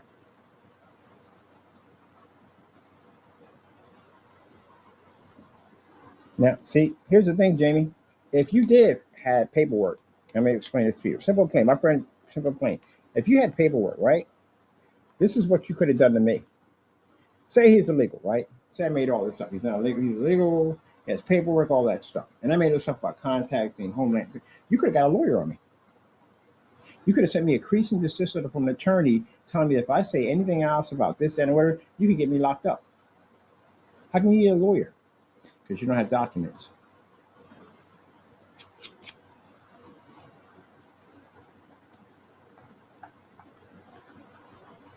So everyone I told the story to about the whole thing about saying, well, we made the statement about saying, well, I hope you guys paperwork, but we want you to be a United States citizen. If you were a citizen, we can come get you now. But there's no chances you're going to basically serve any of the time we're trying to give you at the end of the day because you're not supposed to be here anyway, period. So I made a statement by saying, I told the people down here too, how we know you don't have paperwork. Because I sat there and said, well, if he doesn't have paperwork, you know what I mean, we'll have to call immigration, but we're hoping that he is because we want to prosecute him. And you automatically came out there and said, he's trying to deport me. You deleted that video, by the way. He's trying to deport me. Why would you say that? Why would the first thing come to mind? Because that came up to one of my friends the first thing he said, oh no, I got paperwork, man. I was born here at the end of the day. I already got paperwork. I'm good. You didn't come out that way. You said he's trying to deport me. Why in the world would it be a try to deport you if you had paperwork to be here to begin with? That wouldn't have been an issue. You told on yourself. And then I asked you a question. I said, all right, if I'm wrong, and can you show me something? And you disappeared for 11 days. I have it documented. You disappeared for 11 days. Your account was not active for 11 days. Same thing like Mr. Williams. We asked Mr. Williams today, you're a priest at the end of the day, right? Minister? Show me your clergy ID, and I want to see your document from what college you graduated from Biblical Bible Studies. He got in front of a Byrd and co-factor, granted in 3 videos. Means you don't have the you're not preaching anywhere or ministering anywhere. So you're personating a minister and ripping people off. And Jamie, on the hand, doesn't have documents. And that right there, when I saw that he didn't come back, I was like, oh, that explains everything now. Because I couldn't figure out why in the world who stays in an apartment, a 1-bedroom apartment, for that long. You had a couple of kids. And then the congestion of the apartment, how everything's packed and there's stuff stacked on top of each other. And once you go get a storage unit, you can't get a storage unit. You need 2 forms of ID to get a storage unit. You don't have ID. You probably have some fake ID. That's pretty much it. But you don't have an official state ID. They require state IDs now.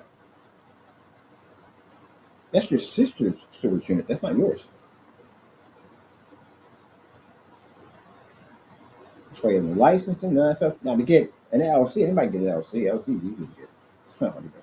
You don't need a lot of information to get an LLC. That's nothing about it. A certain other license, you have to have social security number and all that stuff to get that license.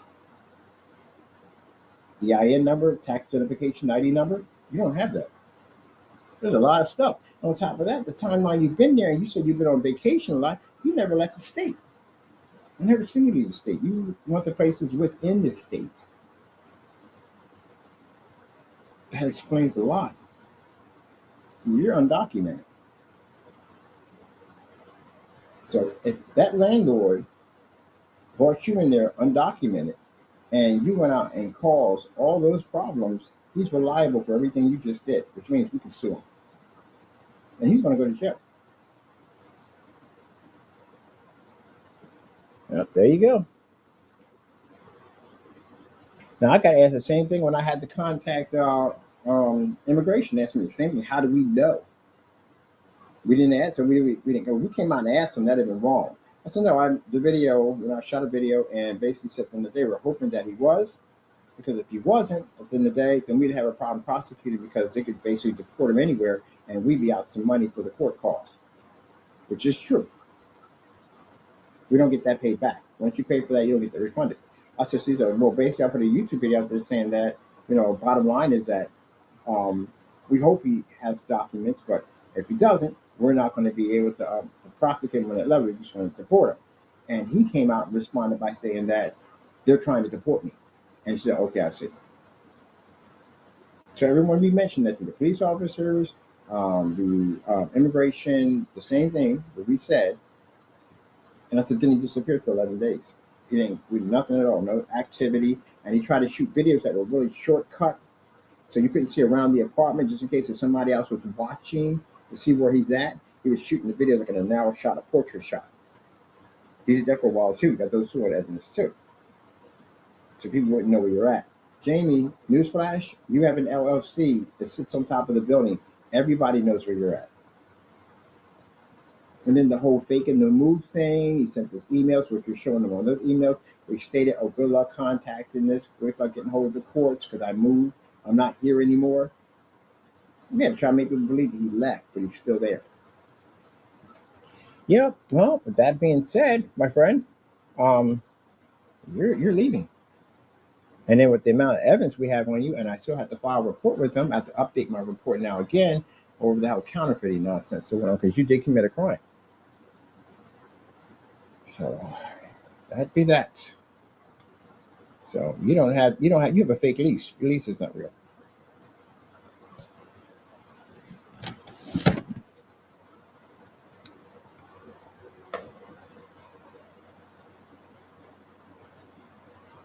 Oh, that's like a giant minion with weapons. I like it. No, he does kind of like a minion with weapons. Oh, that's kind of cool looking. Well, he's not going to be a minion, but still, man, he's like a modified, like a minion made a robot, a mech robot. That's what he kind of looks like. He looks like that. He looks exactly like that. Mech robot. Yeah.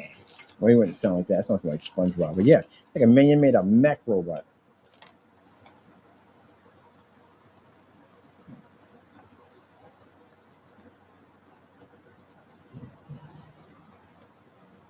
But, and chances are, I'm pretty sure your wife doesn't have paperwork to you.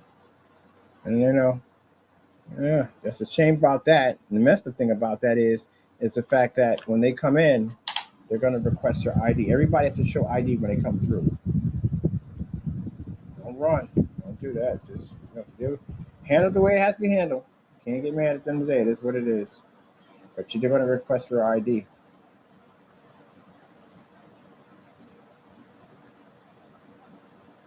If I know there's a possibility of me ending up in this situation, I'm not trying to provoke or get myself in this situation for this situation to come upon me.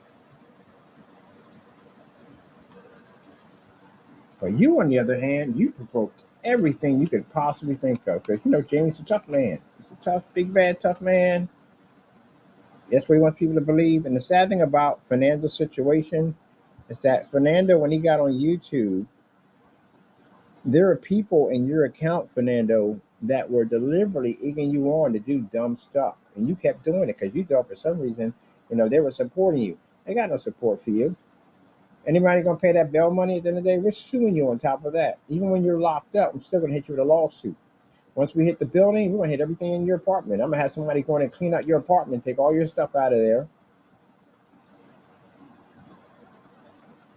That's what we're going to do with that problem right there. And then I'm going to sue your landlord. And he better have enough insurance to cover that lawsuit, because if not, it's going to be pretty brutal.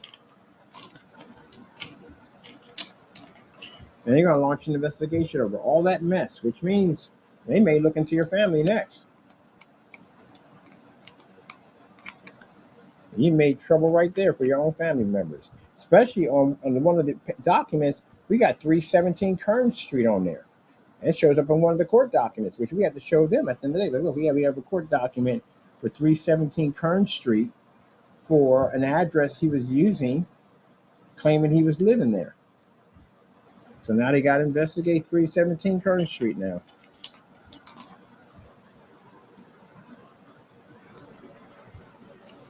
It's in the document. It means use a family member's address without permission.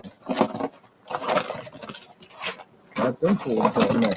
Your sister shows up in the video of you selling stolen merchandise. Even though her stuff you can see is legit, it's her, I'm pretty sure it's her vending license, or she has it in the day that he was using to be in there with her.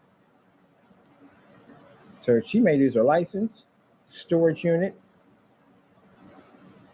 having stolen merchandise, she's going to be charged for that.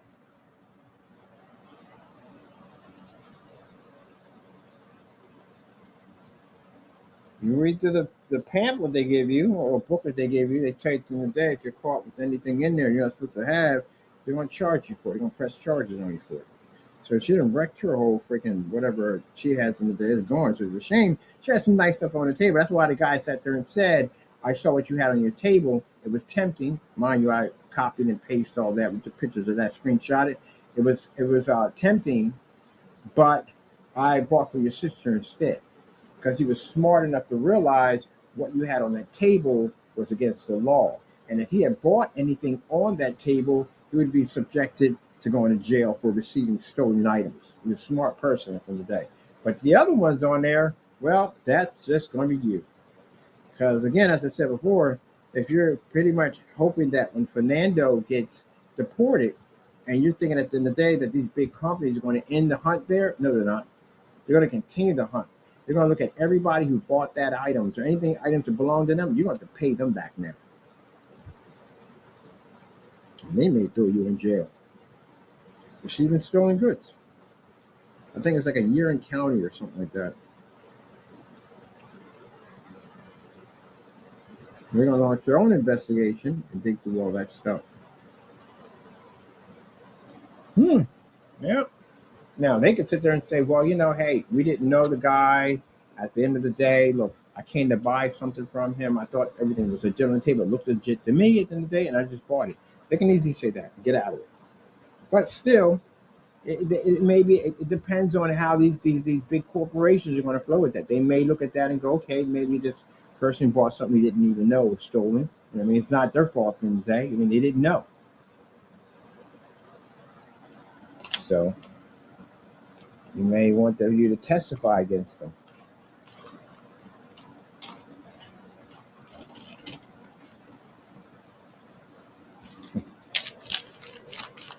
So there's that. They can get out of it. They're just going to basically say that. Then they say, hey, look, I didn't know. I went there and bought something. If I came and bought something, at the end of the day, I'm not going to ask you, like, you have permission to sell this? I would think you would have had permission to sell it because you're selling it. Okay, cool. I'm going to buy this from you right here. And I get it home and find out it's stolen. Like, oh, shoot. But what they should do, they should have reported it. That's what's going to happen, too, on top of that. They may ask you, did you report it to the police? When you found out to it, you get the information. You should have, because we had posted this stuff all over YouTube and Facebook, which means anyone of those pictures receiving the item should have saw those pictures in YouTube videos, and the fact that you didn't report it, which means they can still get you. Because we're the only one to put the report in on this guy. There was the other fellow who bought a bunch of them Jason Voorhees masks, his company. Nobody was able to track his business down. They found him. So now they have this company. He ordered 1,000 of those masks that Jamie was printing out in that apartment. He's going to lose his company. And he's going to get thrown in jail. Because they're going to take it from him. I don't know what people think at the end of the day. Now, he can sit there and say at the end of the day, too, he may be to pull that one off, too, by saying, hey, look, I didn't even know. But this guy, he's printing this stuff out, but I don't know. It's kind of a gray area there, man. Because you got a business, they're going to be probably taking it from you. Disney is a person. Disney, that company, you don't want to mess with them when it comes to copyrights. They are brutal. Our Disney is really brutal. Their attorneys are brutal. Y'all gonna be in court fighting for your life. Y'all dealing with Disney? You crazy? They don't use you for an example. They are. Disney's brutal. Everybody knows that. Disney's brutal. You get sued by them, you are screwed. You better just go in there and begging. You did something, just go in there and beg, you are screwed. The minute they tell me from the door, something pops up and says, hey, copyright from Disney, go on. I get rid of it. Right from the door. I don't play around with Disney. Nope, I don't deal with them. I'm trying to get in trouble with them jokers at the end of the day. They don't play around. I'm good. I'm 100% Gucci. I'm good.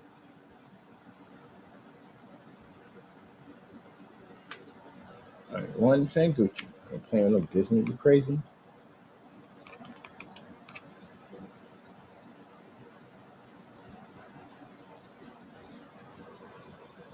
And here y'all up there freaking printing out their stuff and selling it. Yeah, good luck with them lawsuits. Oops, come over here.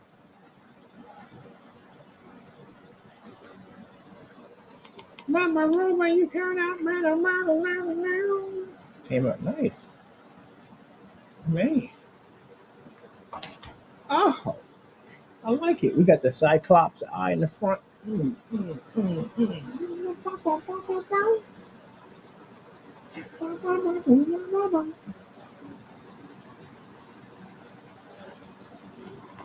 There's an antenna system here. Let's see. Make sure we're not going too far with the antennas. I'll take the 2. The 2 is good. I'm going to drive a whole bunch of screws into you, buddy. A whole bunch of screws. Screws all in you, baby, to make you look realistic. Man, this thing came out hot. I like it. I got the freaking booster system. I'm going to put the boosters in the back. There's charge unit. And we're going to use the cloud system. The cloud system. The cloud's coming out to show he's pushing out that boost. He's doing his charge. Charge, baby. Charge. The thing about this is everyday junk I had laying around at the end of the day. At the end of the day. Everyday junk laying around that I did basically was able to turn into our robots. I love it. I freaking love it. Oh. I just say on camera at one point that we could build robots out of plastic without using any tools. We use no tools for this. Robots without plastic. See, people, you know what it comes down to? Your imagination. Your imagination. That's what I like about kids. I think the kids have insane imagination. They do. They do. They don't have no doubt in that. They bring its ability. Yep. They got amazing imaginations, you know? And as we get older, we lose that imagination. Some people don't lose it. Some people still have their imagination. But other people, they lose it.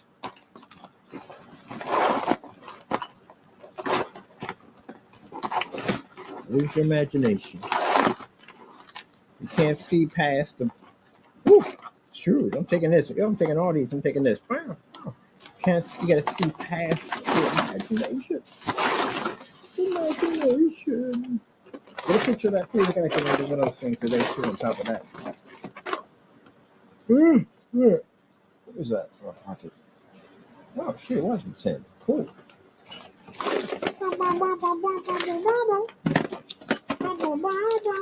You seen what I use it for? You know what that is? You know what that stands for? You know what that is? You know what that stands for? You know. See that number right there? You know what that is? Right there? So basically, it's these dollar bills floating all over the world, right? And people, what they do is they track these bills everywhere they've been at. I went online and checked. It's pretty cool. So this bill's been to Canada. So you can tell every place. Not it doesn't tell the person who had it. It just tells where it's been at, like what cash register. If you've been to this place, if you've been to Washington D.C., if you've been to New York City, you can watch it travel this dollar. So all I got to do now is just go in and register the dollar, put my information in, and then basically spend it, and then it just continues on its travel, and I can track the dollar. That is a cool idea, ain't it? Yep. I found one. I never had one. I didn't know that thing even existed until I found out. Are they worth anything? But at the end of the day, it's cool. At the end of the day, it's cool. It's cool, people. It's cool. There we go.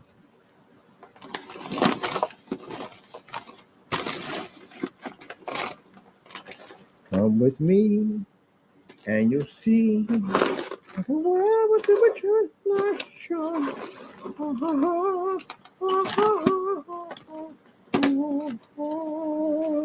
Wait to see me build my PC case. My new build. You see what I'm building for this? This is part of my PC build. You see the thing I'm assembling for this? Do you have any idea how crazy that case is going to look? It's going to be absolutely insane. Yes. I got some old school modding stuff going on there. Old school modding stuff.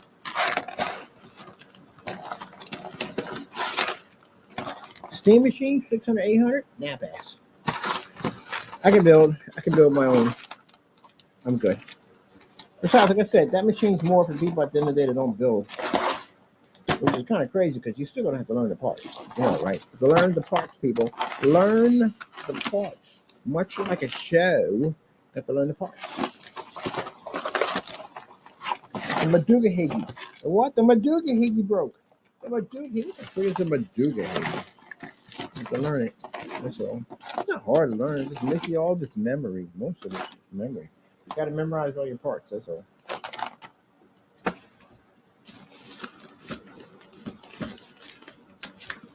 People build cars at the end of the day. Still, I don't understand how you do that one. I don't get it. That's a lot of parts. I seen somebody take apart an engine. I was like, good gracious. Like, how do you even know what to put together? Yeah, same thing when you take apart a PC. How do you know how to put it together? I just know how to put it together. Well, the same thing. Just a lot of parts. That's a lot of freaking parts. But still pretty cool to watch. That is cool to watch. Somebody take apart an engine. Just the whole thing together.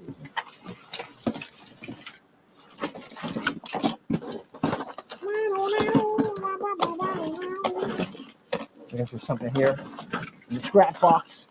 This is why we don't get rid of stuff. This is why we keep it. What's this right here? What's this? Are we even using this for anything? Technically, no.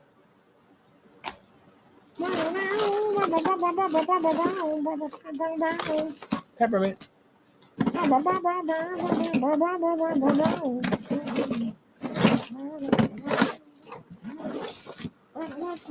What, a staple gun? Don't use it one time.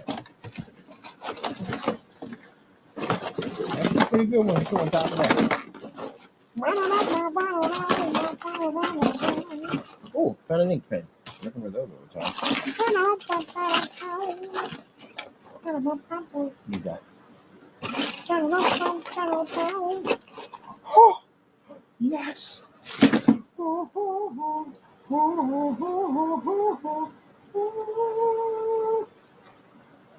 Water bottle cap, which I need over here to finish this one out.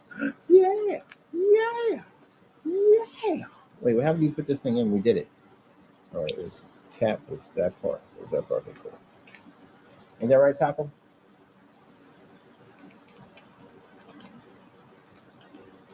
Naysayer.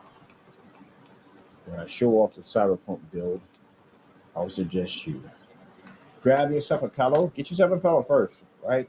Because you're gonna need something to scream into. Get yourself a pillow. When you see this build we're gonna do on this PC, the modifications that are gonna go in, the artwork, the design, the structure, the lighting, the ultimate cyberpunk PC. When you see how we put it together, I suggest you buy a pillow. You're gonna need it for the screaming. Ah! Why is he everything he does just wins? And he does. Then you scream like, ah! Your wife can come like, shut that noise up. What's up that bitch beautiful now? Building a cyberpunk PC. It looks beautiful. I bet you $100 that they actually be on the camera. Like they talk trash, right? But I guarantee they'd be looking at my stuff when I be building. They'd be like, it's beautiful. It's beautiful. Tears be coming all down. It's beautiful. I hate him so much. It's beautiful. That'll be you. Oh man, this machine's gonna be banging. I can't wait to put it together, man. I got so many modified parts, and it's insane. Actual touchscreen fan controller I'm installing in. It's beautiful. Tears coming all down his face, shirt all soaking wet in the front. Got freaking streams coming down your nose. You already know what that is, right? Oh, ah, ah, ah, ah. And they're having that Chris Brown ugly cry. Ugly cry. Extremely ugly cry in there. It's beautiful. Touching the screen, dragging the screen. It's beautiful. Oh, oh, oh. This piece is going to be a beast. Man. Power supply modification. I think about the power supply, recolor the fans, all that stuff. Oh, here's the power supply. Let me get the power supply. It's so beautiful. It's so beautiful. You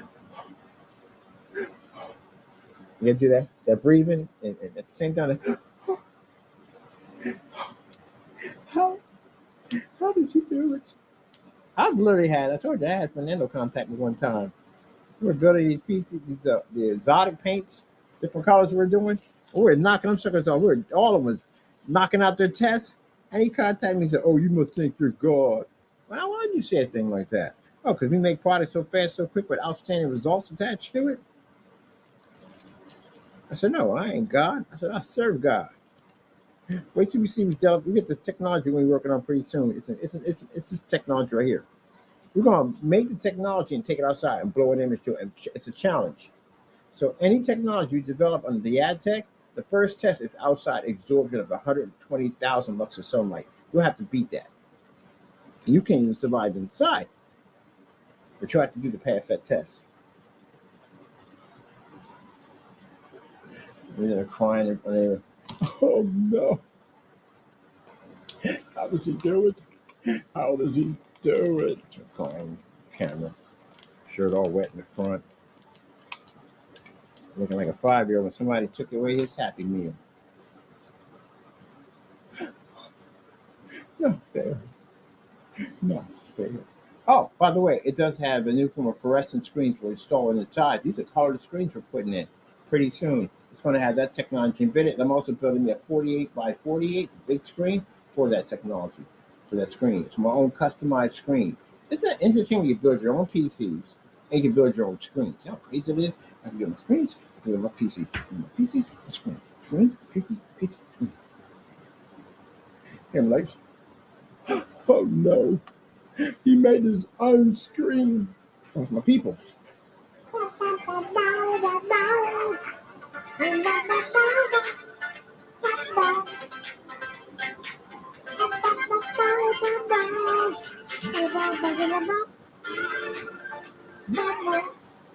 Yep, I'll get back in a minute on the street. It's my music. That's my disco music. But anyway, you see how that PC is built? Yeah, with the crying commence. Now you have my permission to cry. It's not fair. Why? Why? Why? Your wife comes in like, "What's wrong with you?" Yeah, kids get mad at cars and you slap them, tell them to shut up and stop talking. Like,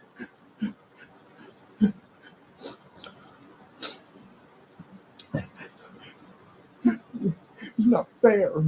It's not fair. It's not fair. Every time he builds sculptures, he builds that with cardboard and he turns his desk into a projection screen. Yeah, it piece looks like a freaking freezer box. One has like his plant and it glows in the dark. Now he's building a robot out of freaking junk and scraps. It's not fair. He makes his own screens. He builds his own computers. Like that.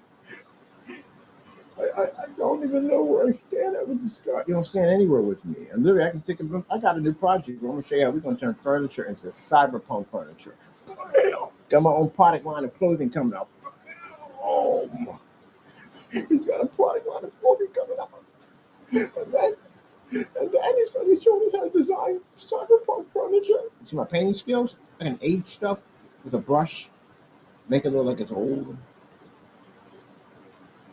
Apocalypse look. I did that. I actually built me a customized paint job for ultra short throw projector and projection screen to match. Yeah, I forgot about that one. I can't take it. I can't take it. I can't take it. I can't do it. I can't do it. I gotta go. I gotta go. Run out the door, screaming down the street, and our neighbors were like, "Oh, it's all this freaking now." Yep. Got hit with the Kenneth effect. The Kenneth effect. Well, I can't take this card. To materialize, always designing something new, always building something new. It never ends with him. It never ends with him. Heavens and Murgatroyd. Heavens and Murgatroyd. When does it end? Well, see, if you didn't spend so much time crying about it all the time, you learned something on this channel. You know how to build some pretty cool stuff. Because that's what it's about. Learning experience. Like, the whole vegetable PC and vegetable oil and stuff like that. And say, nobody does that. Who does that? Quick way, so you must have been born on a rock somewhere. Like, how would you not know that? How? How would you not know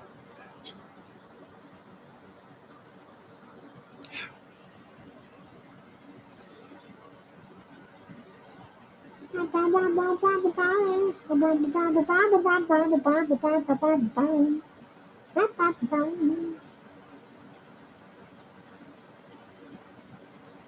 Sorry, Nate, I'm having some fun with you because you deny us so much. I always say the weirdest stuff at the end of the day. No one would ever do that. Who would build put a PC in vegetable oil? Who would do that? 100 people or 1,000 people did that with me. Over 1,000 did that way before I did it. That's how I found out about it. That's how somebody else do it. That's what they go. Oh, it's impossible. We can't do that. It's impossible. No, I went out and did it myself because I thought, man, that's crazy. I got to figure out if this works or not, and it did work. It's fucking amazing. Learn something new. See, learn something new. That's what you do. You learn something new.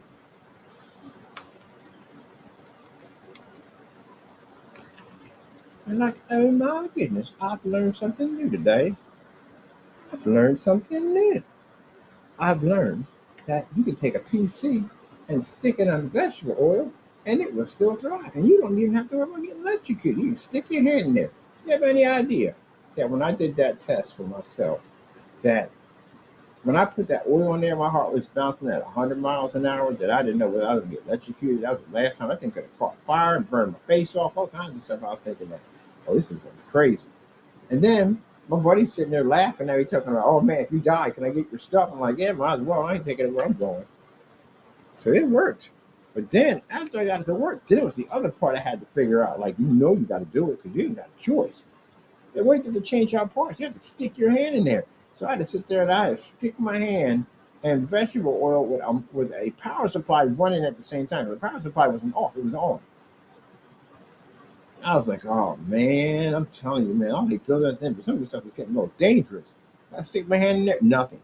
Now I got my hand in there, but someone says you got to touch the power supply now because you got to be 100% sure. Because again, if I'm in there working and my hand bumps the power supply, I get electrocuted. I need to know whether I'm gonna die or not. So I touch the power supply, nothing. So I'm saying at the end of the day, okay, well maybe you got to touch the cord and see what happens. I'm like, oh my goodness. And then I want to touch the cord, nothing. Oh my goodness, see? That's just something you got to do at the end of the day.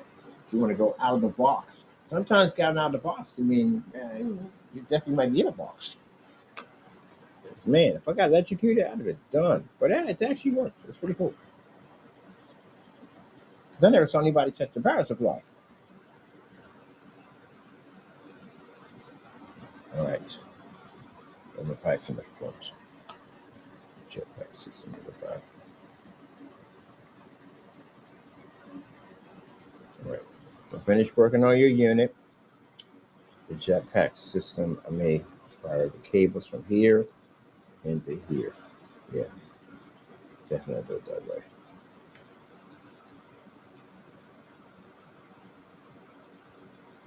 Yeah, I'll do it that way. And come on, nice.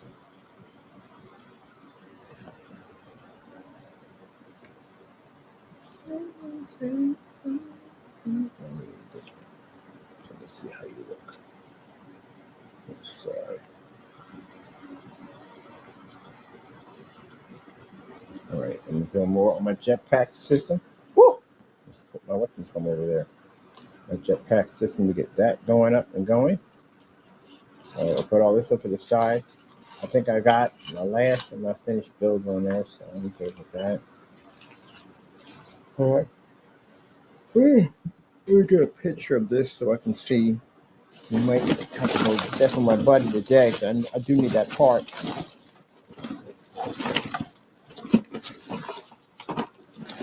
I finish his handout. You say handout? What handout? Not that handout. This handout?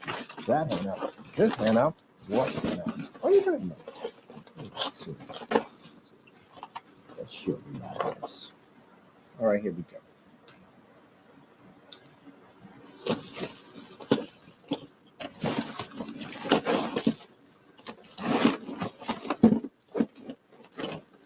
Oh, that would have been nice to have one of those. That have made my job much easier. I still have to be out and about to take care of stuff. You have to finish your lens for your eye. You definitely need a lens in there, so we'll have to still got to get one for that one for your lens. No, give me this. I'll take this.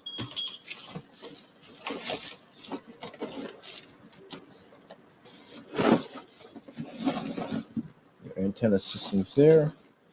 Good. Tube system. I have no idea. How did that bounce all over there? It couldn't bounce. Something else must have fell off over there. That couldn't have fell off over there. Yeah. Looks like I might have to get that piece. Okay. Not a biggie. Usual mumbo jumbo stuff. Okay.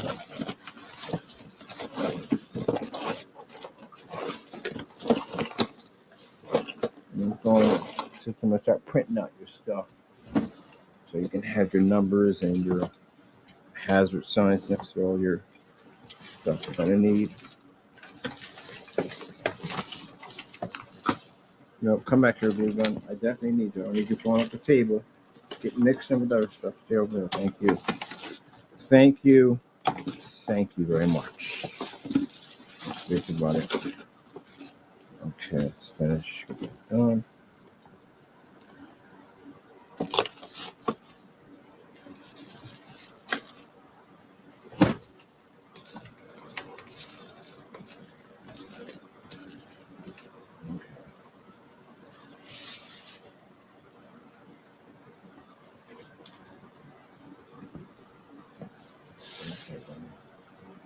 You're looking pretty good. I feel fantastic. Fantastic much.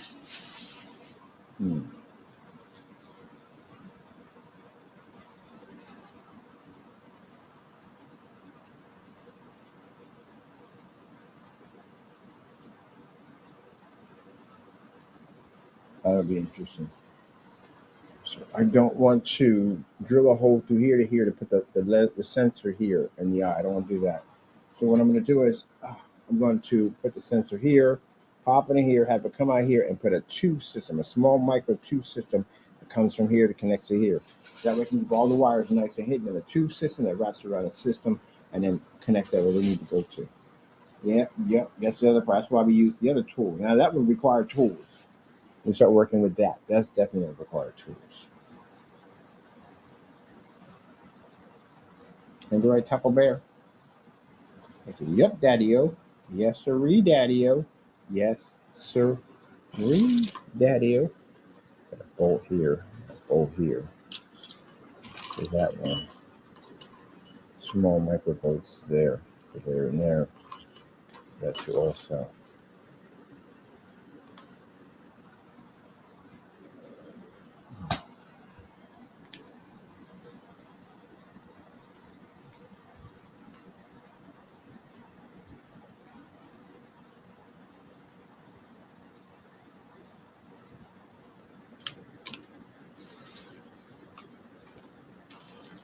I need them left over. So that's good.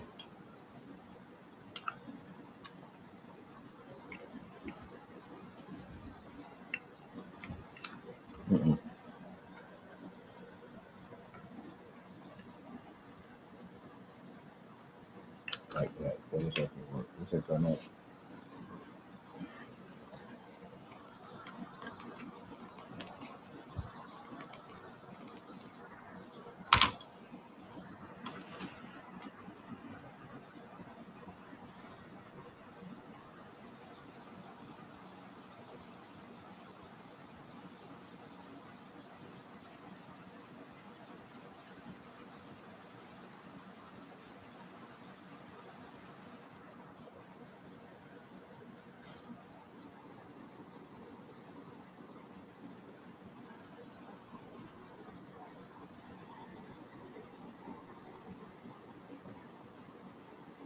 Get that finished for you.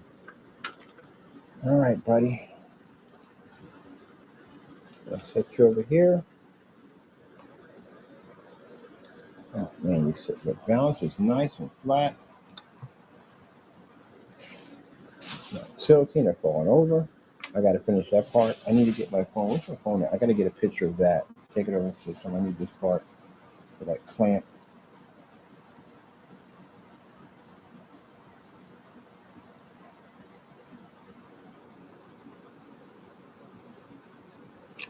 I need that part. All right, buddy. I'm going to come back in later on and start dropping your holes in, to drop in all your micro screws. Get you ready to get your armor looking real like armor.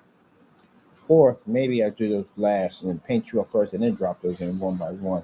That'd be much easier. That means I have to paint every single individually one of those things in the day if I do it that way. Oh, there you go. I'm gonna do it. Be nice. Be nice. Be nice. Be nice. Fanny. Fanny. Oh yeah, that speaks to me. That speaks to me right there. Feel it. I'm feeling the artwork. If you don't feel the artwork, you don't feel it. You don't feel it. Why don't you feel the artwork? Why don't you feel it? Why? Oh, oh, I feel it. Look at it. Look at this antenna system up top. Yes. There's transmitters up top. Transmitters. Yes.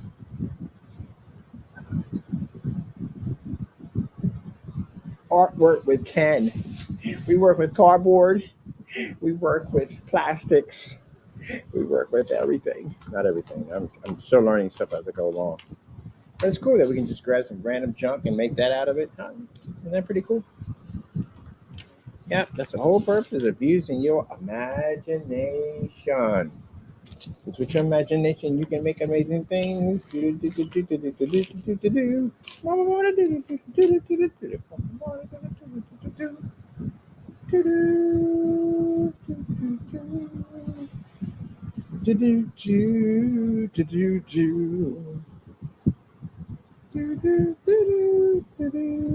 Oh, that would be hot. That would be hot. That would be hot. Head over there, that'd be hot though.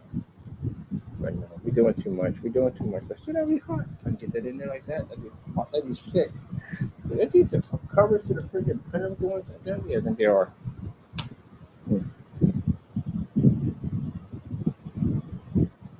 Now, these are the old spikes from my PlayStation. We're gonna make a spike ball for one of the machines, a chain and ball. I'm gonna build me a couple of these things for my desk. I'm gonna make one a chain and ball. I'm gonna do a chain and ball link system with a spike ball. Then we're gonna use these spikes right here and a ping pong ball to make our spikes. It's gonna look absolutely amazing. It's gonna be awesome. Absolutely awesome. Absolutely awesome, people. Awesome. That sounds insane. What? That's no, we can do whatever we want. You know what I mean? If I go buy a robot, we can build your own robot at the end of the day. What do you need all that? We don't need all that. Yeah. And we're with a ball and chain. Ball and chain. Yes. Electric plasma ball and chain. It has electricity that runs through it. Charges up its own battery system. I freaking love it, Taco. I freaking love it. You know, some people don't feel my artwork. You don't feel my artwork. You don't feel it. Do you not feel it?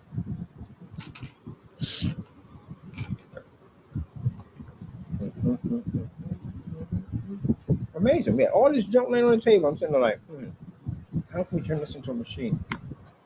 And lo and behold, we have our machine.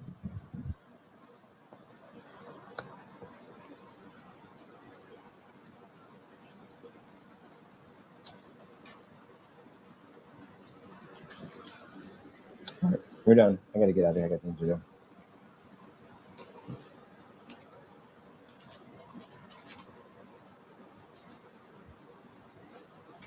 The 3D printer required too. On top of that, which is good because I can't be around it, so that's gonna check me up.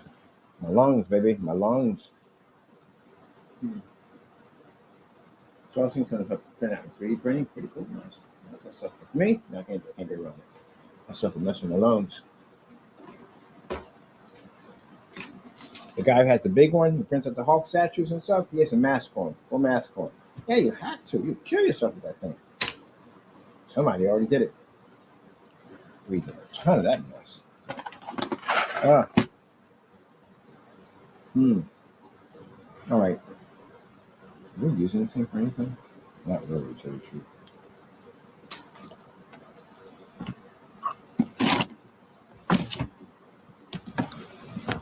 to be careful. Make sure your area is safe.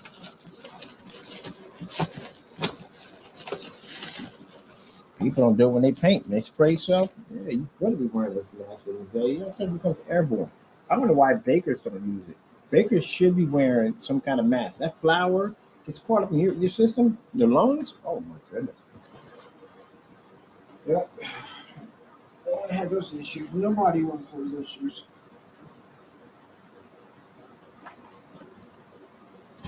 And my brother's is a baker. With a mask, when he bakes all that flour, you breathe all that stuff in down through time.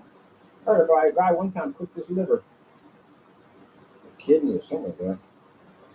The boiled chef. The ones that got them big old ovens, you put a whole turkey in there and cook the industrials, like the Vikings, the big boys. You ran down over a period of time in front of extreme heat over and over again. You will slowly cook your kidneys. It doesn't happen over time. This happens over a period of years. They slowly cook his kidneys. That heat is no joke. If you ever had to enjoy it, open it up in a conventional oven and have you getting blasted in the face with a ton of heat, making your head feel really tiny. That heat is no joke. Somebody drop kick you with heat. All right. Man, that turned out better than I thought, man. Wow. I freaking love it.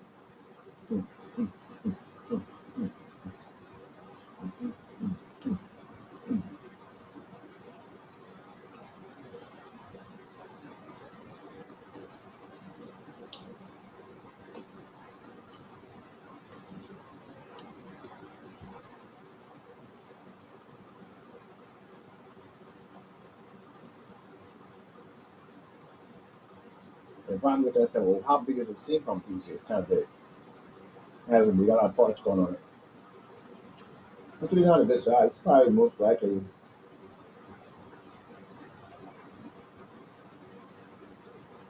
Yeah, that's a pretty good case. We need to put all the stuff we got to put in there because some crazy stuff to put in there.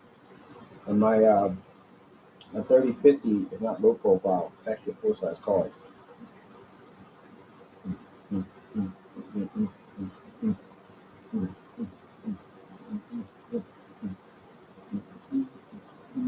All right. Buddy boy, I enjoyed our build together. I must blast off. I have things to take care of, things to do.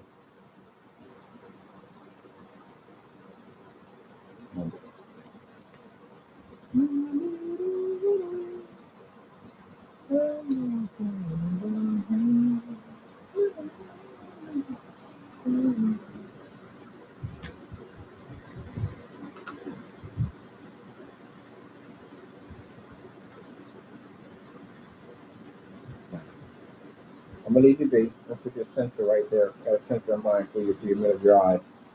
You'll be good to go.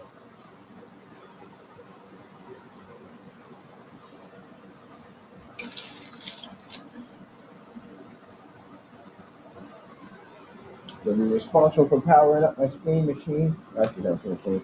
Actually, I'm gonna build a robot. Actually, maybe I should build a robot for each one of my PC builds. I'll build for the steam machine. I'm gonna make the robot like it's actually really off. I should make it part of out of a train. Out of a smoker train, the whole body and all that. That'd be freaking cool.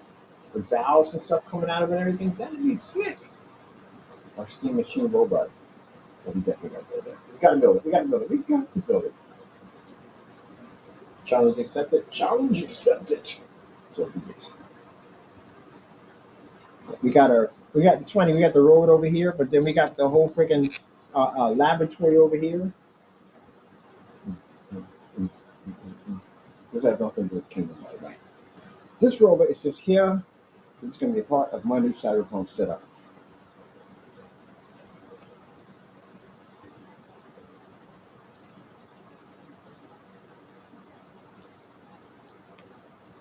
Should be probably not something right now. Well, people, it's been fun. I got stuff to take care of. Things to do. I got an appointment to go to right now. I know you're probably thinking on the phone, he's just on there, man. No, no, no. I got to go for like in a few minutes at 12 o'clock. Got to be there for a demonstration for our technology. Always got something doing something. Always doing something. I don't have time to waste to be online doing dumb stuff like some other people at the end of the day, just doing stuff to get you locked up, thrown in jail, and sued. I got time for that nonsense. I'm out here chilling, having some fun, building stuff, that usual stuff. I got appointments to go to. You know what I mean? To father my company's technology. That's what I do. That's what I do. I don't know about the rest of them, but that's what I do. Yep. Pretty soon, AdTech will be ready for its platform. Our paperwork will be back from the government. So many people crying in court about how messed up their lives are about to become. That's supposed to be my problem. Damn. All right, let me see. That's finished. That's done, right? Not finished. We still got to do the paint job. I'm gonna use that freaking refusal paint for my primer. That's the only thing that stuff is good for. Primer. Huh, useful. And we got to paint over it with our stuff. Oh yeah, that's right. Put the apple blocks into it. I might as well do my black 3D paint. Paint for it anyway.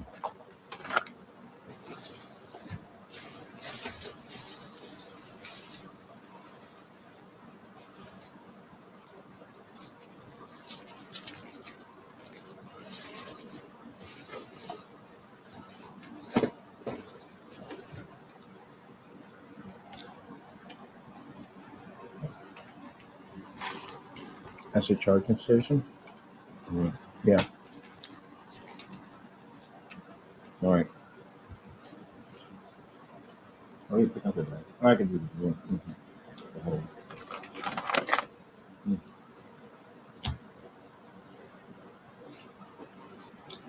That's the size of my man. His gun's bigger than him.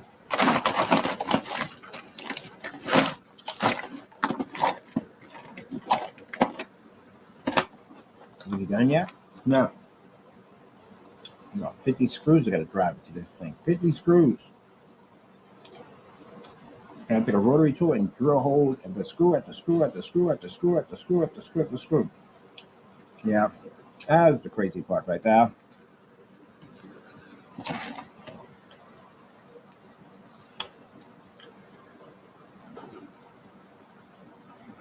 Let's show you off center. I wonder. No. Be nice. They're doing too much. That's just more. Good. With your part. Mm.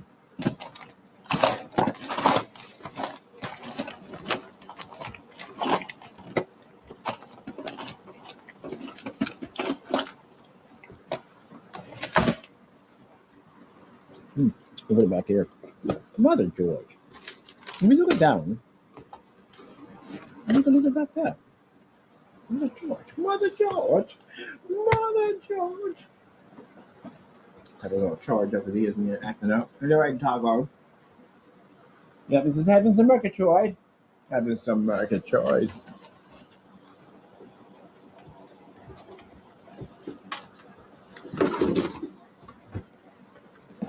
And they say, pace yourself.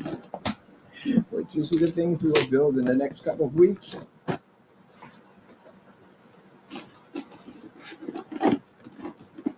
What was that? I think I don't have. I have mine, right?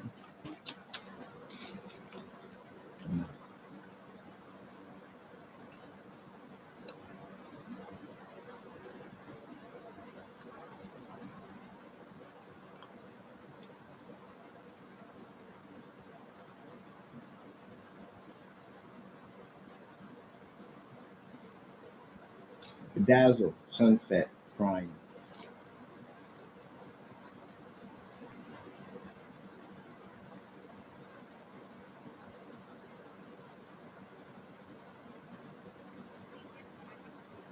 Grow your own. So I tried it. Sure.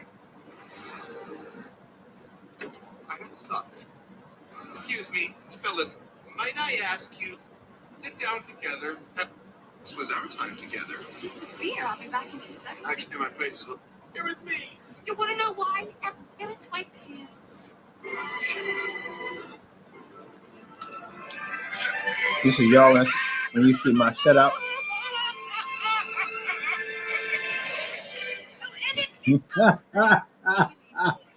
That's how they be. They be upset. They be anything we build, anything we design, they cry about it. I lied you not. We go in, we build PCs, they cry about it. We go build machines and robots, they cry about it. We come up with new screen paint, they cry about it. Anything we do, test demonstrations, cry about it. Ceiling, cry about it. Floor, cry about it. Dedicated theater room, cry about it. Beat other screens, cry about it. They cry about everything. This is very y'all.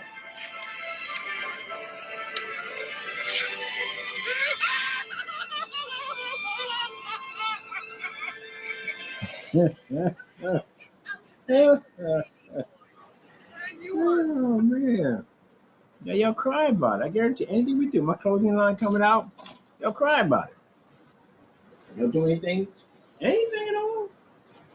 Anything? Just all y'all do is cry about what I do. No, you can post pictures of me, this, that, and the other, make a difference. I'm still basic at the end of the day, backing myself at 100%. And it's him taking to court. But y'all don't do anything. I just cry.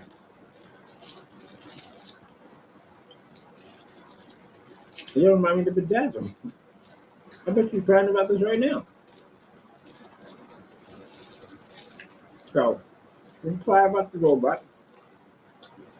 I'm going to go lock in this other contract with my technology. You can't cry about that because you'll never see it.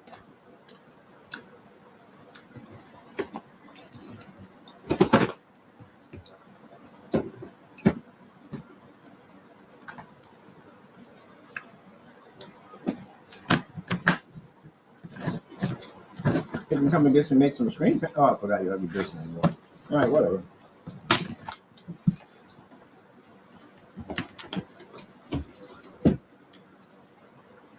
You can sit there and say, well, don't buy from them. They're contracted now. We're dealing with companies on ad tech. I paid. So, good enough with that one.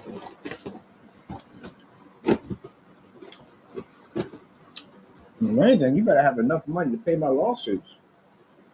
Once they get them criminal charges locked in, I'm suing you. What do you have is mine. So, how it's going to work out.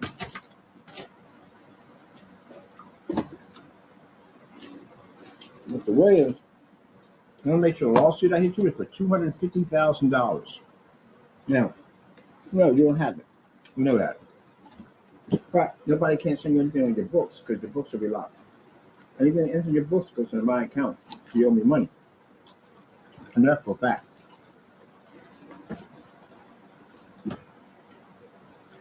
And you got your video and mumble all you want. I'll see you in court.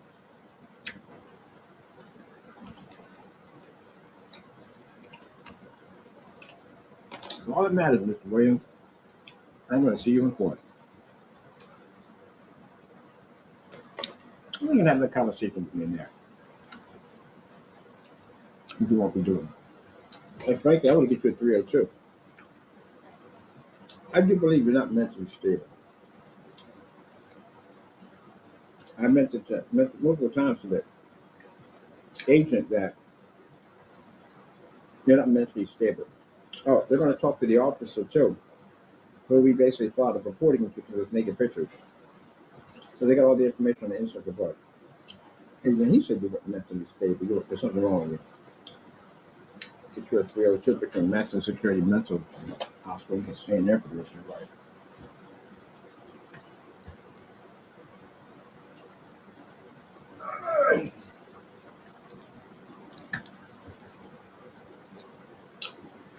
Meanwhile,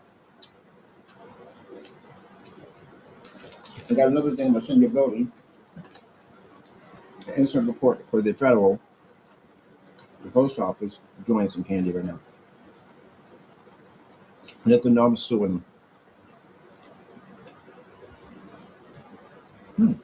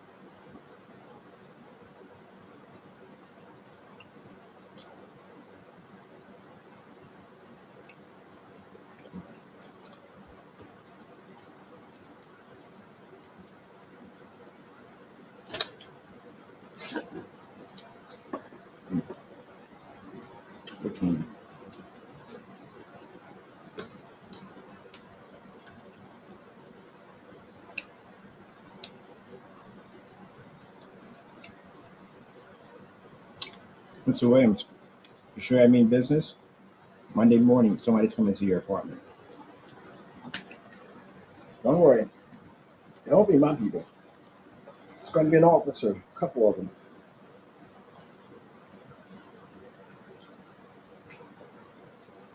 I'm getting the instant report back from the agent. I'm going to submit it to Baltimore Police Department. I want them to go to your apartment.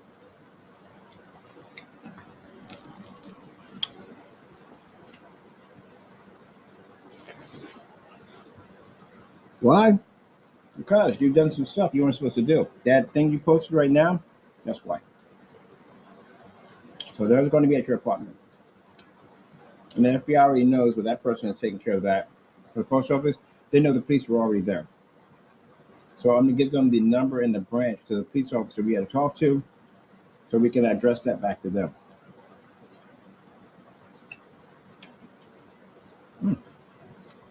That's some really good candy. So you are going to get a visit by police. Well, if it's not Monday, it'll be that week. I guarantee you.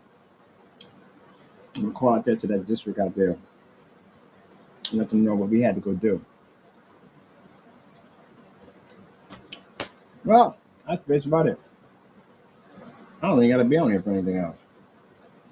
I'm going to go pay a visit to these places I got to go, establish my contract, get back on here, set up my GoDaddy account, get ready for a new website build. I got new business cards over at Vistaprint. Check on the information for my copyright for my product line coming out. Get ready for my new future with ad tech.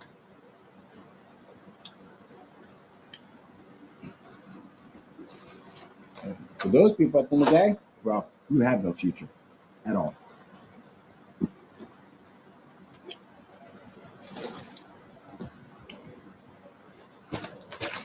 You find Jesus, you have a future. Follow the devil, you don't have one at all.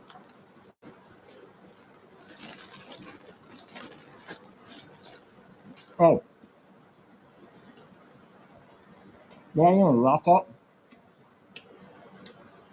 any phone calls, you don't have information anybody. Anything that comes out of lockup, I guarantee you this. Now, I want them to make sure you're brought back in court to be prosecuted, but any kind of privileges you have, I'm going to make sure they get snatched away.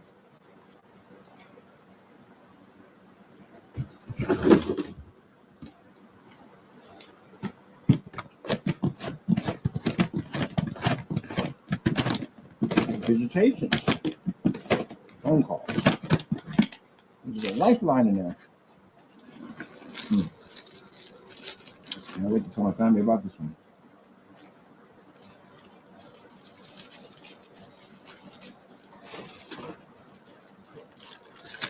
I'm going to give my sister that information so she can call and talk to the agent about the problems she's been having. You sending half-naked pictures to her address where she has kids.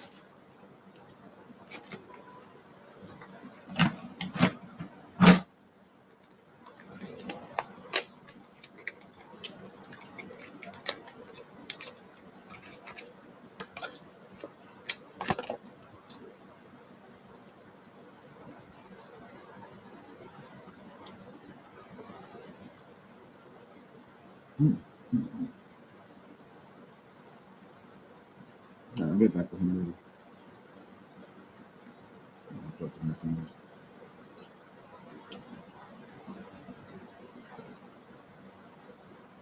Not bad.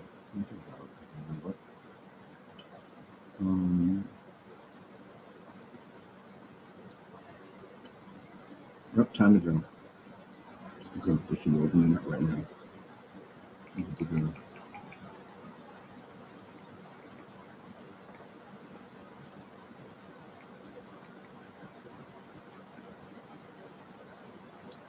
Let's see. We charge $400 for that surface. And we do a loan $100 for this.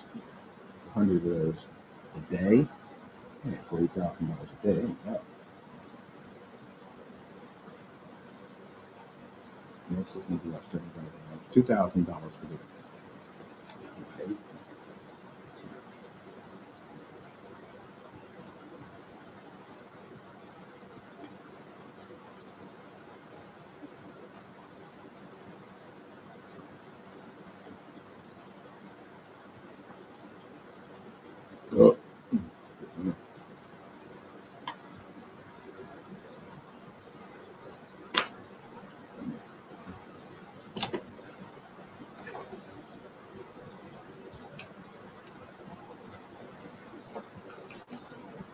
Off to the desert with a horseman.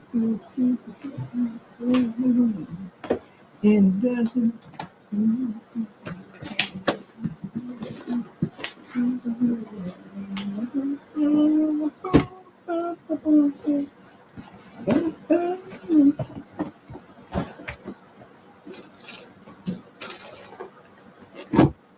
Man, you know that's gonna be like, man, once we get the ad tech running, man, no more YouTube. That's when we terminate. Ah, and then I'm gonna get myself a nice storefront, do some more demonstrations, featuring technology and all the stuff we build in there, computer content we do. Hmm.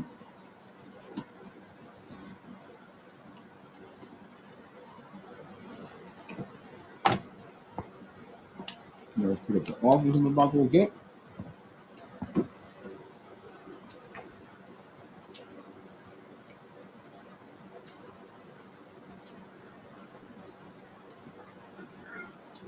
Yeah.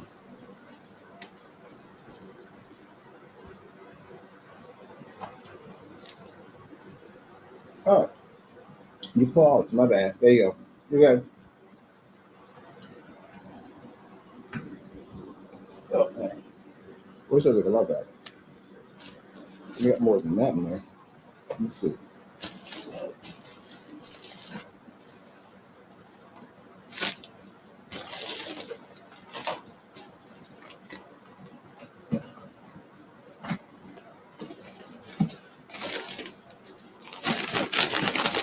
So for those in the day say, well, you know, it doesn't make a difference anymore. It just doesn't. I can come on here and I can talk about strawberries. It makes no difference anymore. The change of ad tech basically changed everything for us. It doesn't make a difference. We don't even need a YouTube channel technically anymore. We're just gonna come on and use the channel for just matching betters and basically flexing. That's basically about it. But other than that, trying to come on here and prove this, we don't care about that anymore. We're done. The ad tech technology is designed for out of 100%, 90% of it will be going to business. So it's already ready to go.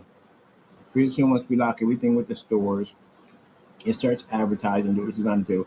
I can bring anybody I want from Allentown to see those stores and see that technology on display. Yeah. The bank wants to give us a loan for $2 million, whatever dollars I need in the day, anything I need. Where can I see is that? Right over here. I already said. So I use YouTube for advertising. That's pretty much it that we use it for.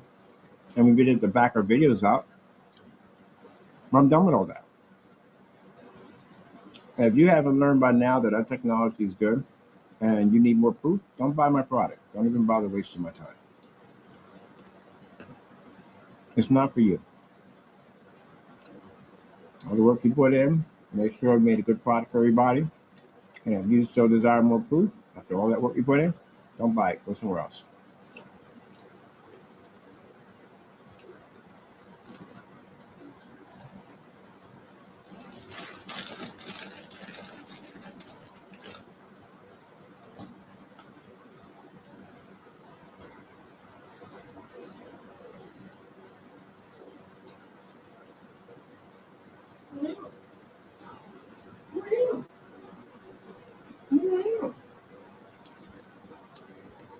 Maybe we'll sell that. All the effort we put in to try to make good products for people and how ungrateful people were. Maybe it's pushing us to go in a direction to business. And that's what he set up. And that's everything up for business. We set everything up for business. So maybe that's where we're supposed to go. But I'll see what happens at the end of the year. Or we decide on. Right now, it's already set for business already.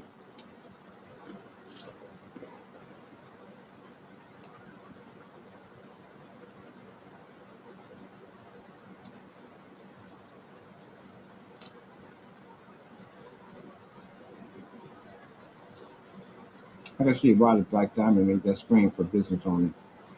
I don't understand why.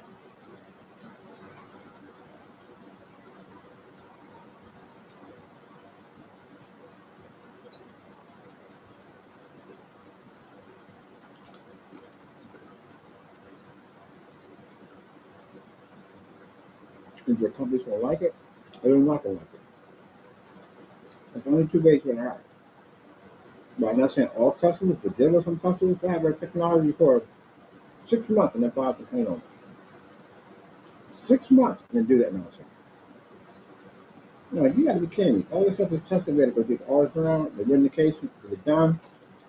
If I do with companies, they don't have that issue anymore. The issue is eliminated. They come down, they see the technology, they sign, that's it. They're in a contract. They're not going to put any hair brain schemes like that. That'll get them sued in court. So, we don't have that issue with companies. Pricing, I don't have that problem with companies. Companies will pay their money out.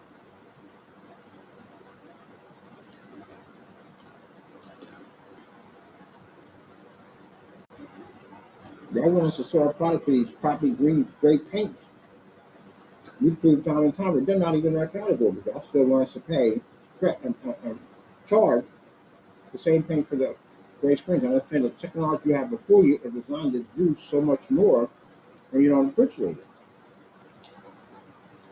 Companies see it and they love it. They understand the value of that technology. I would say all customers? No. I mean, some customers understand and see our vision at the end of the day. But some on the other hand, they want to $50 paint or $60 paint.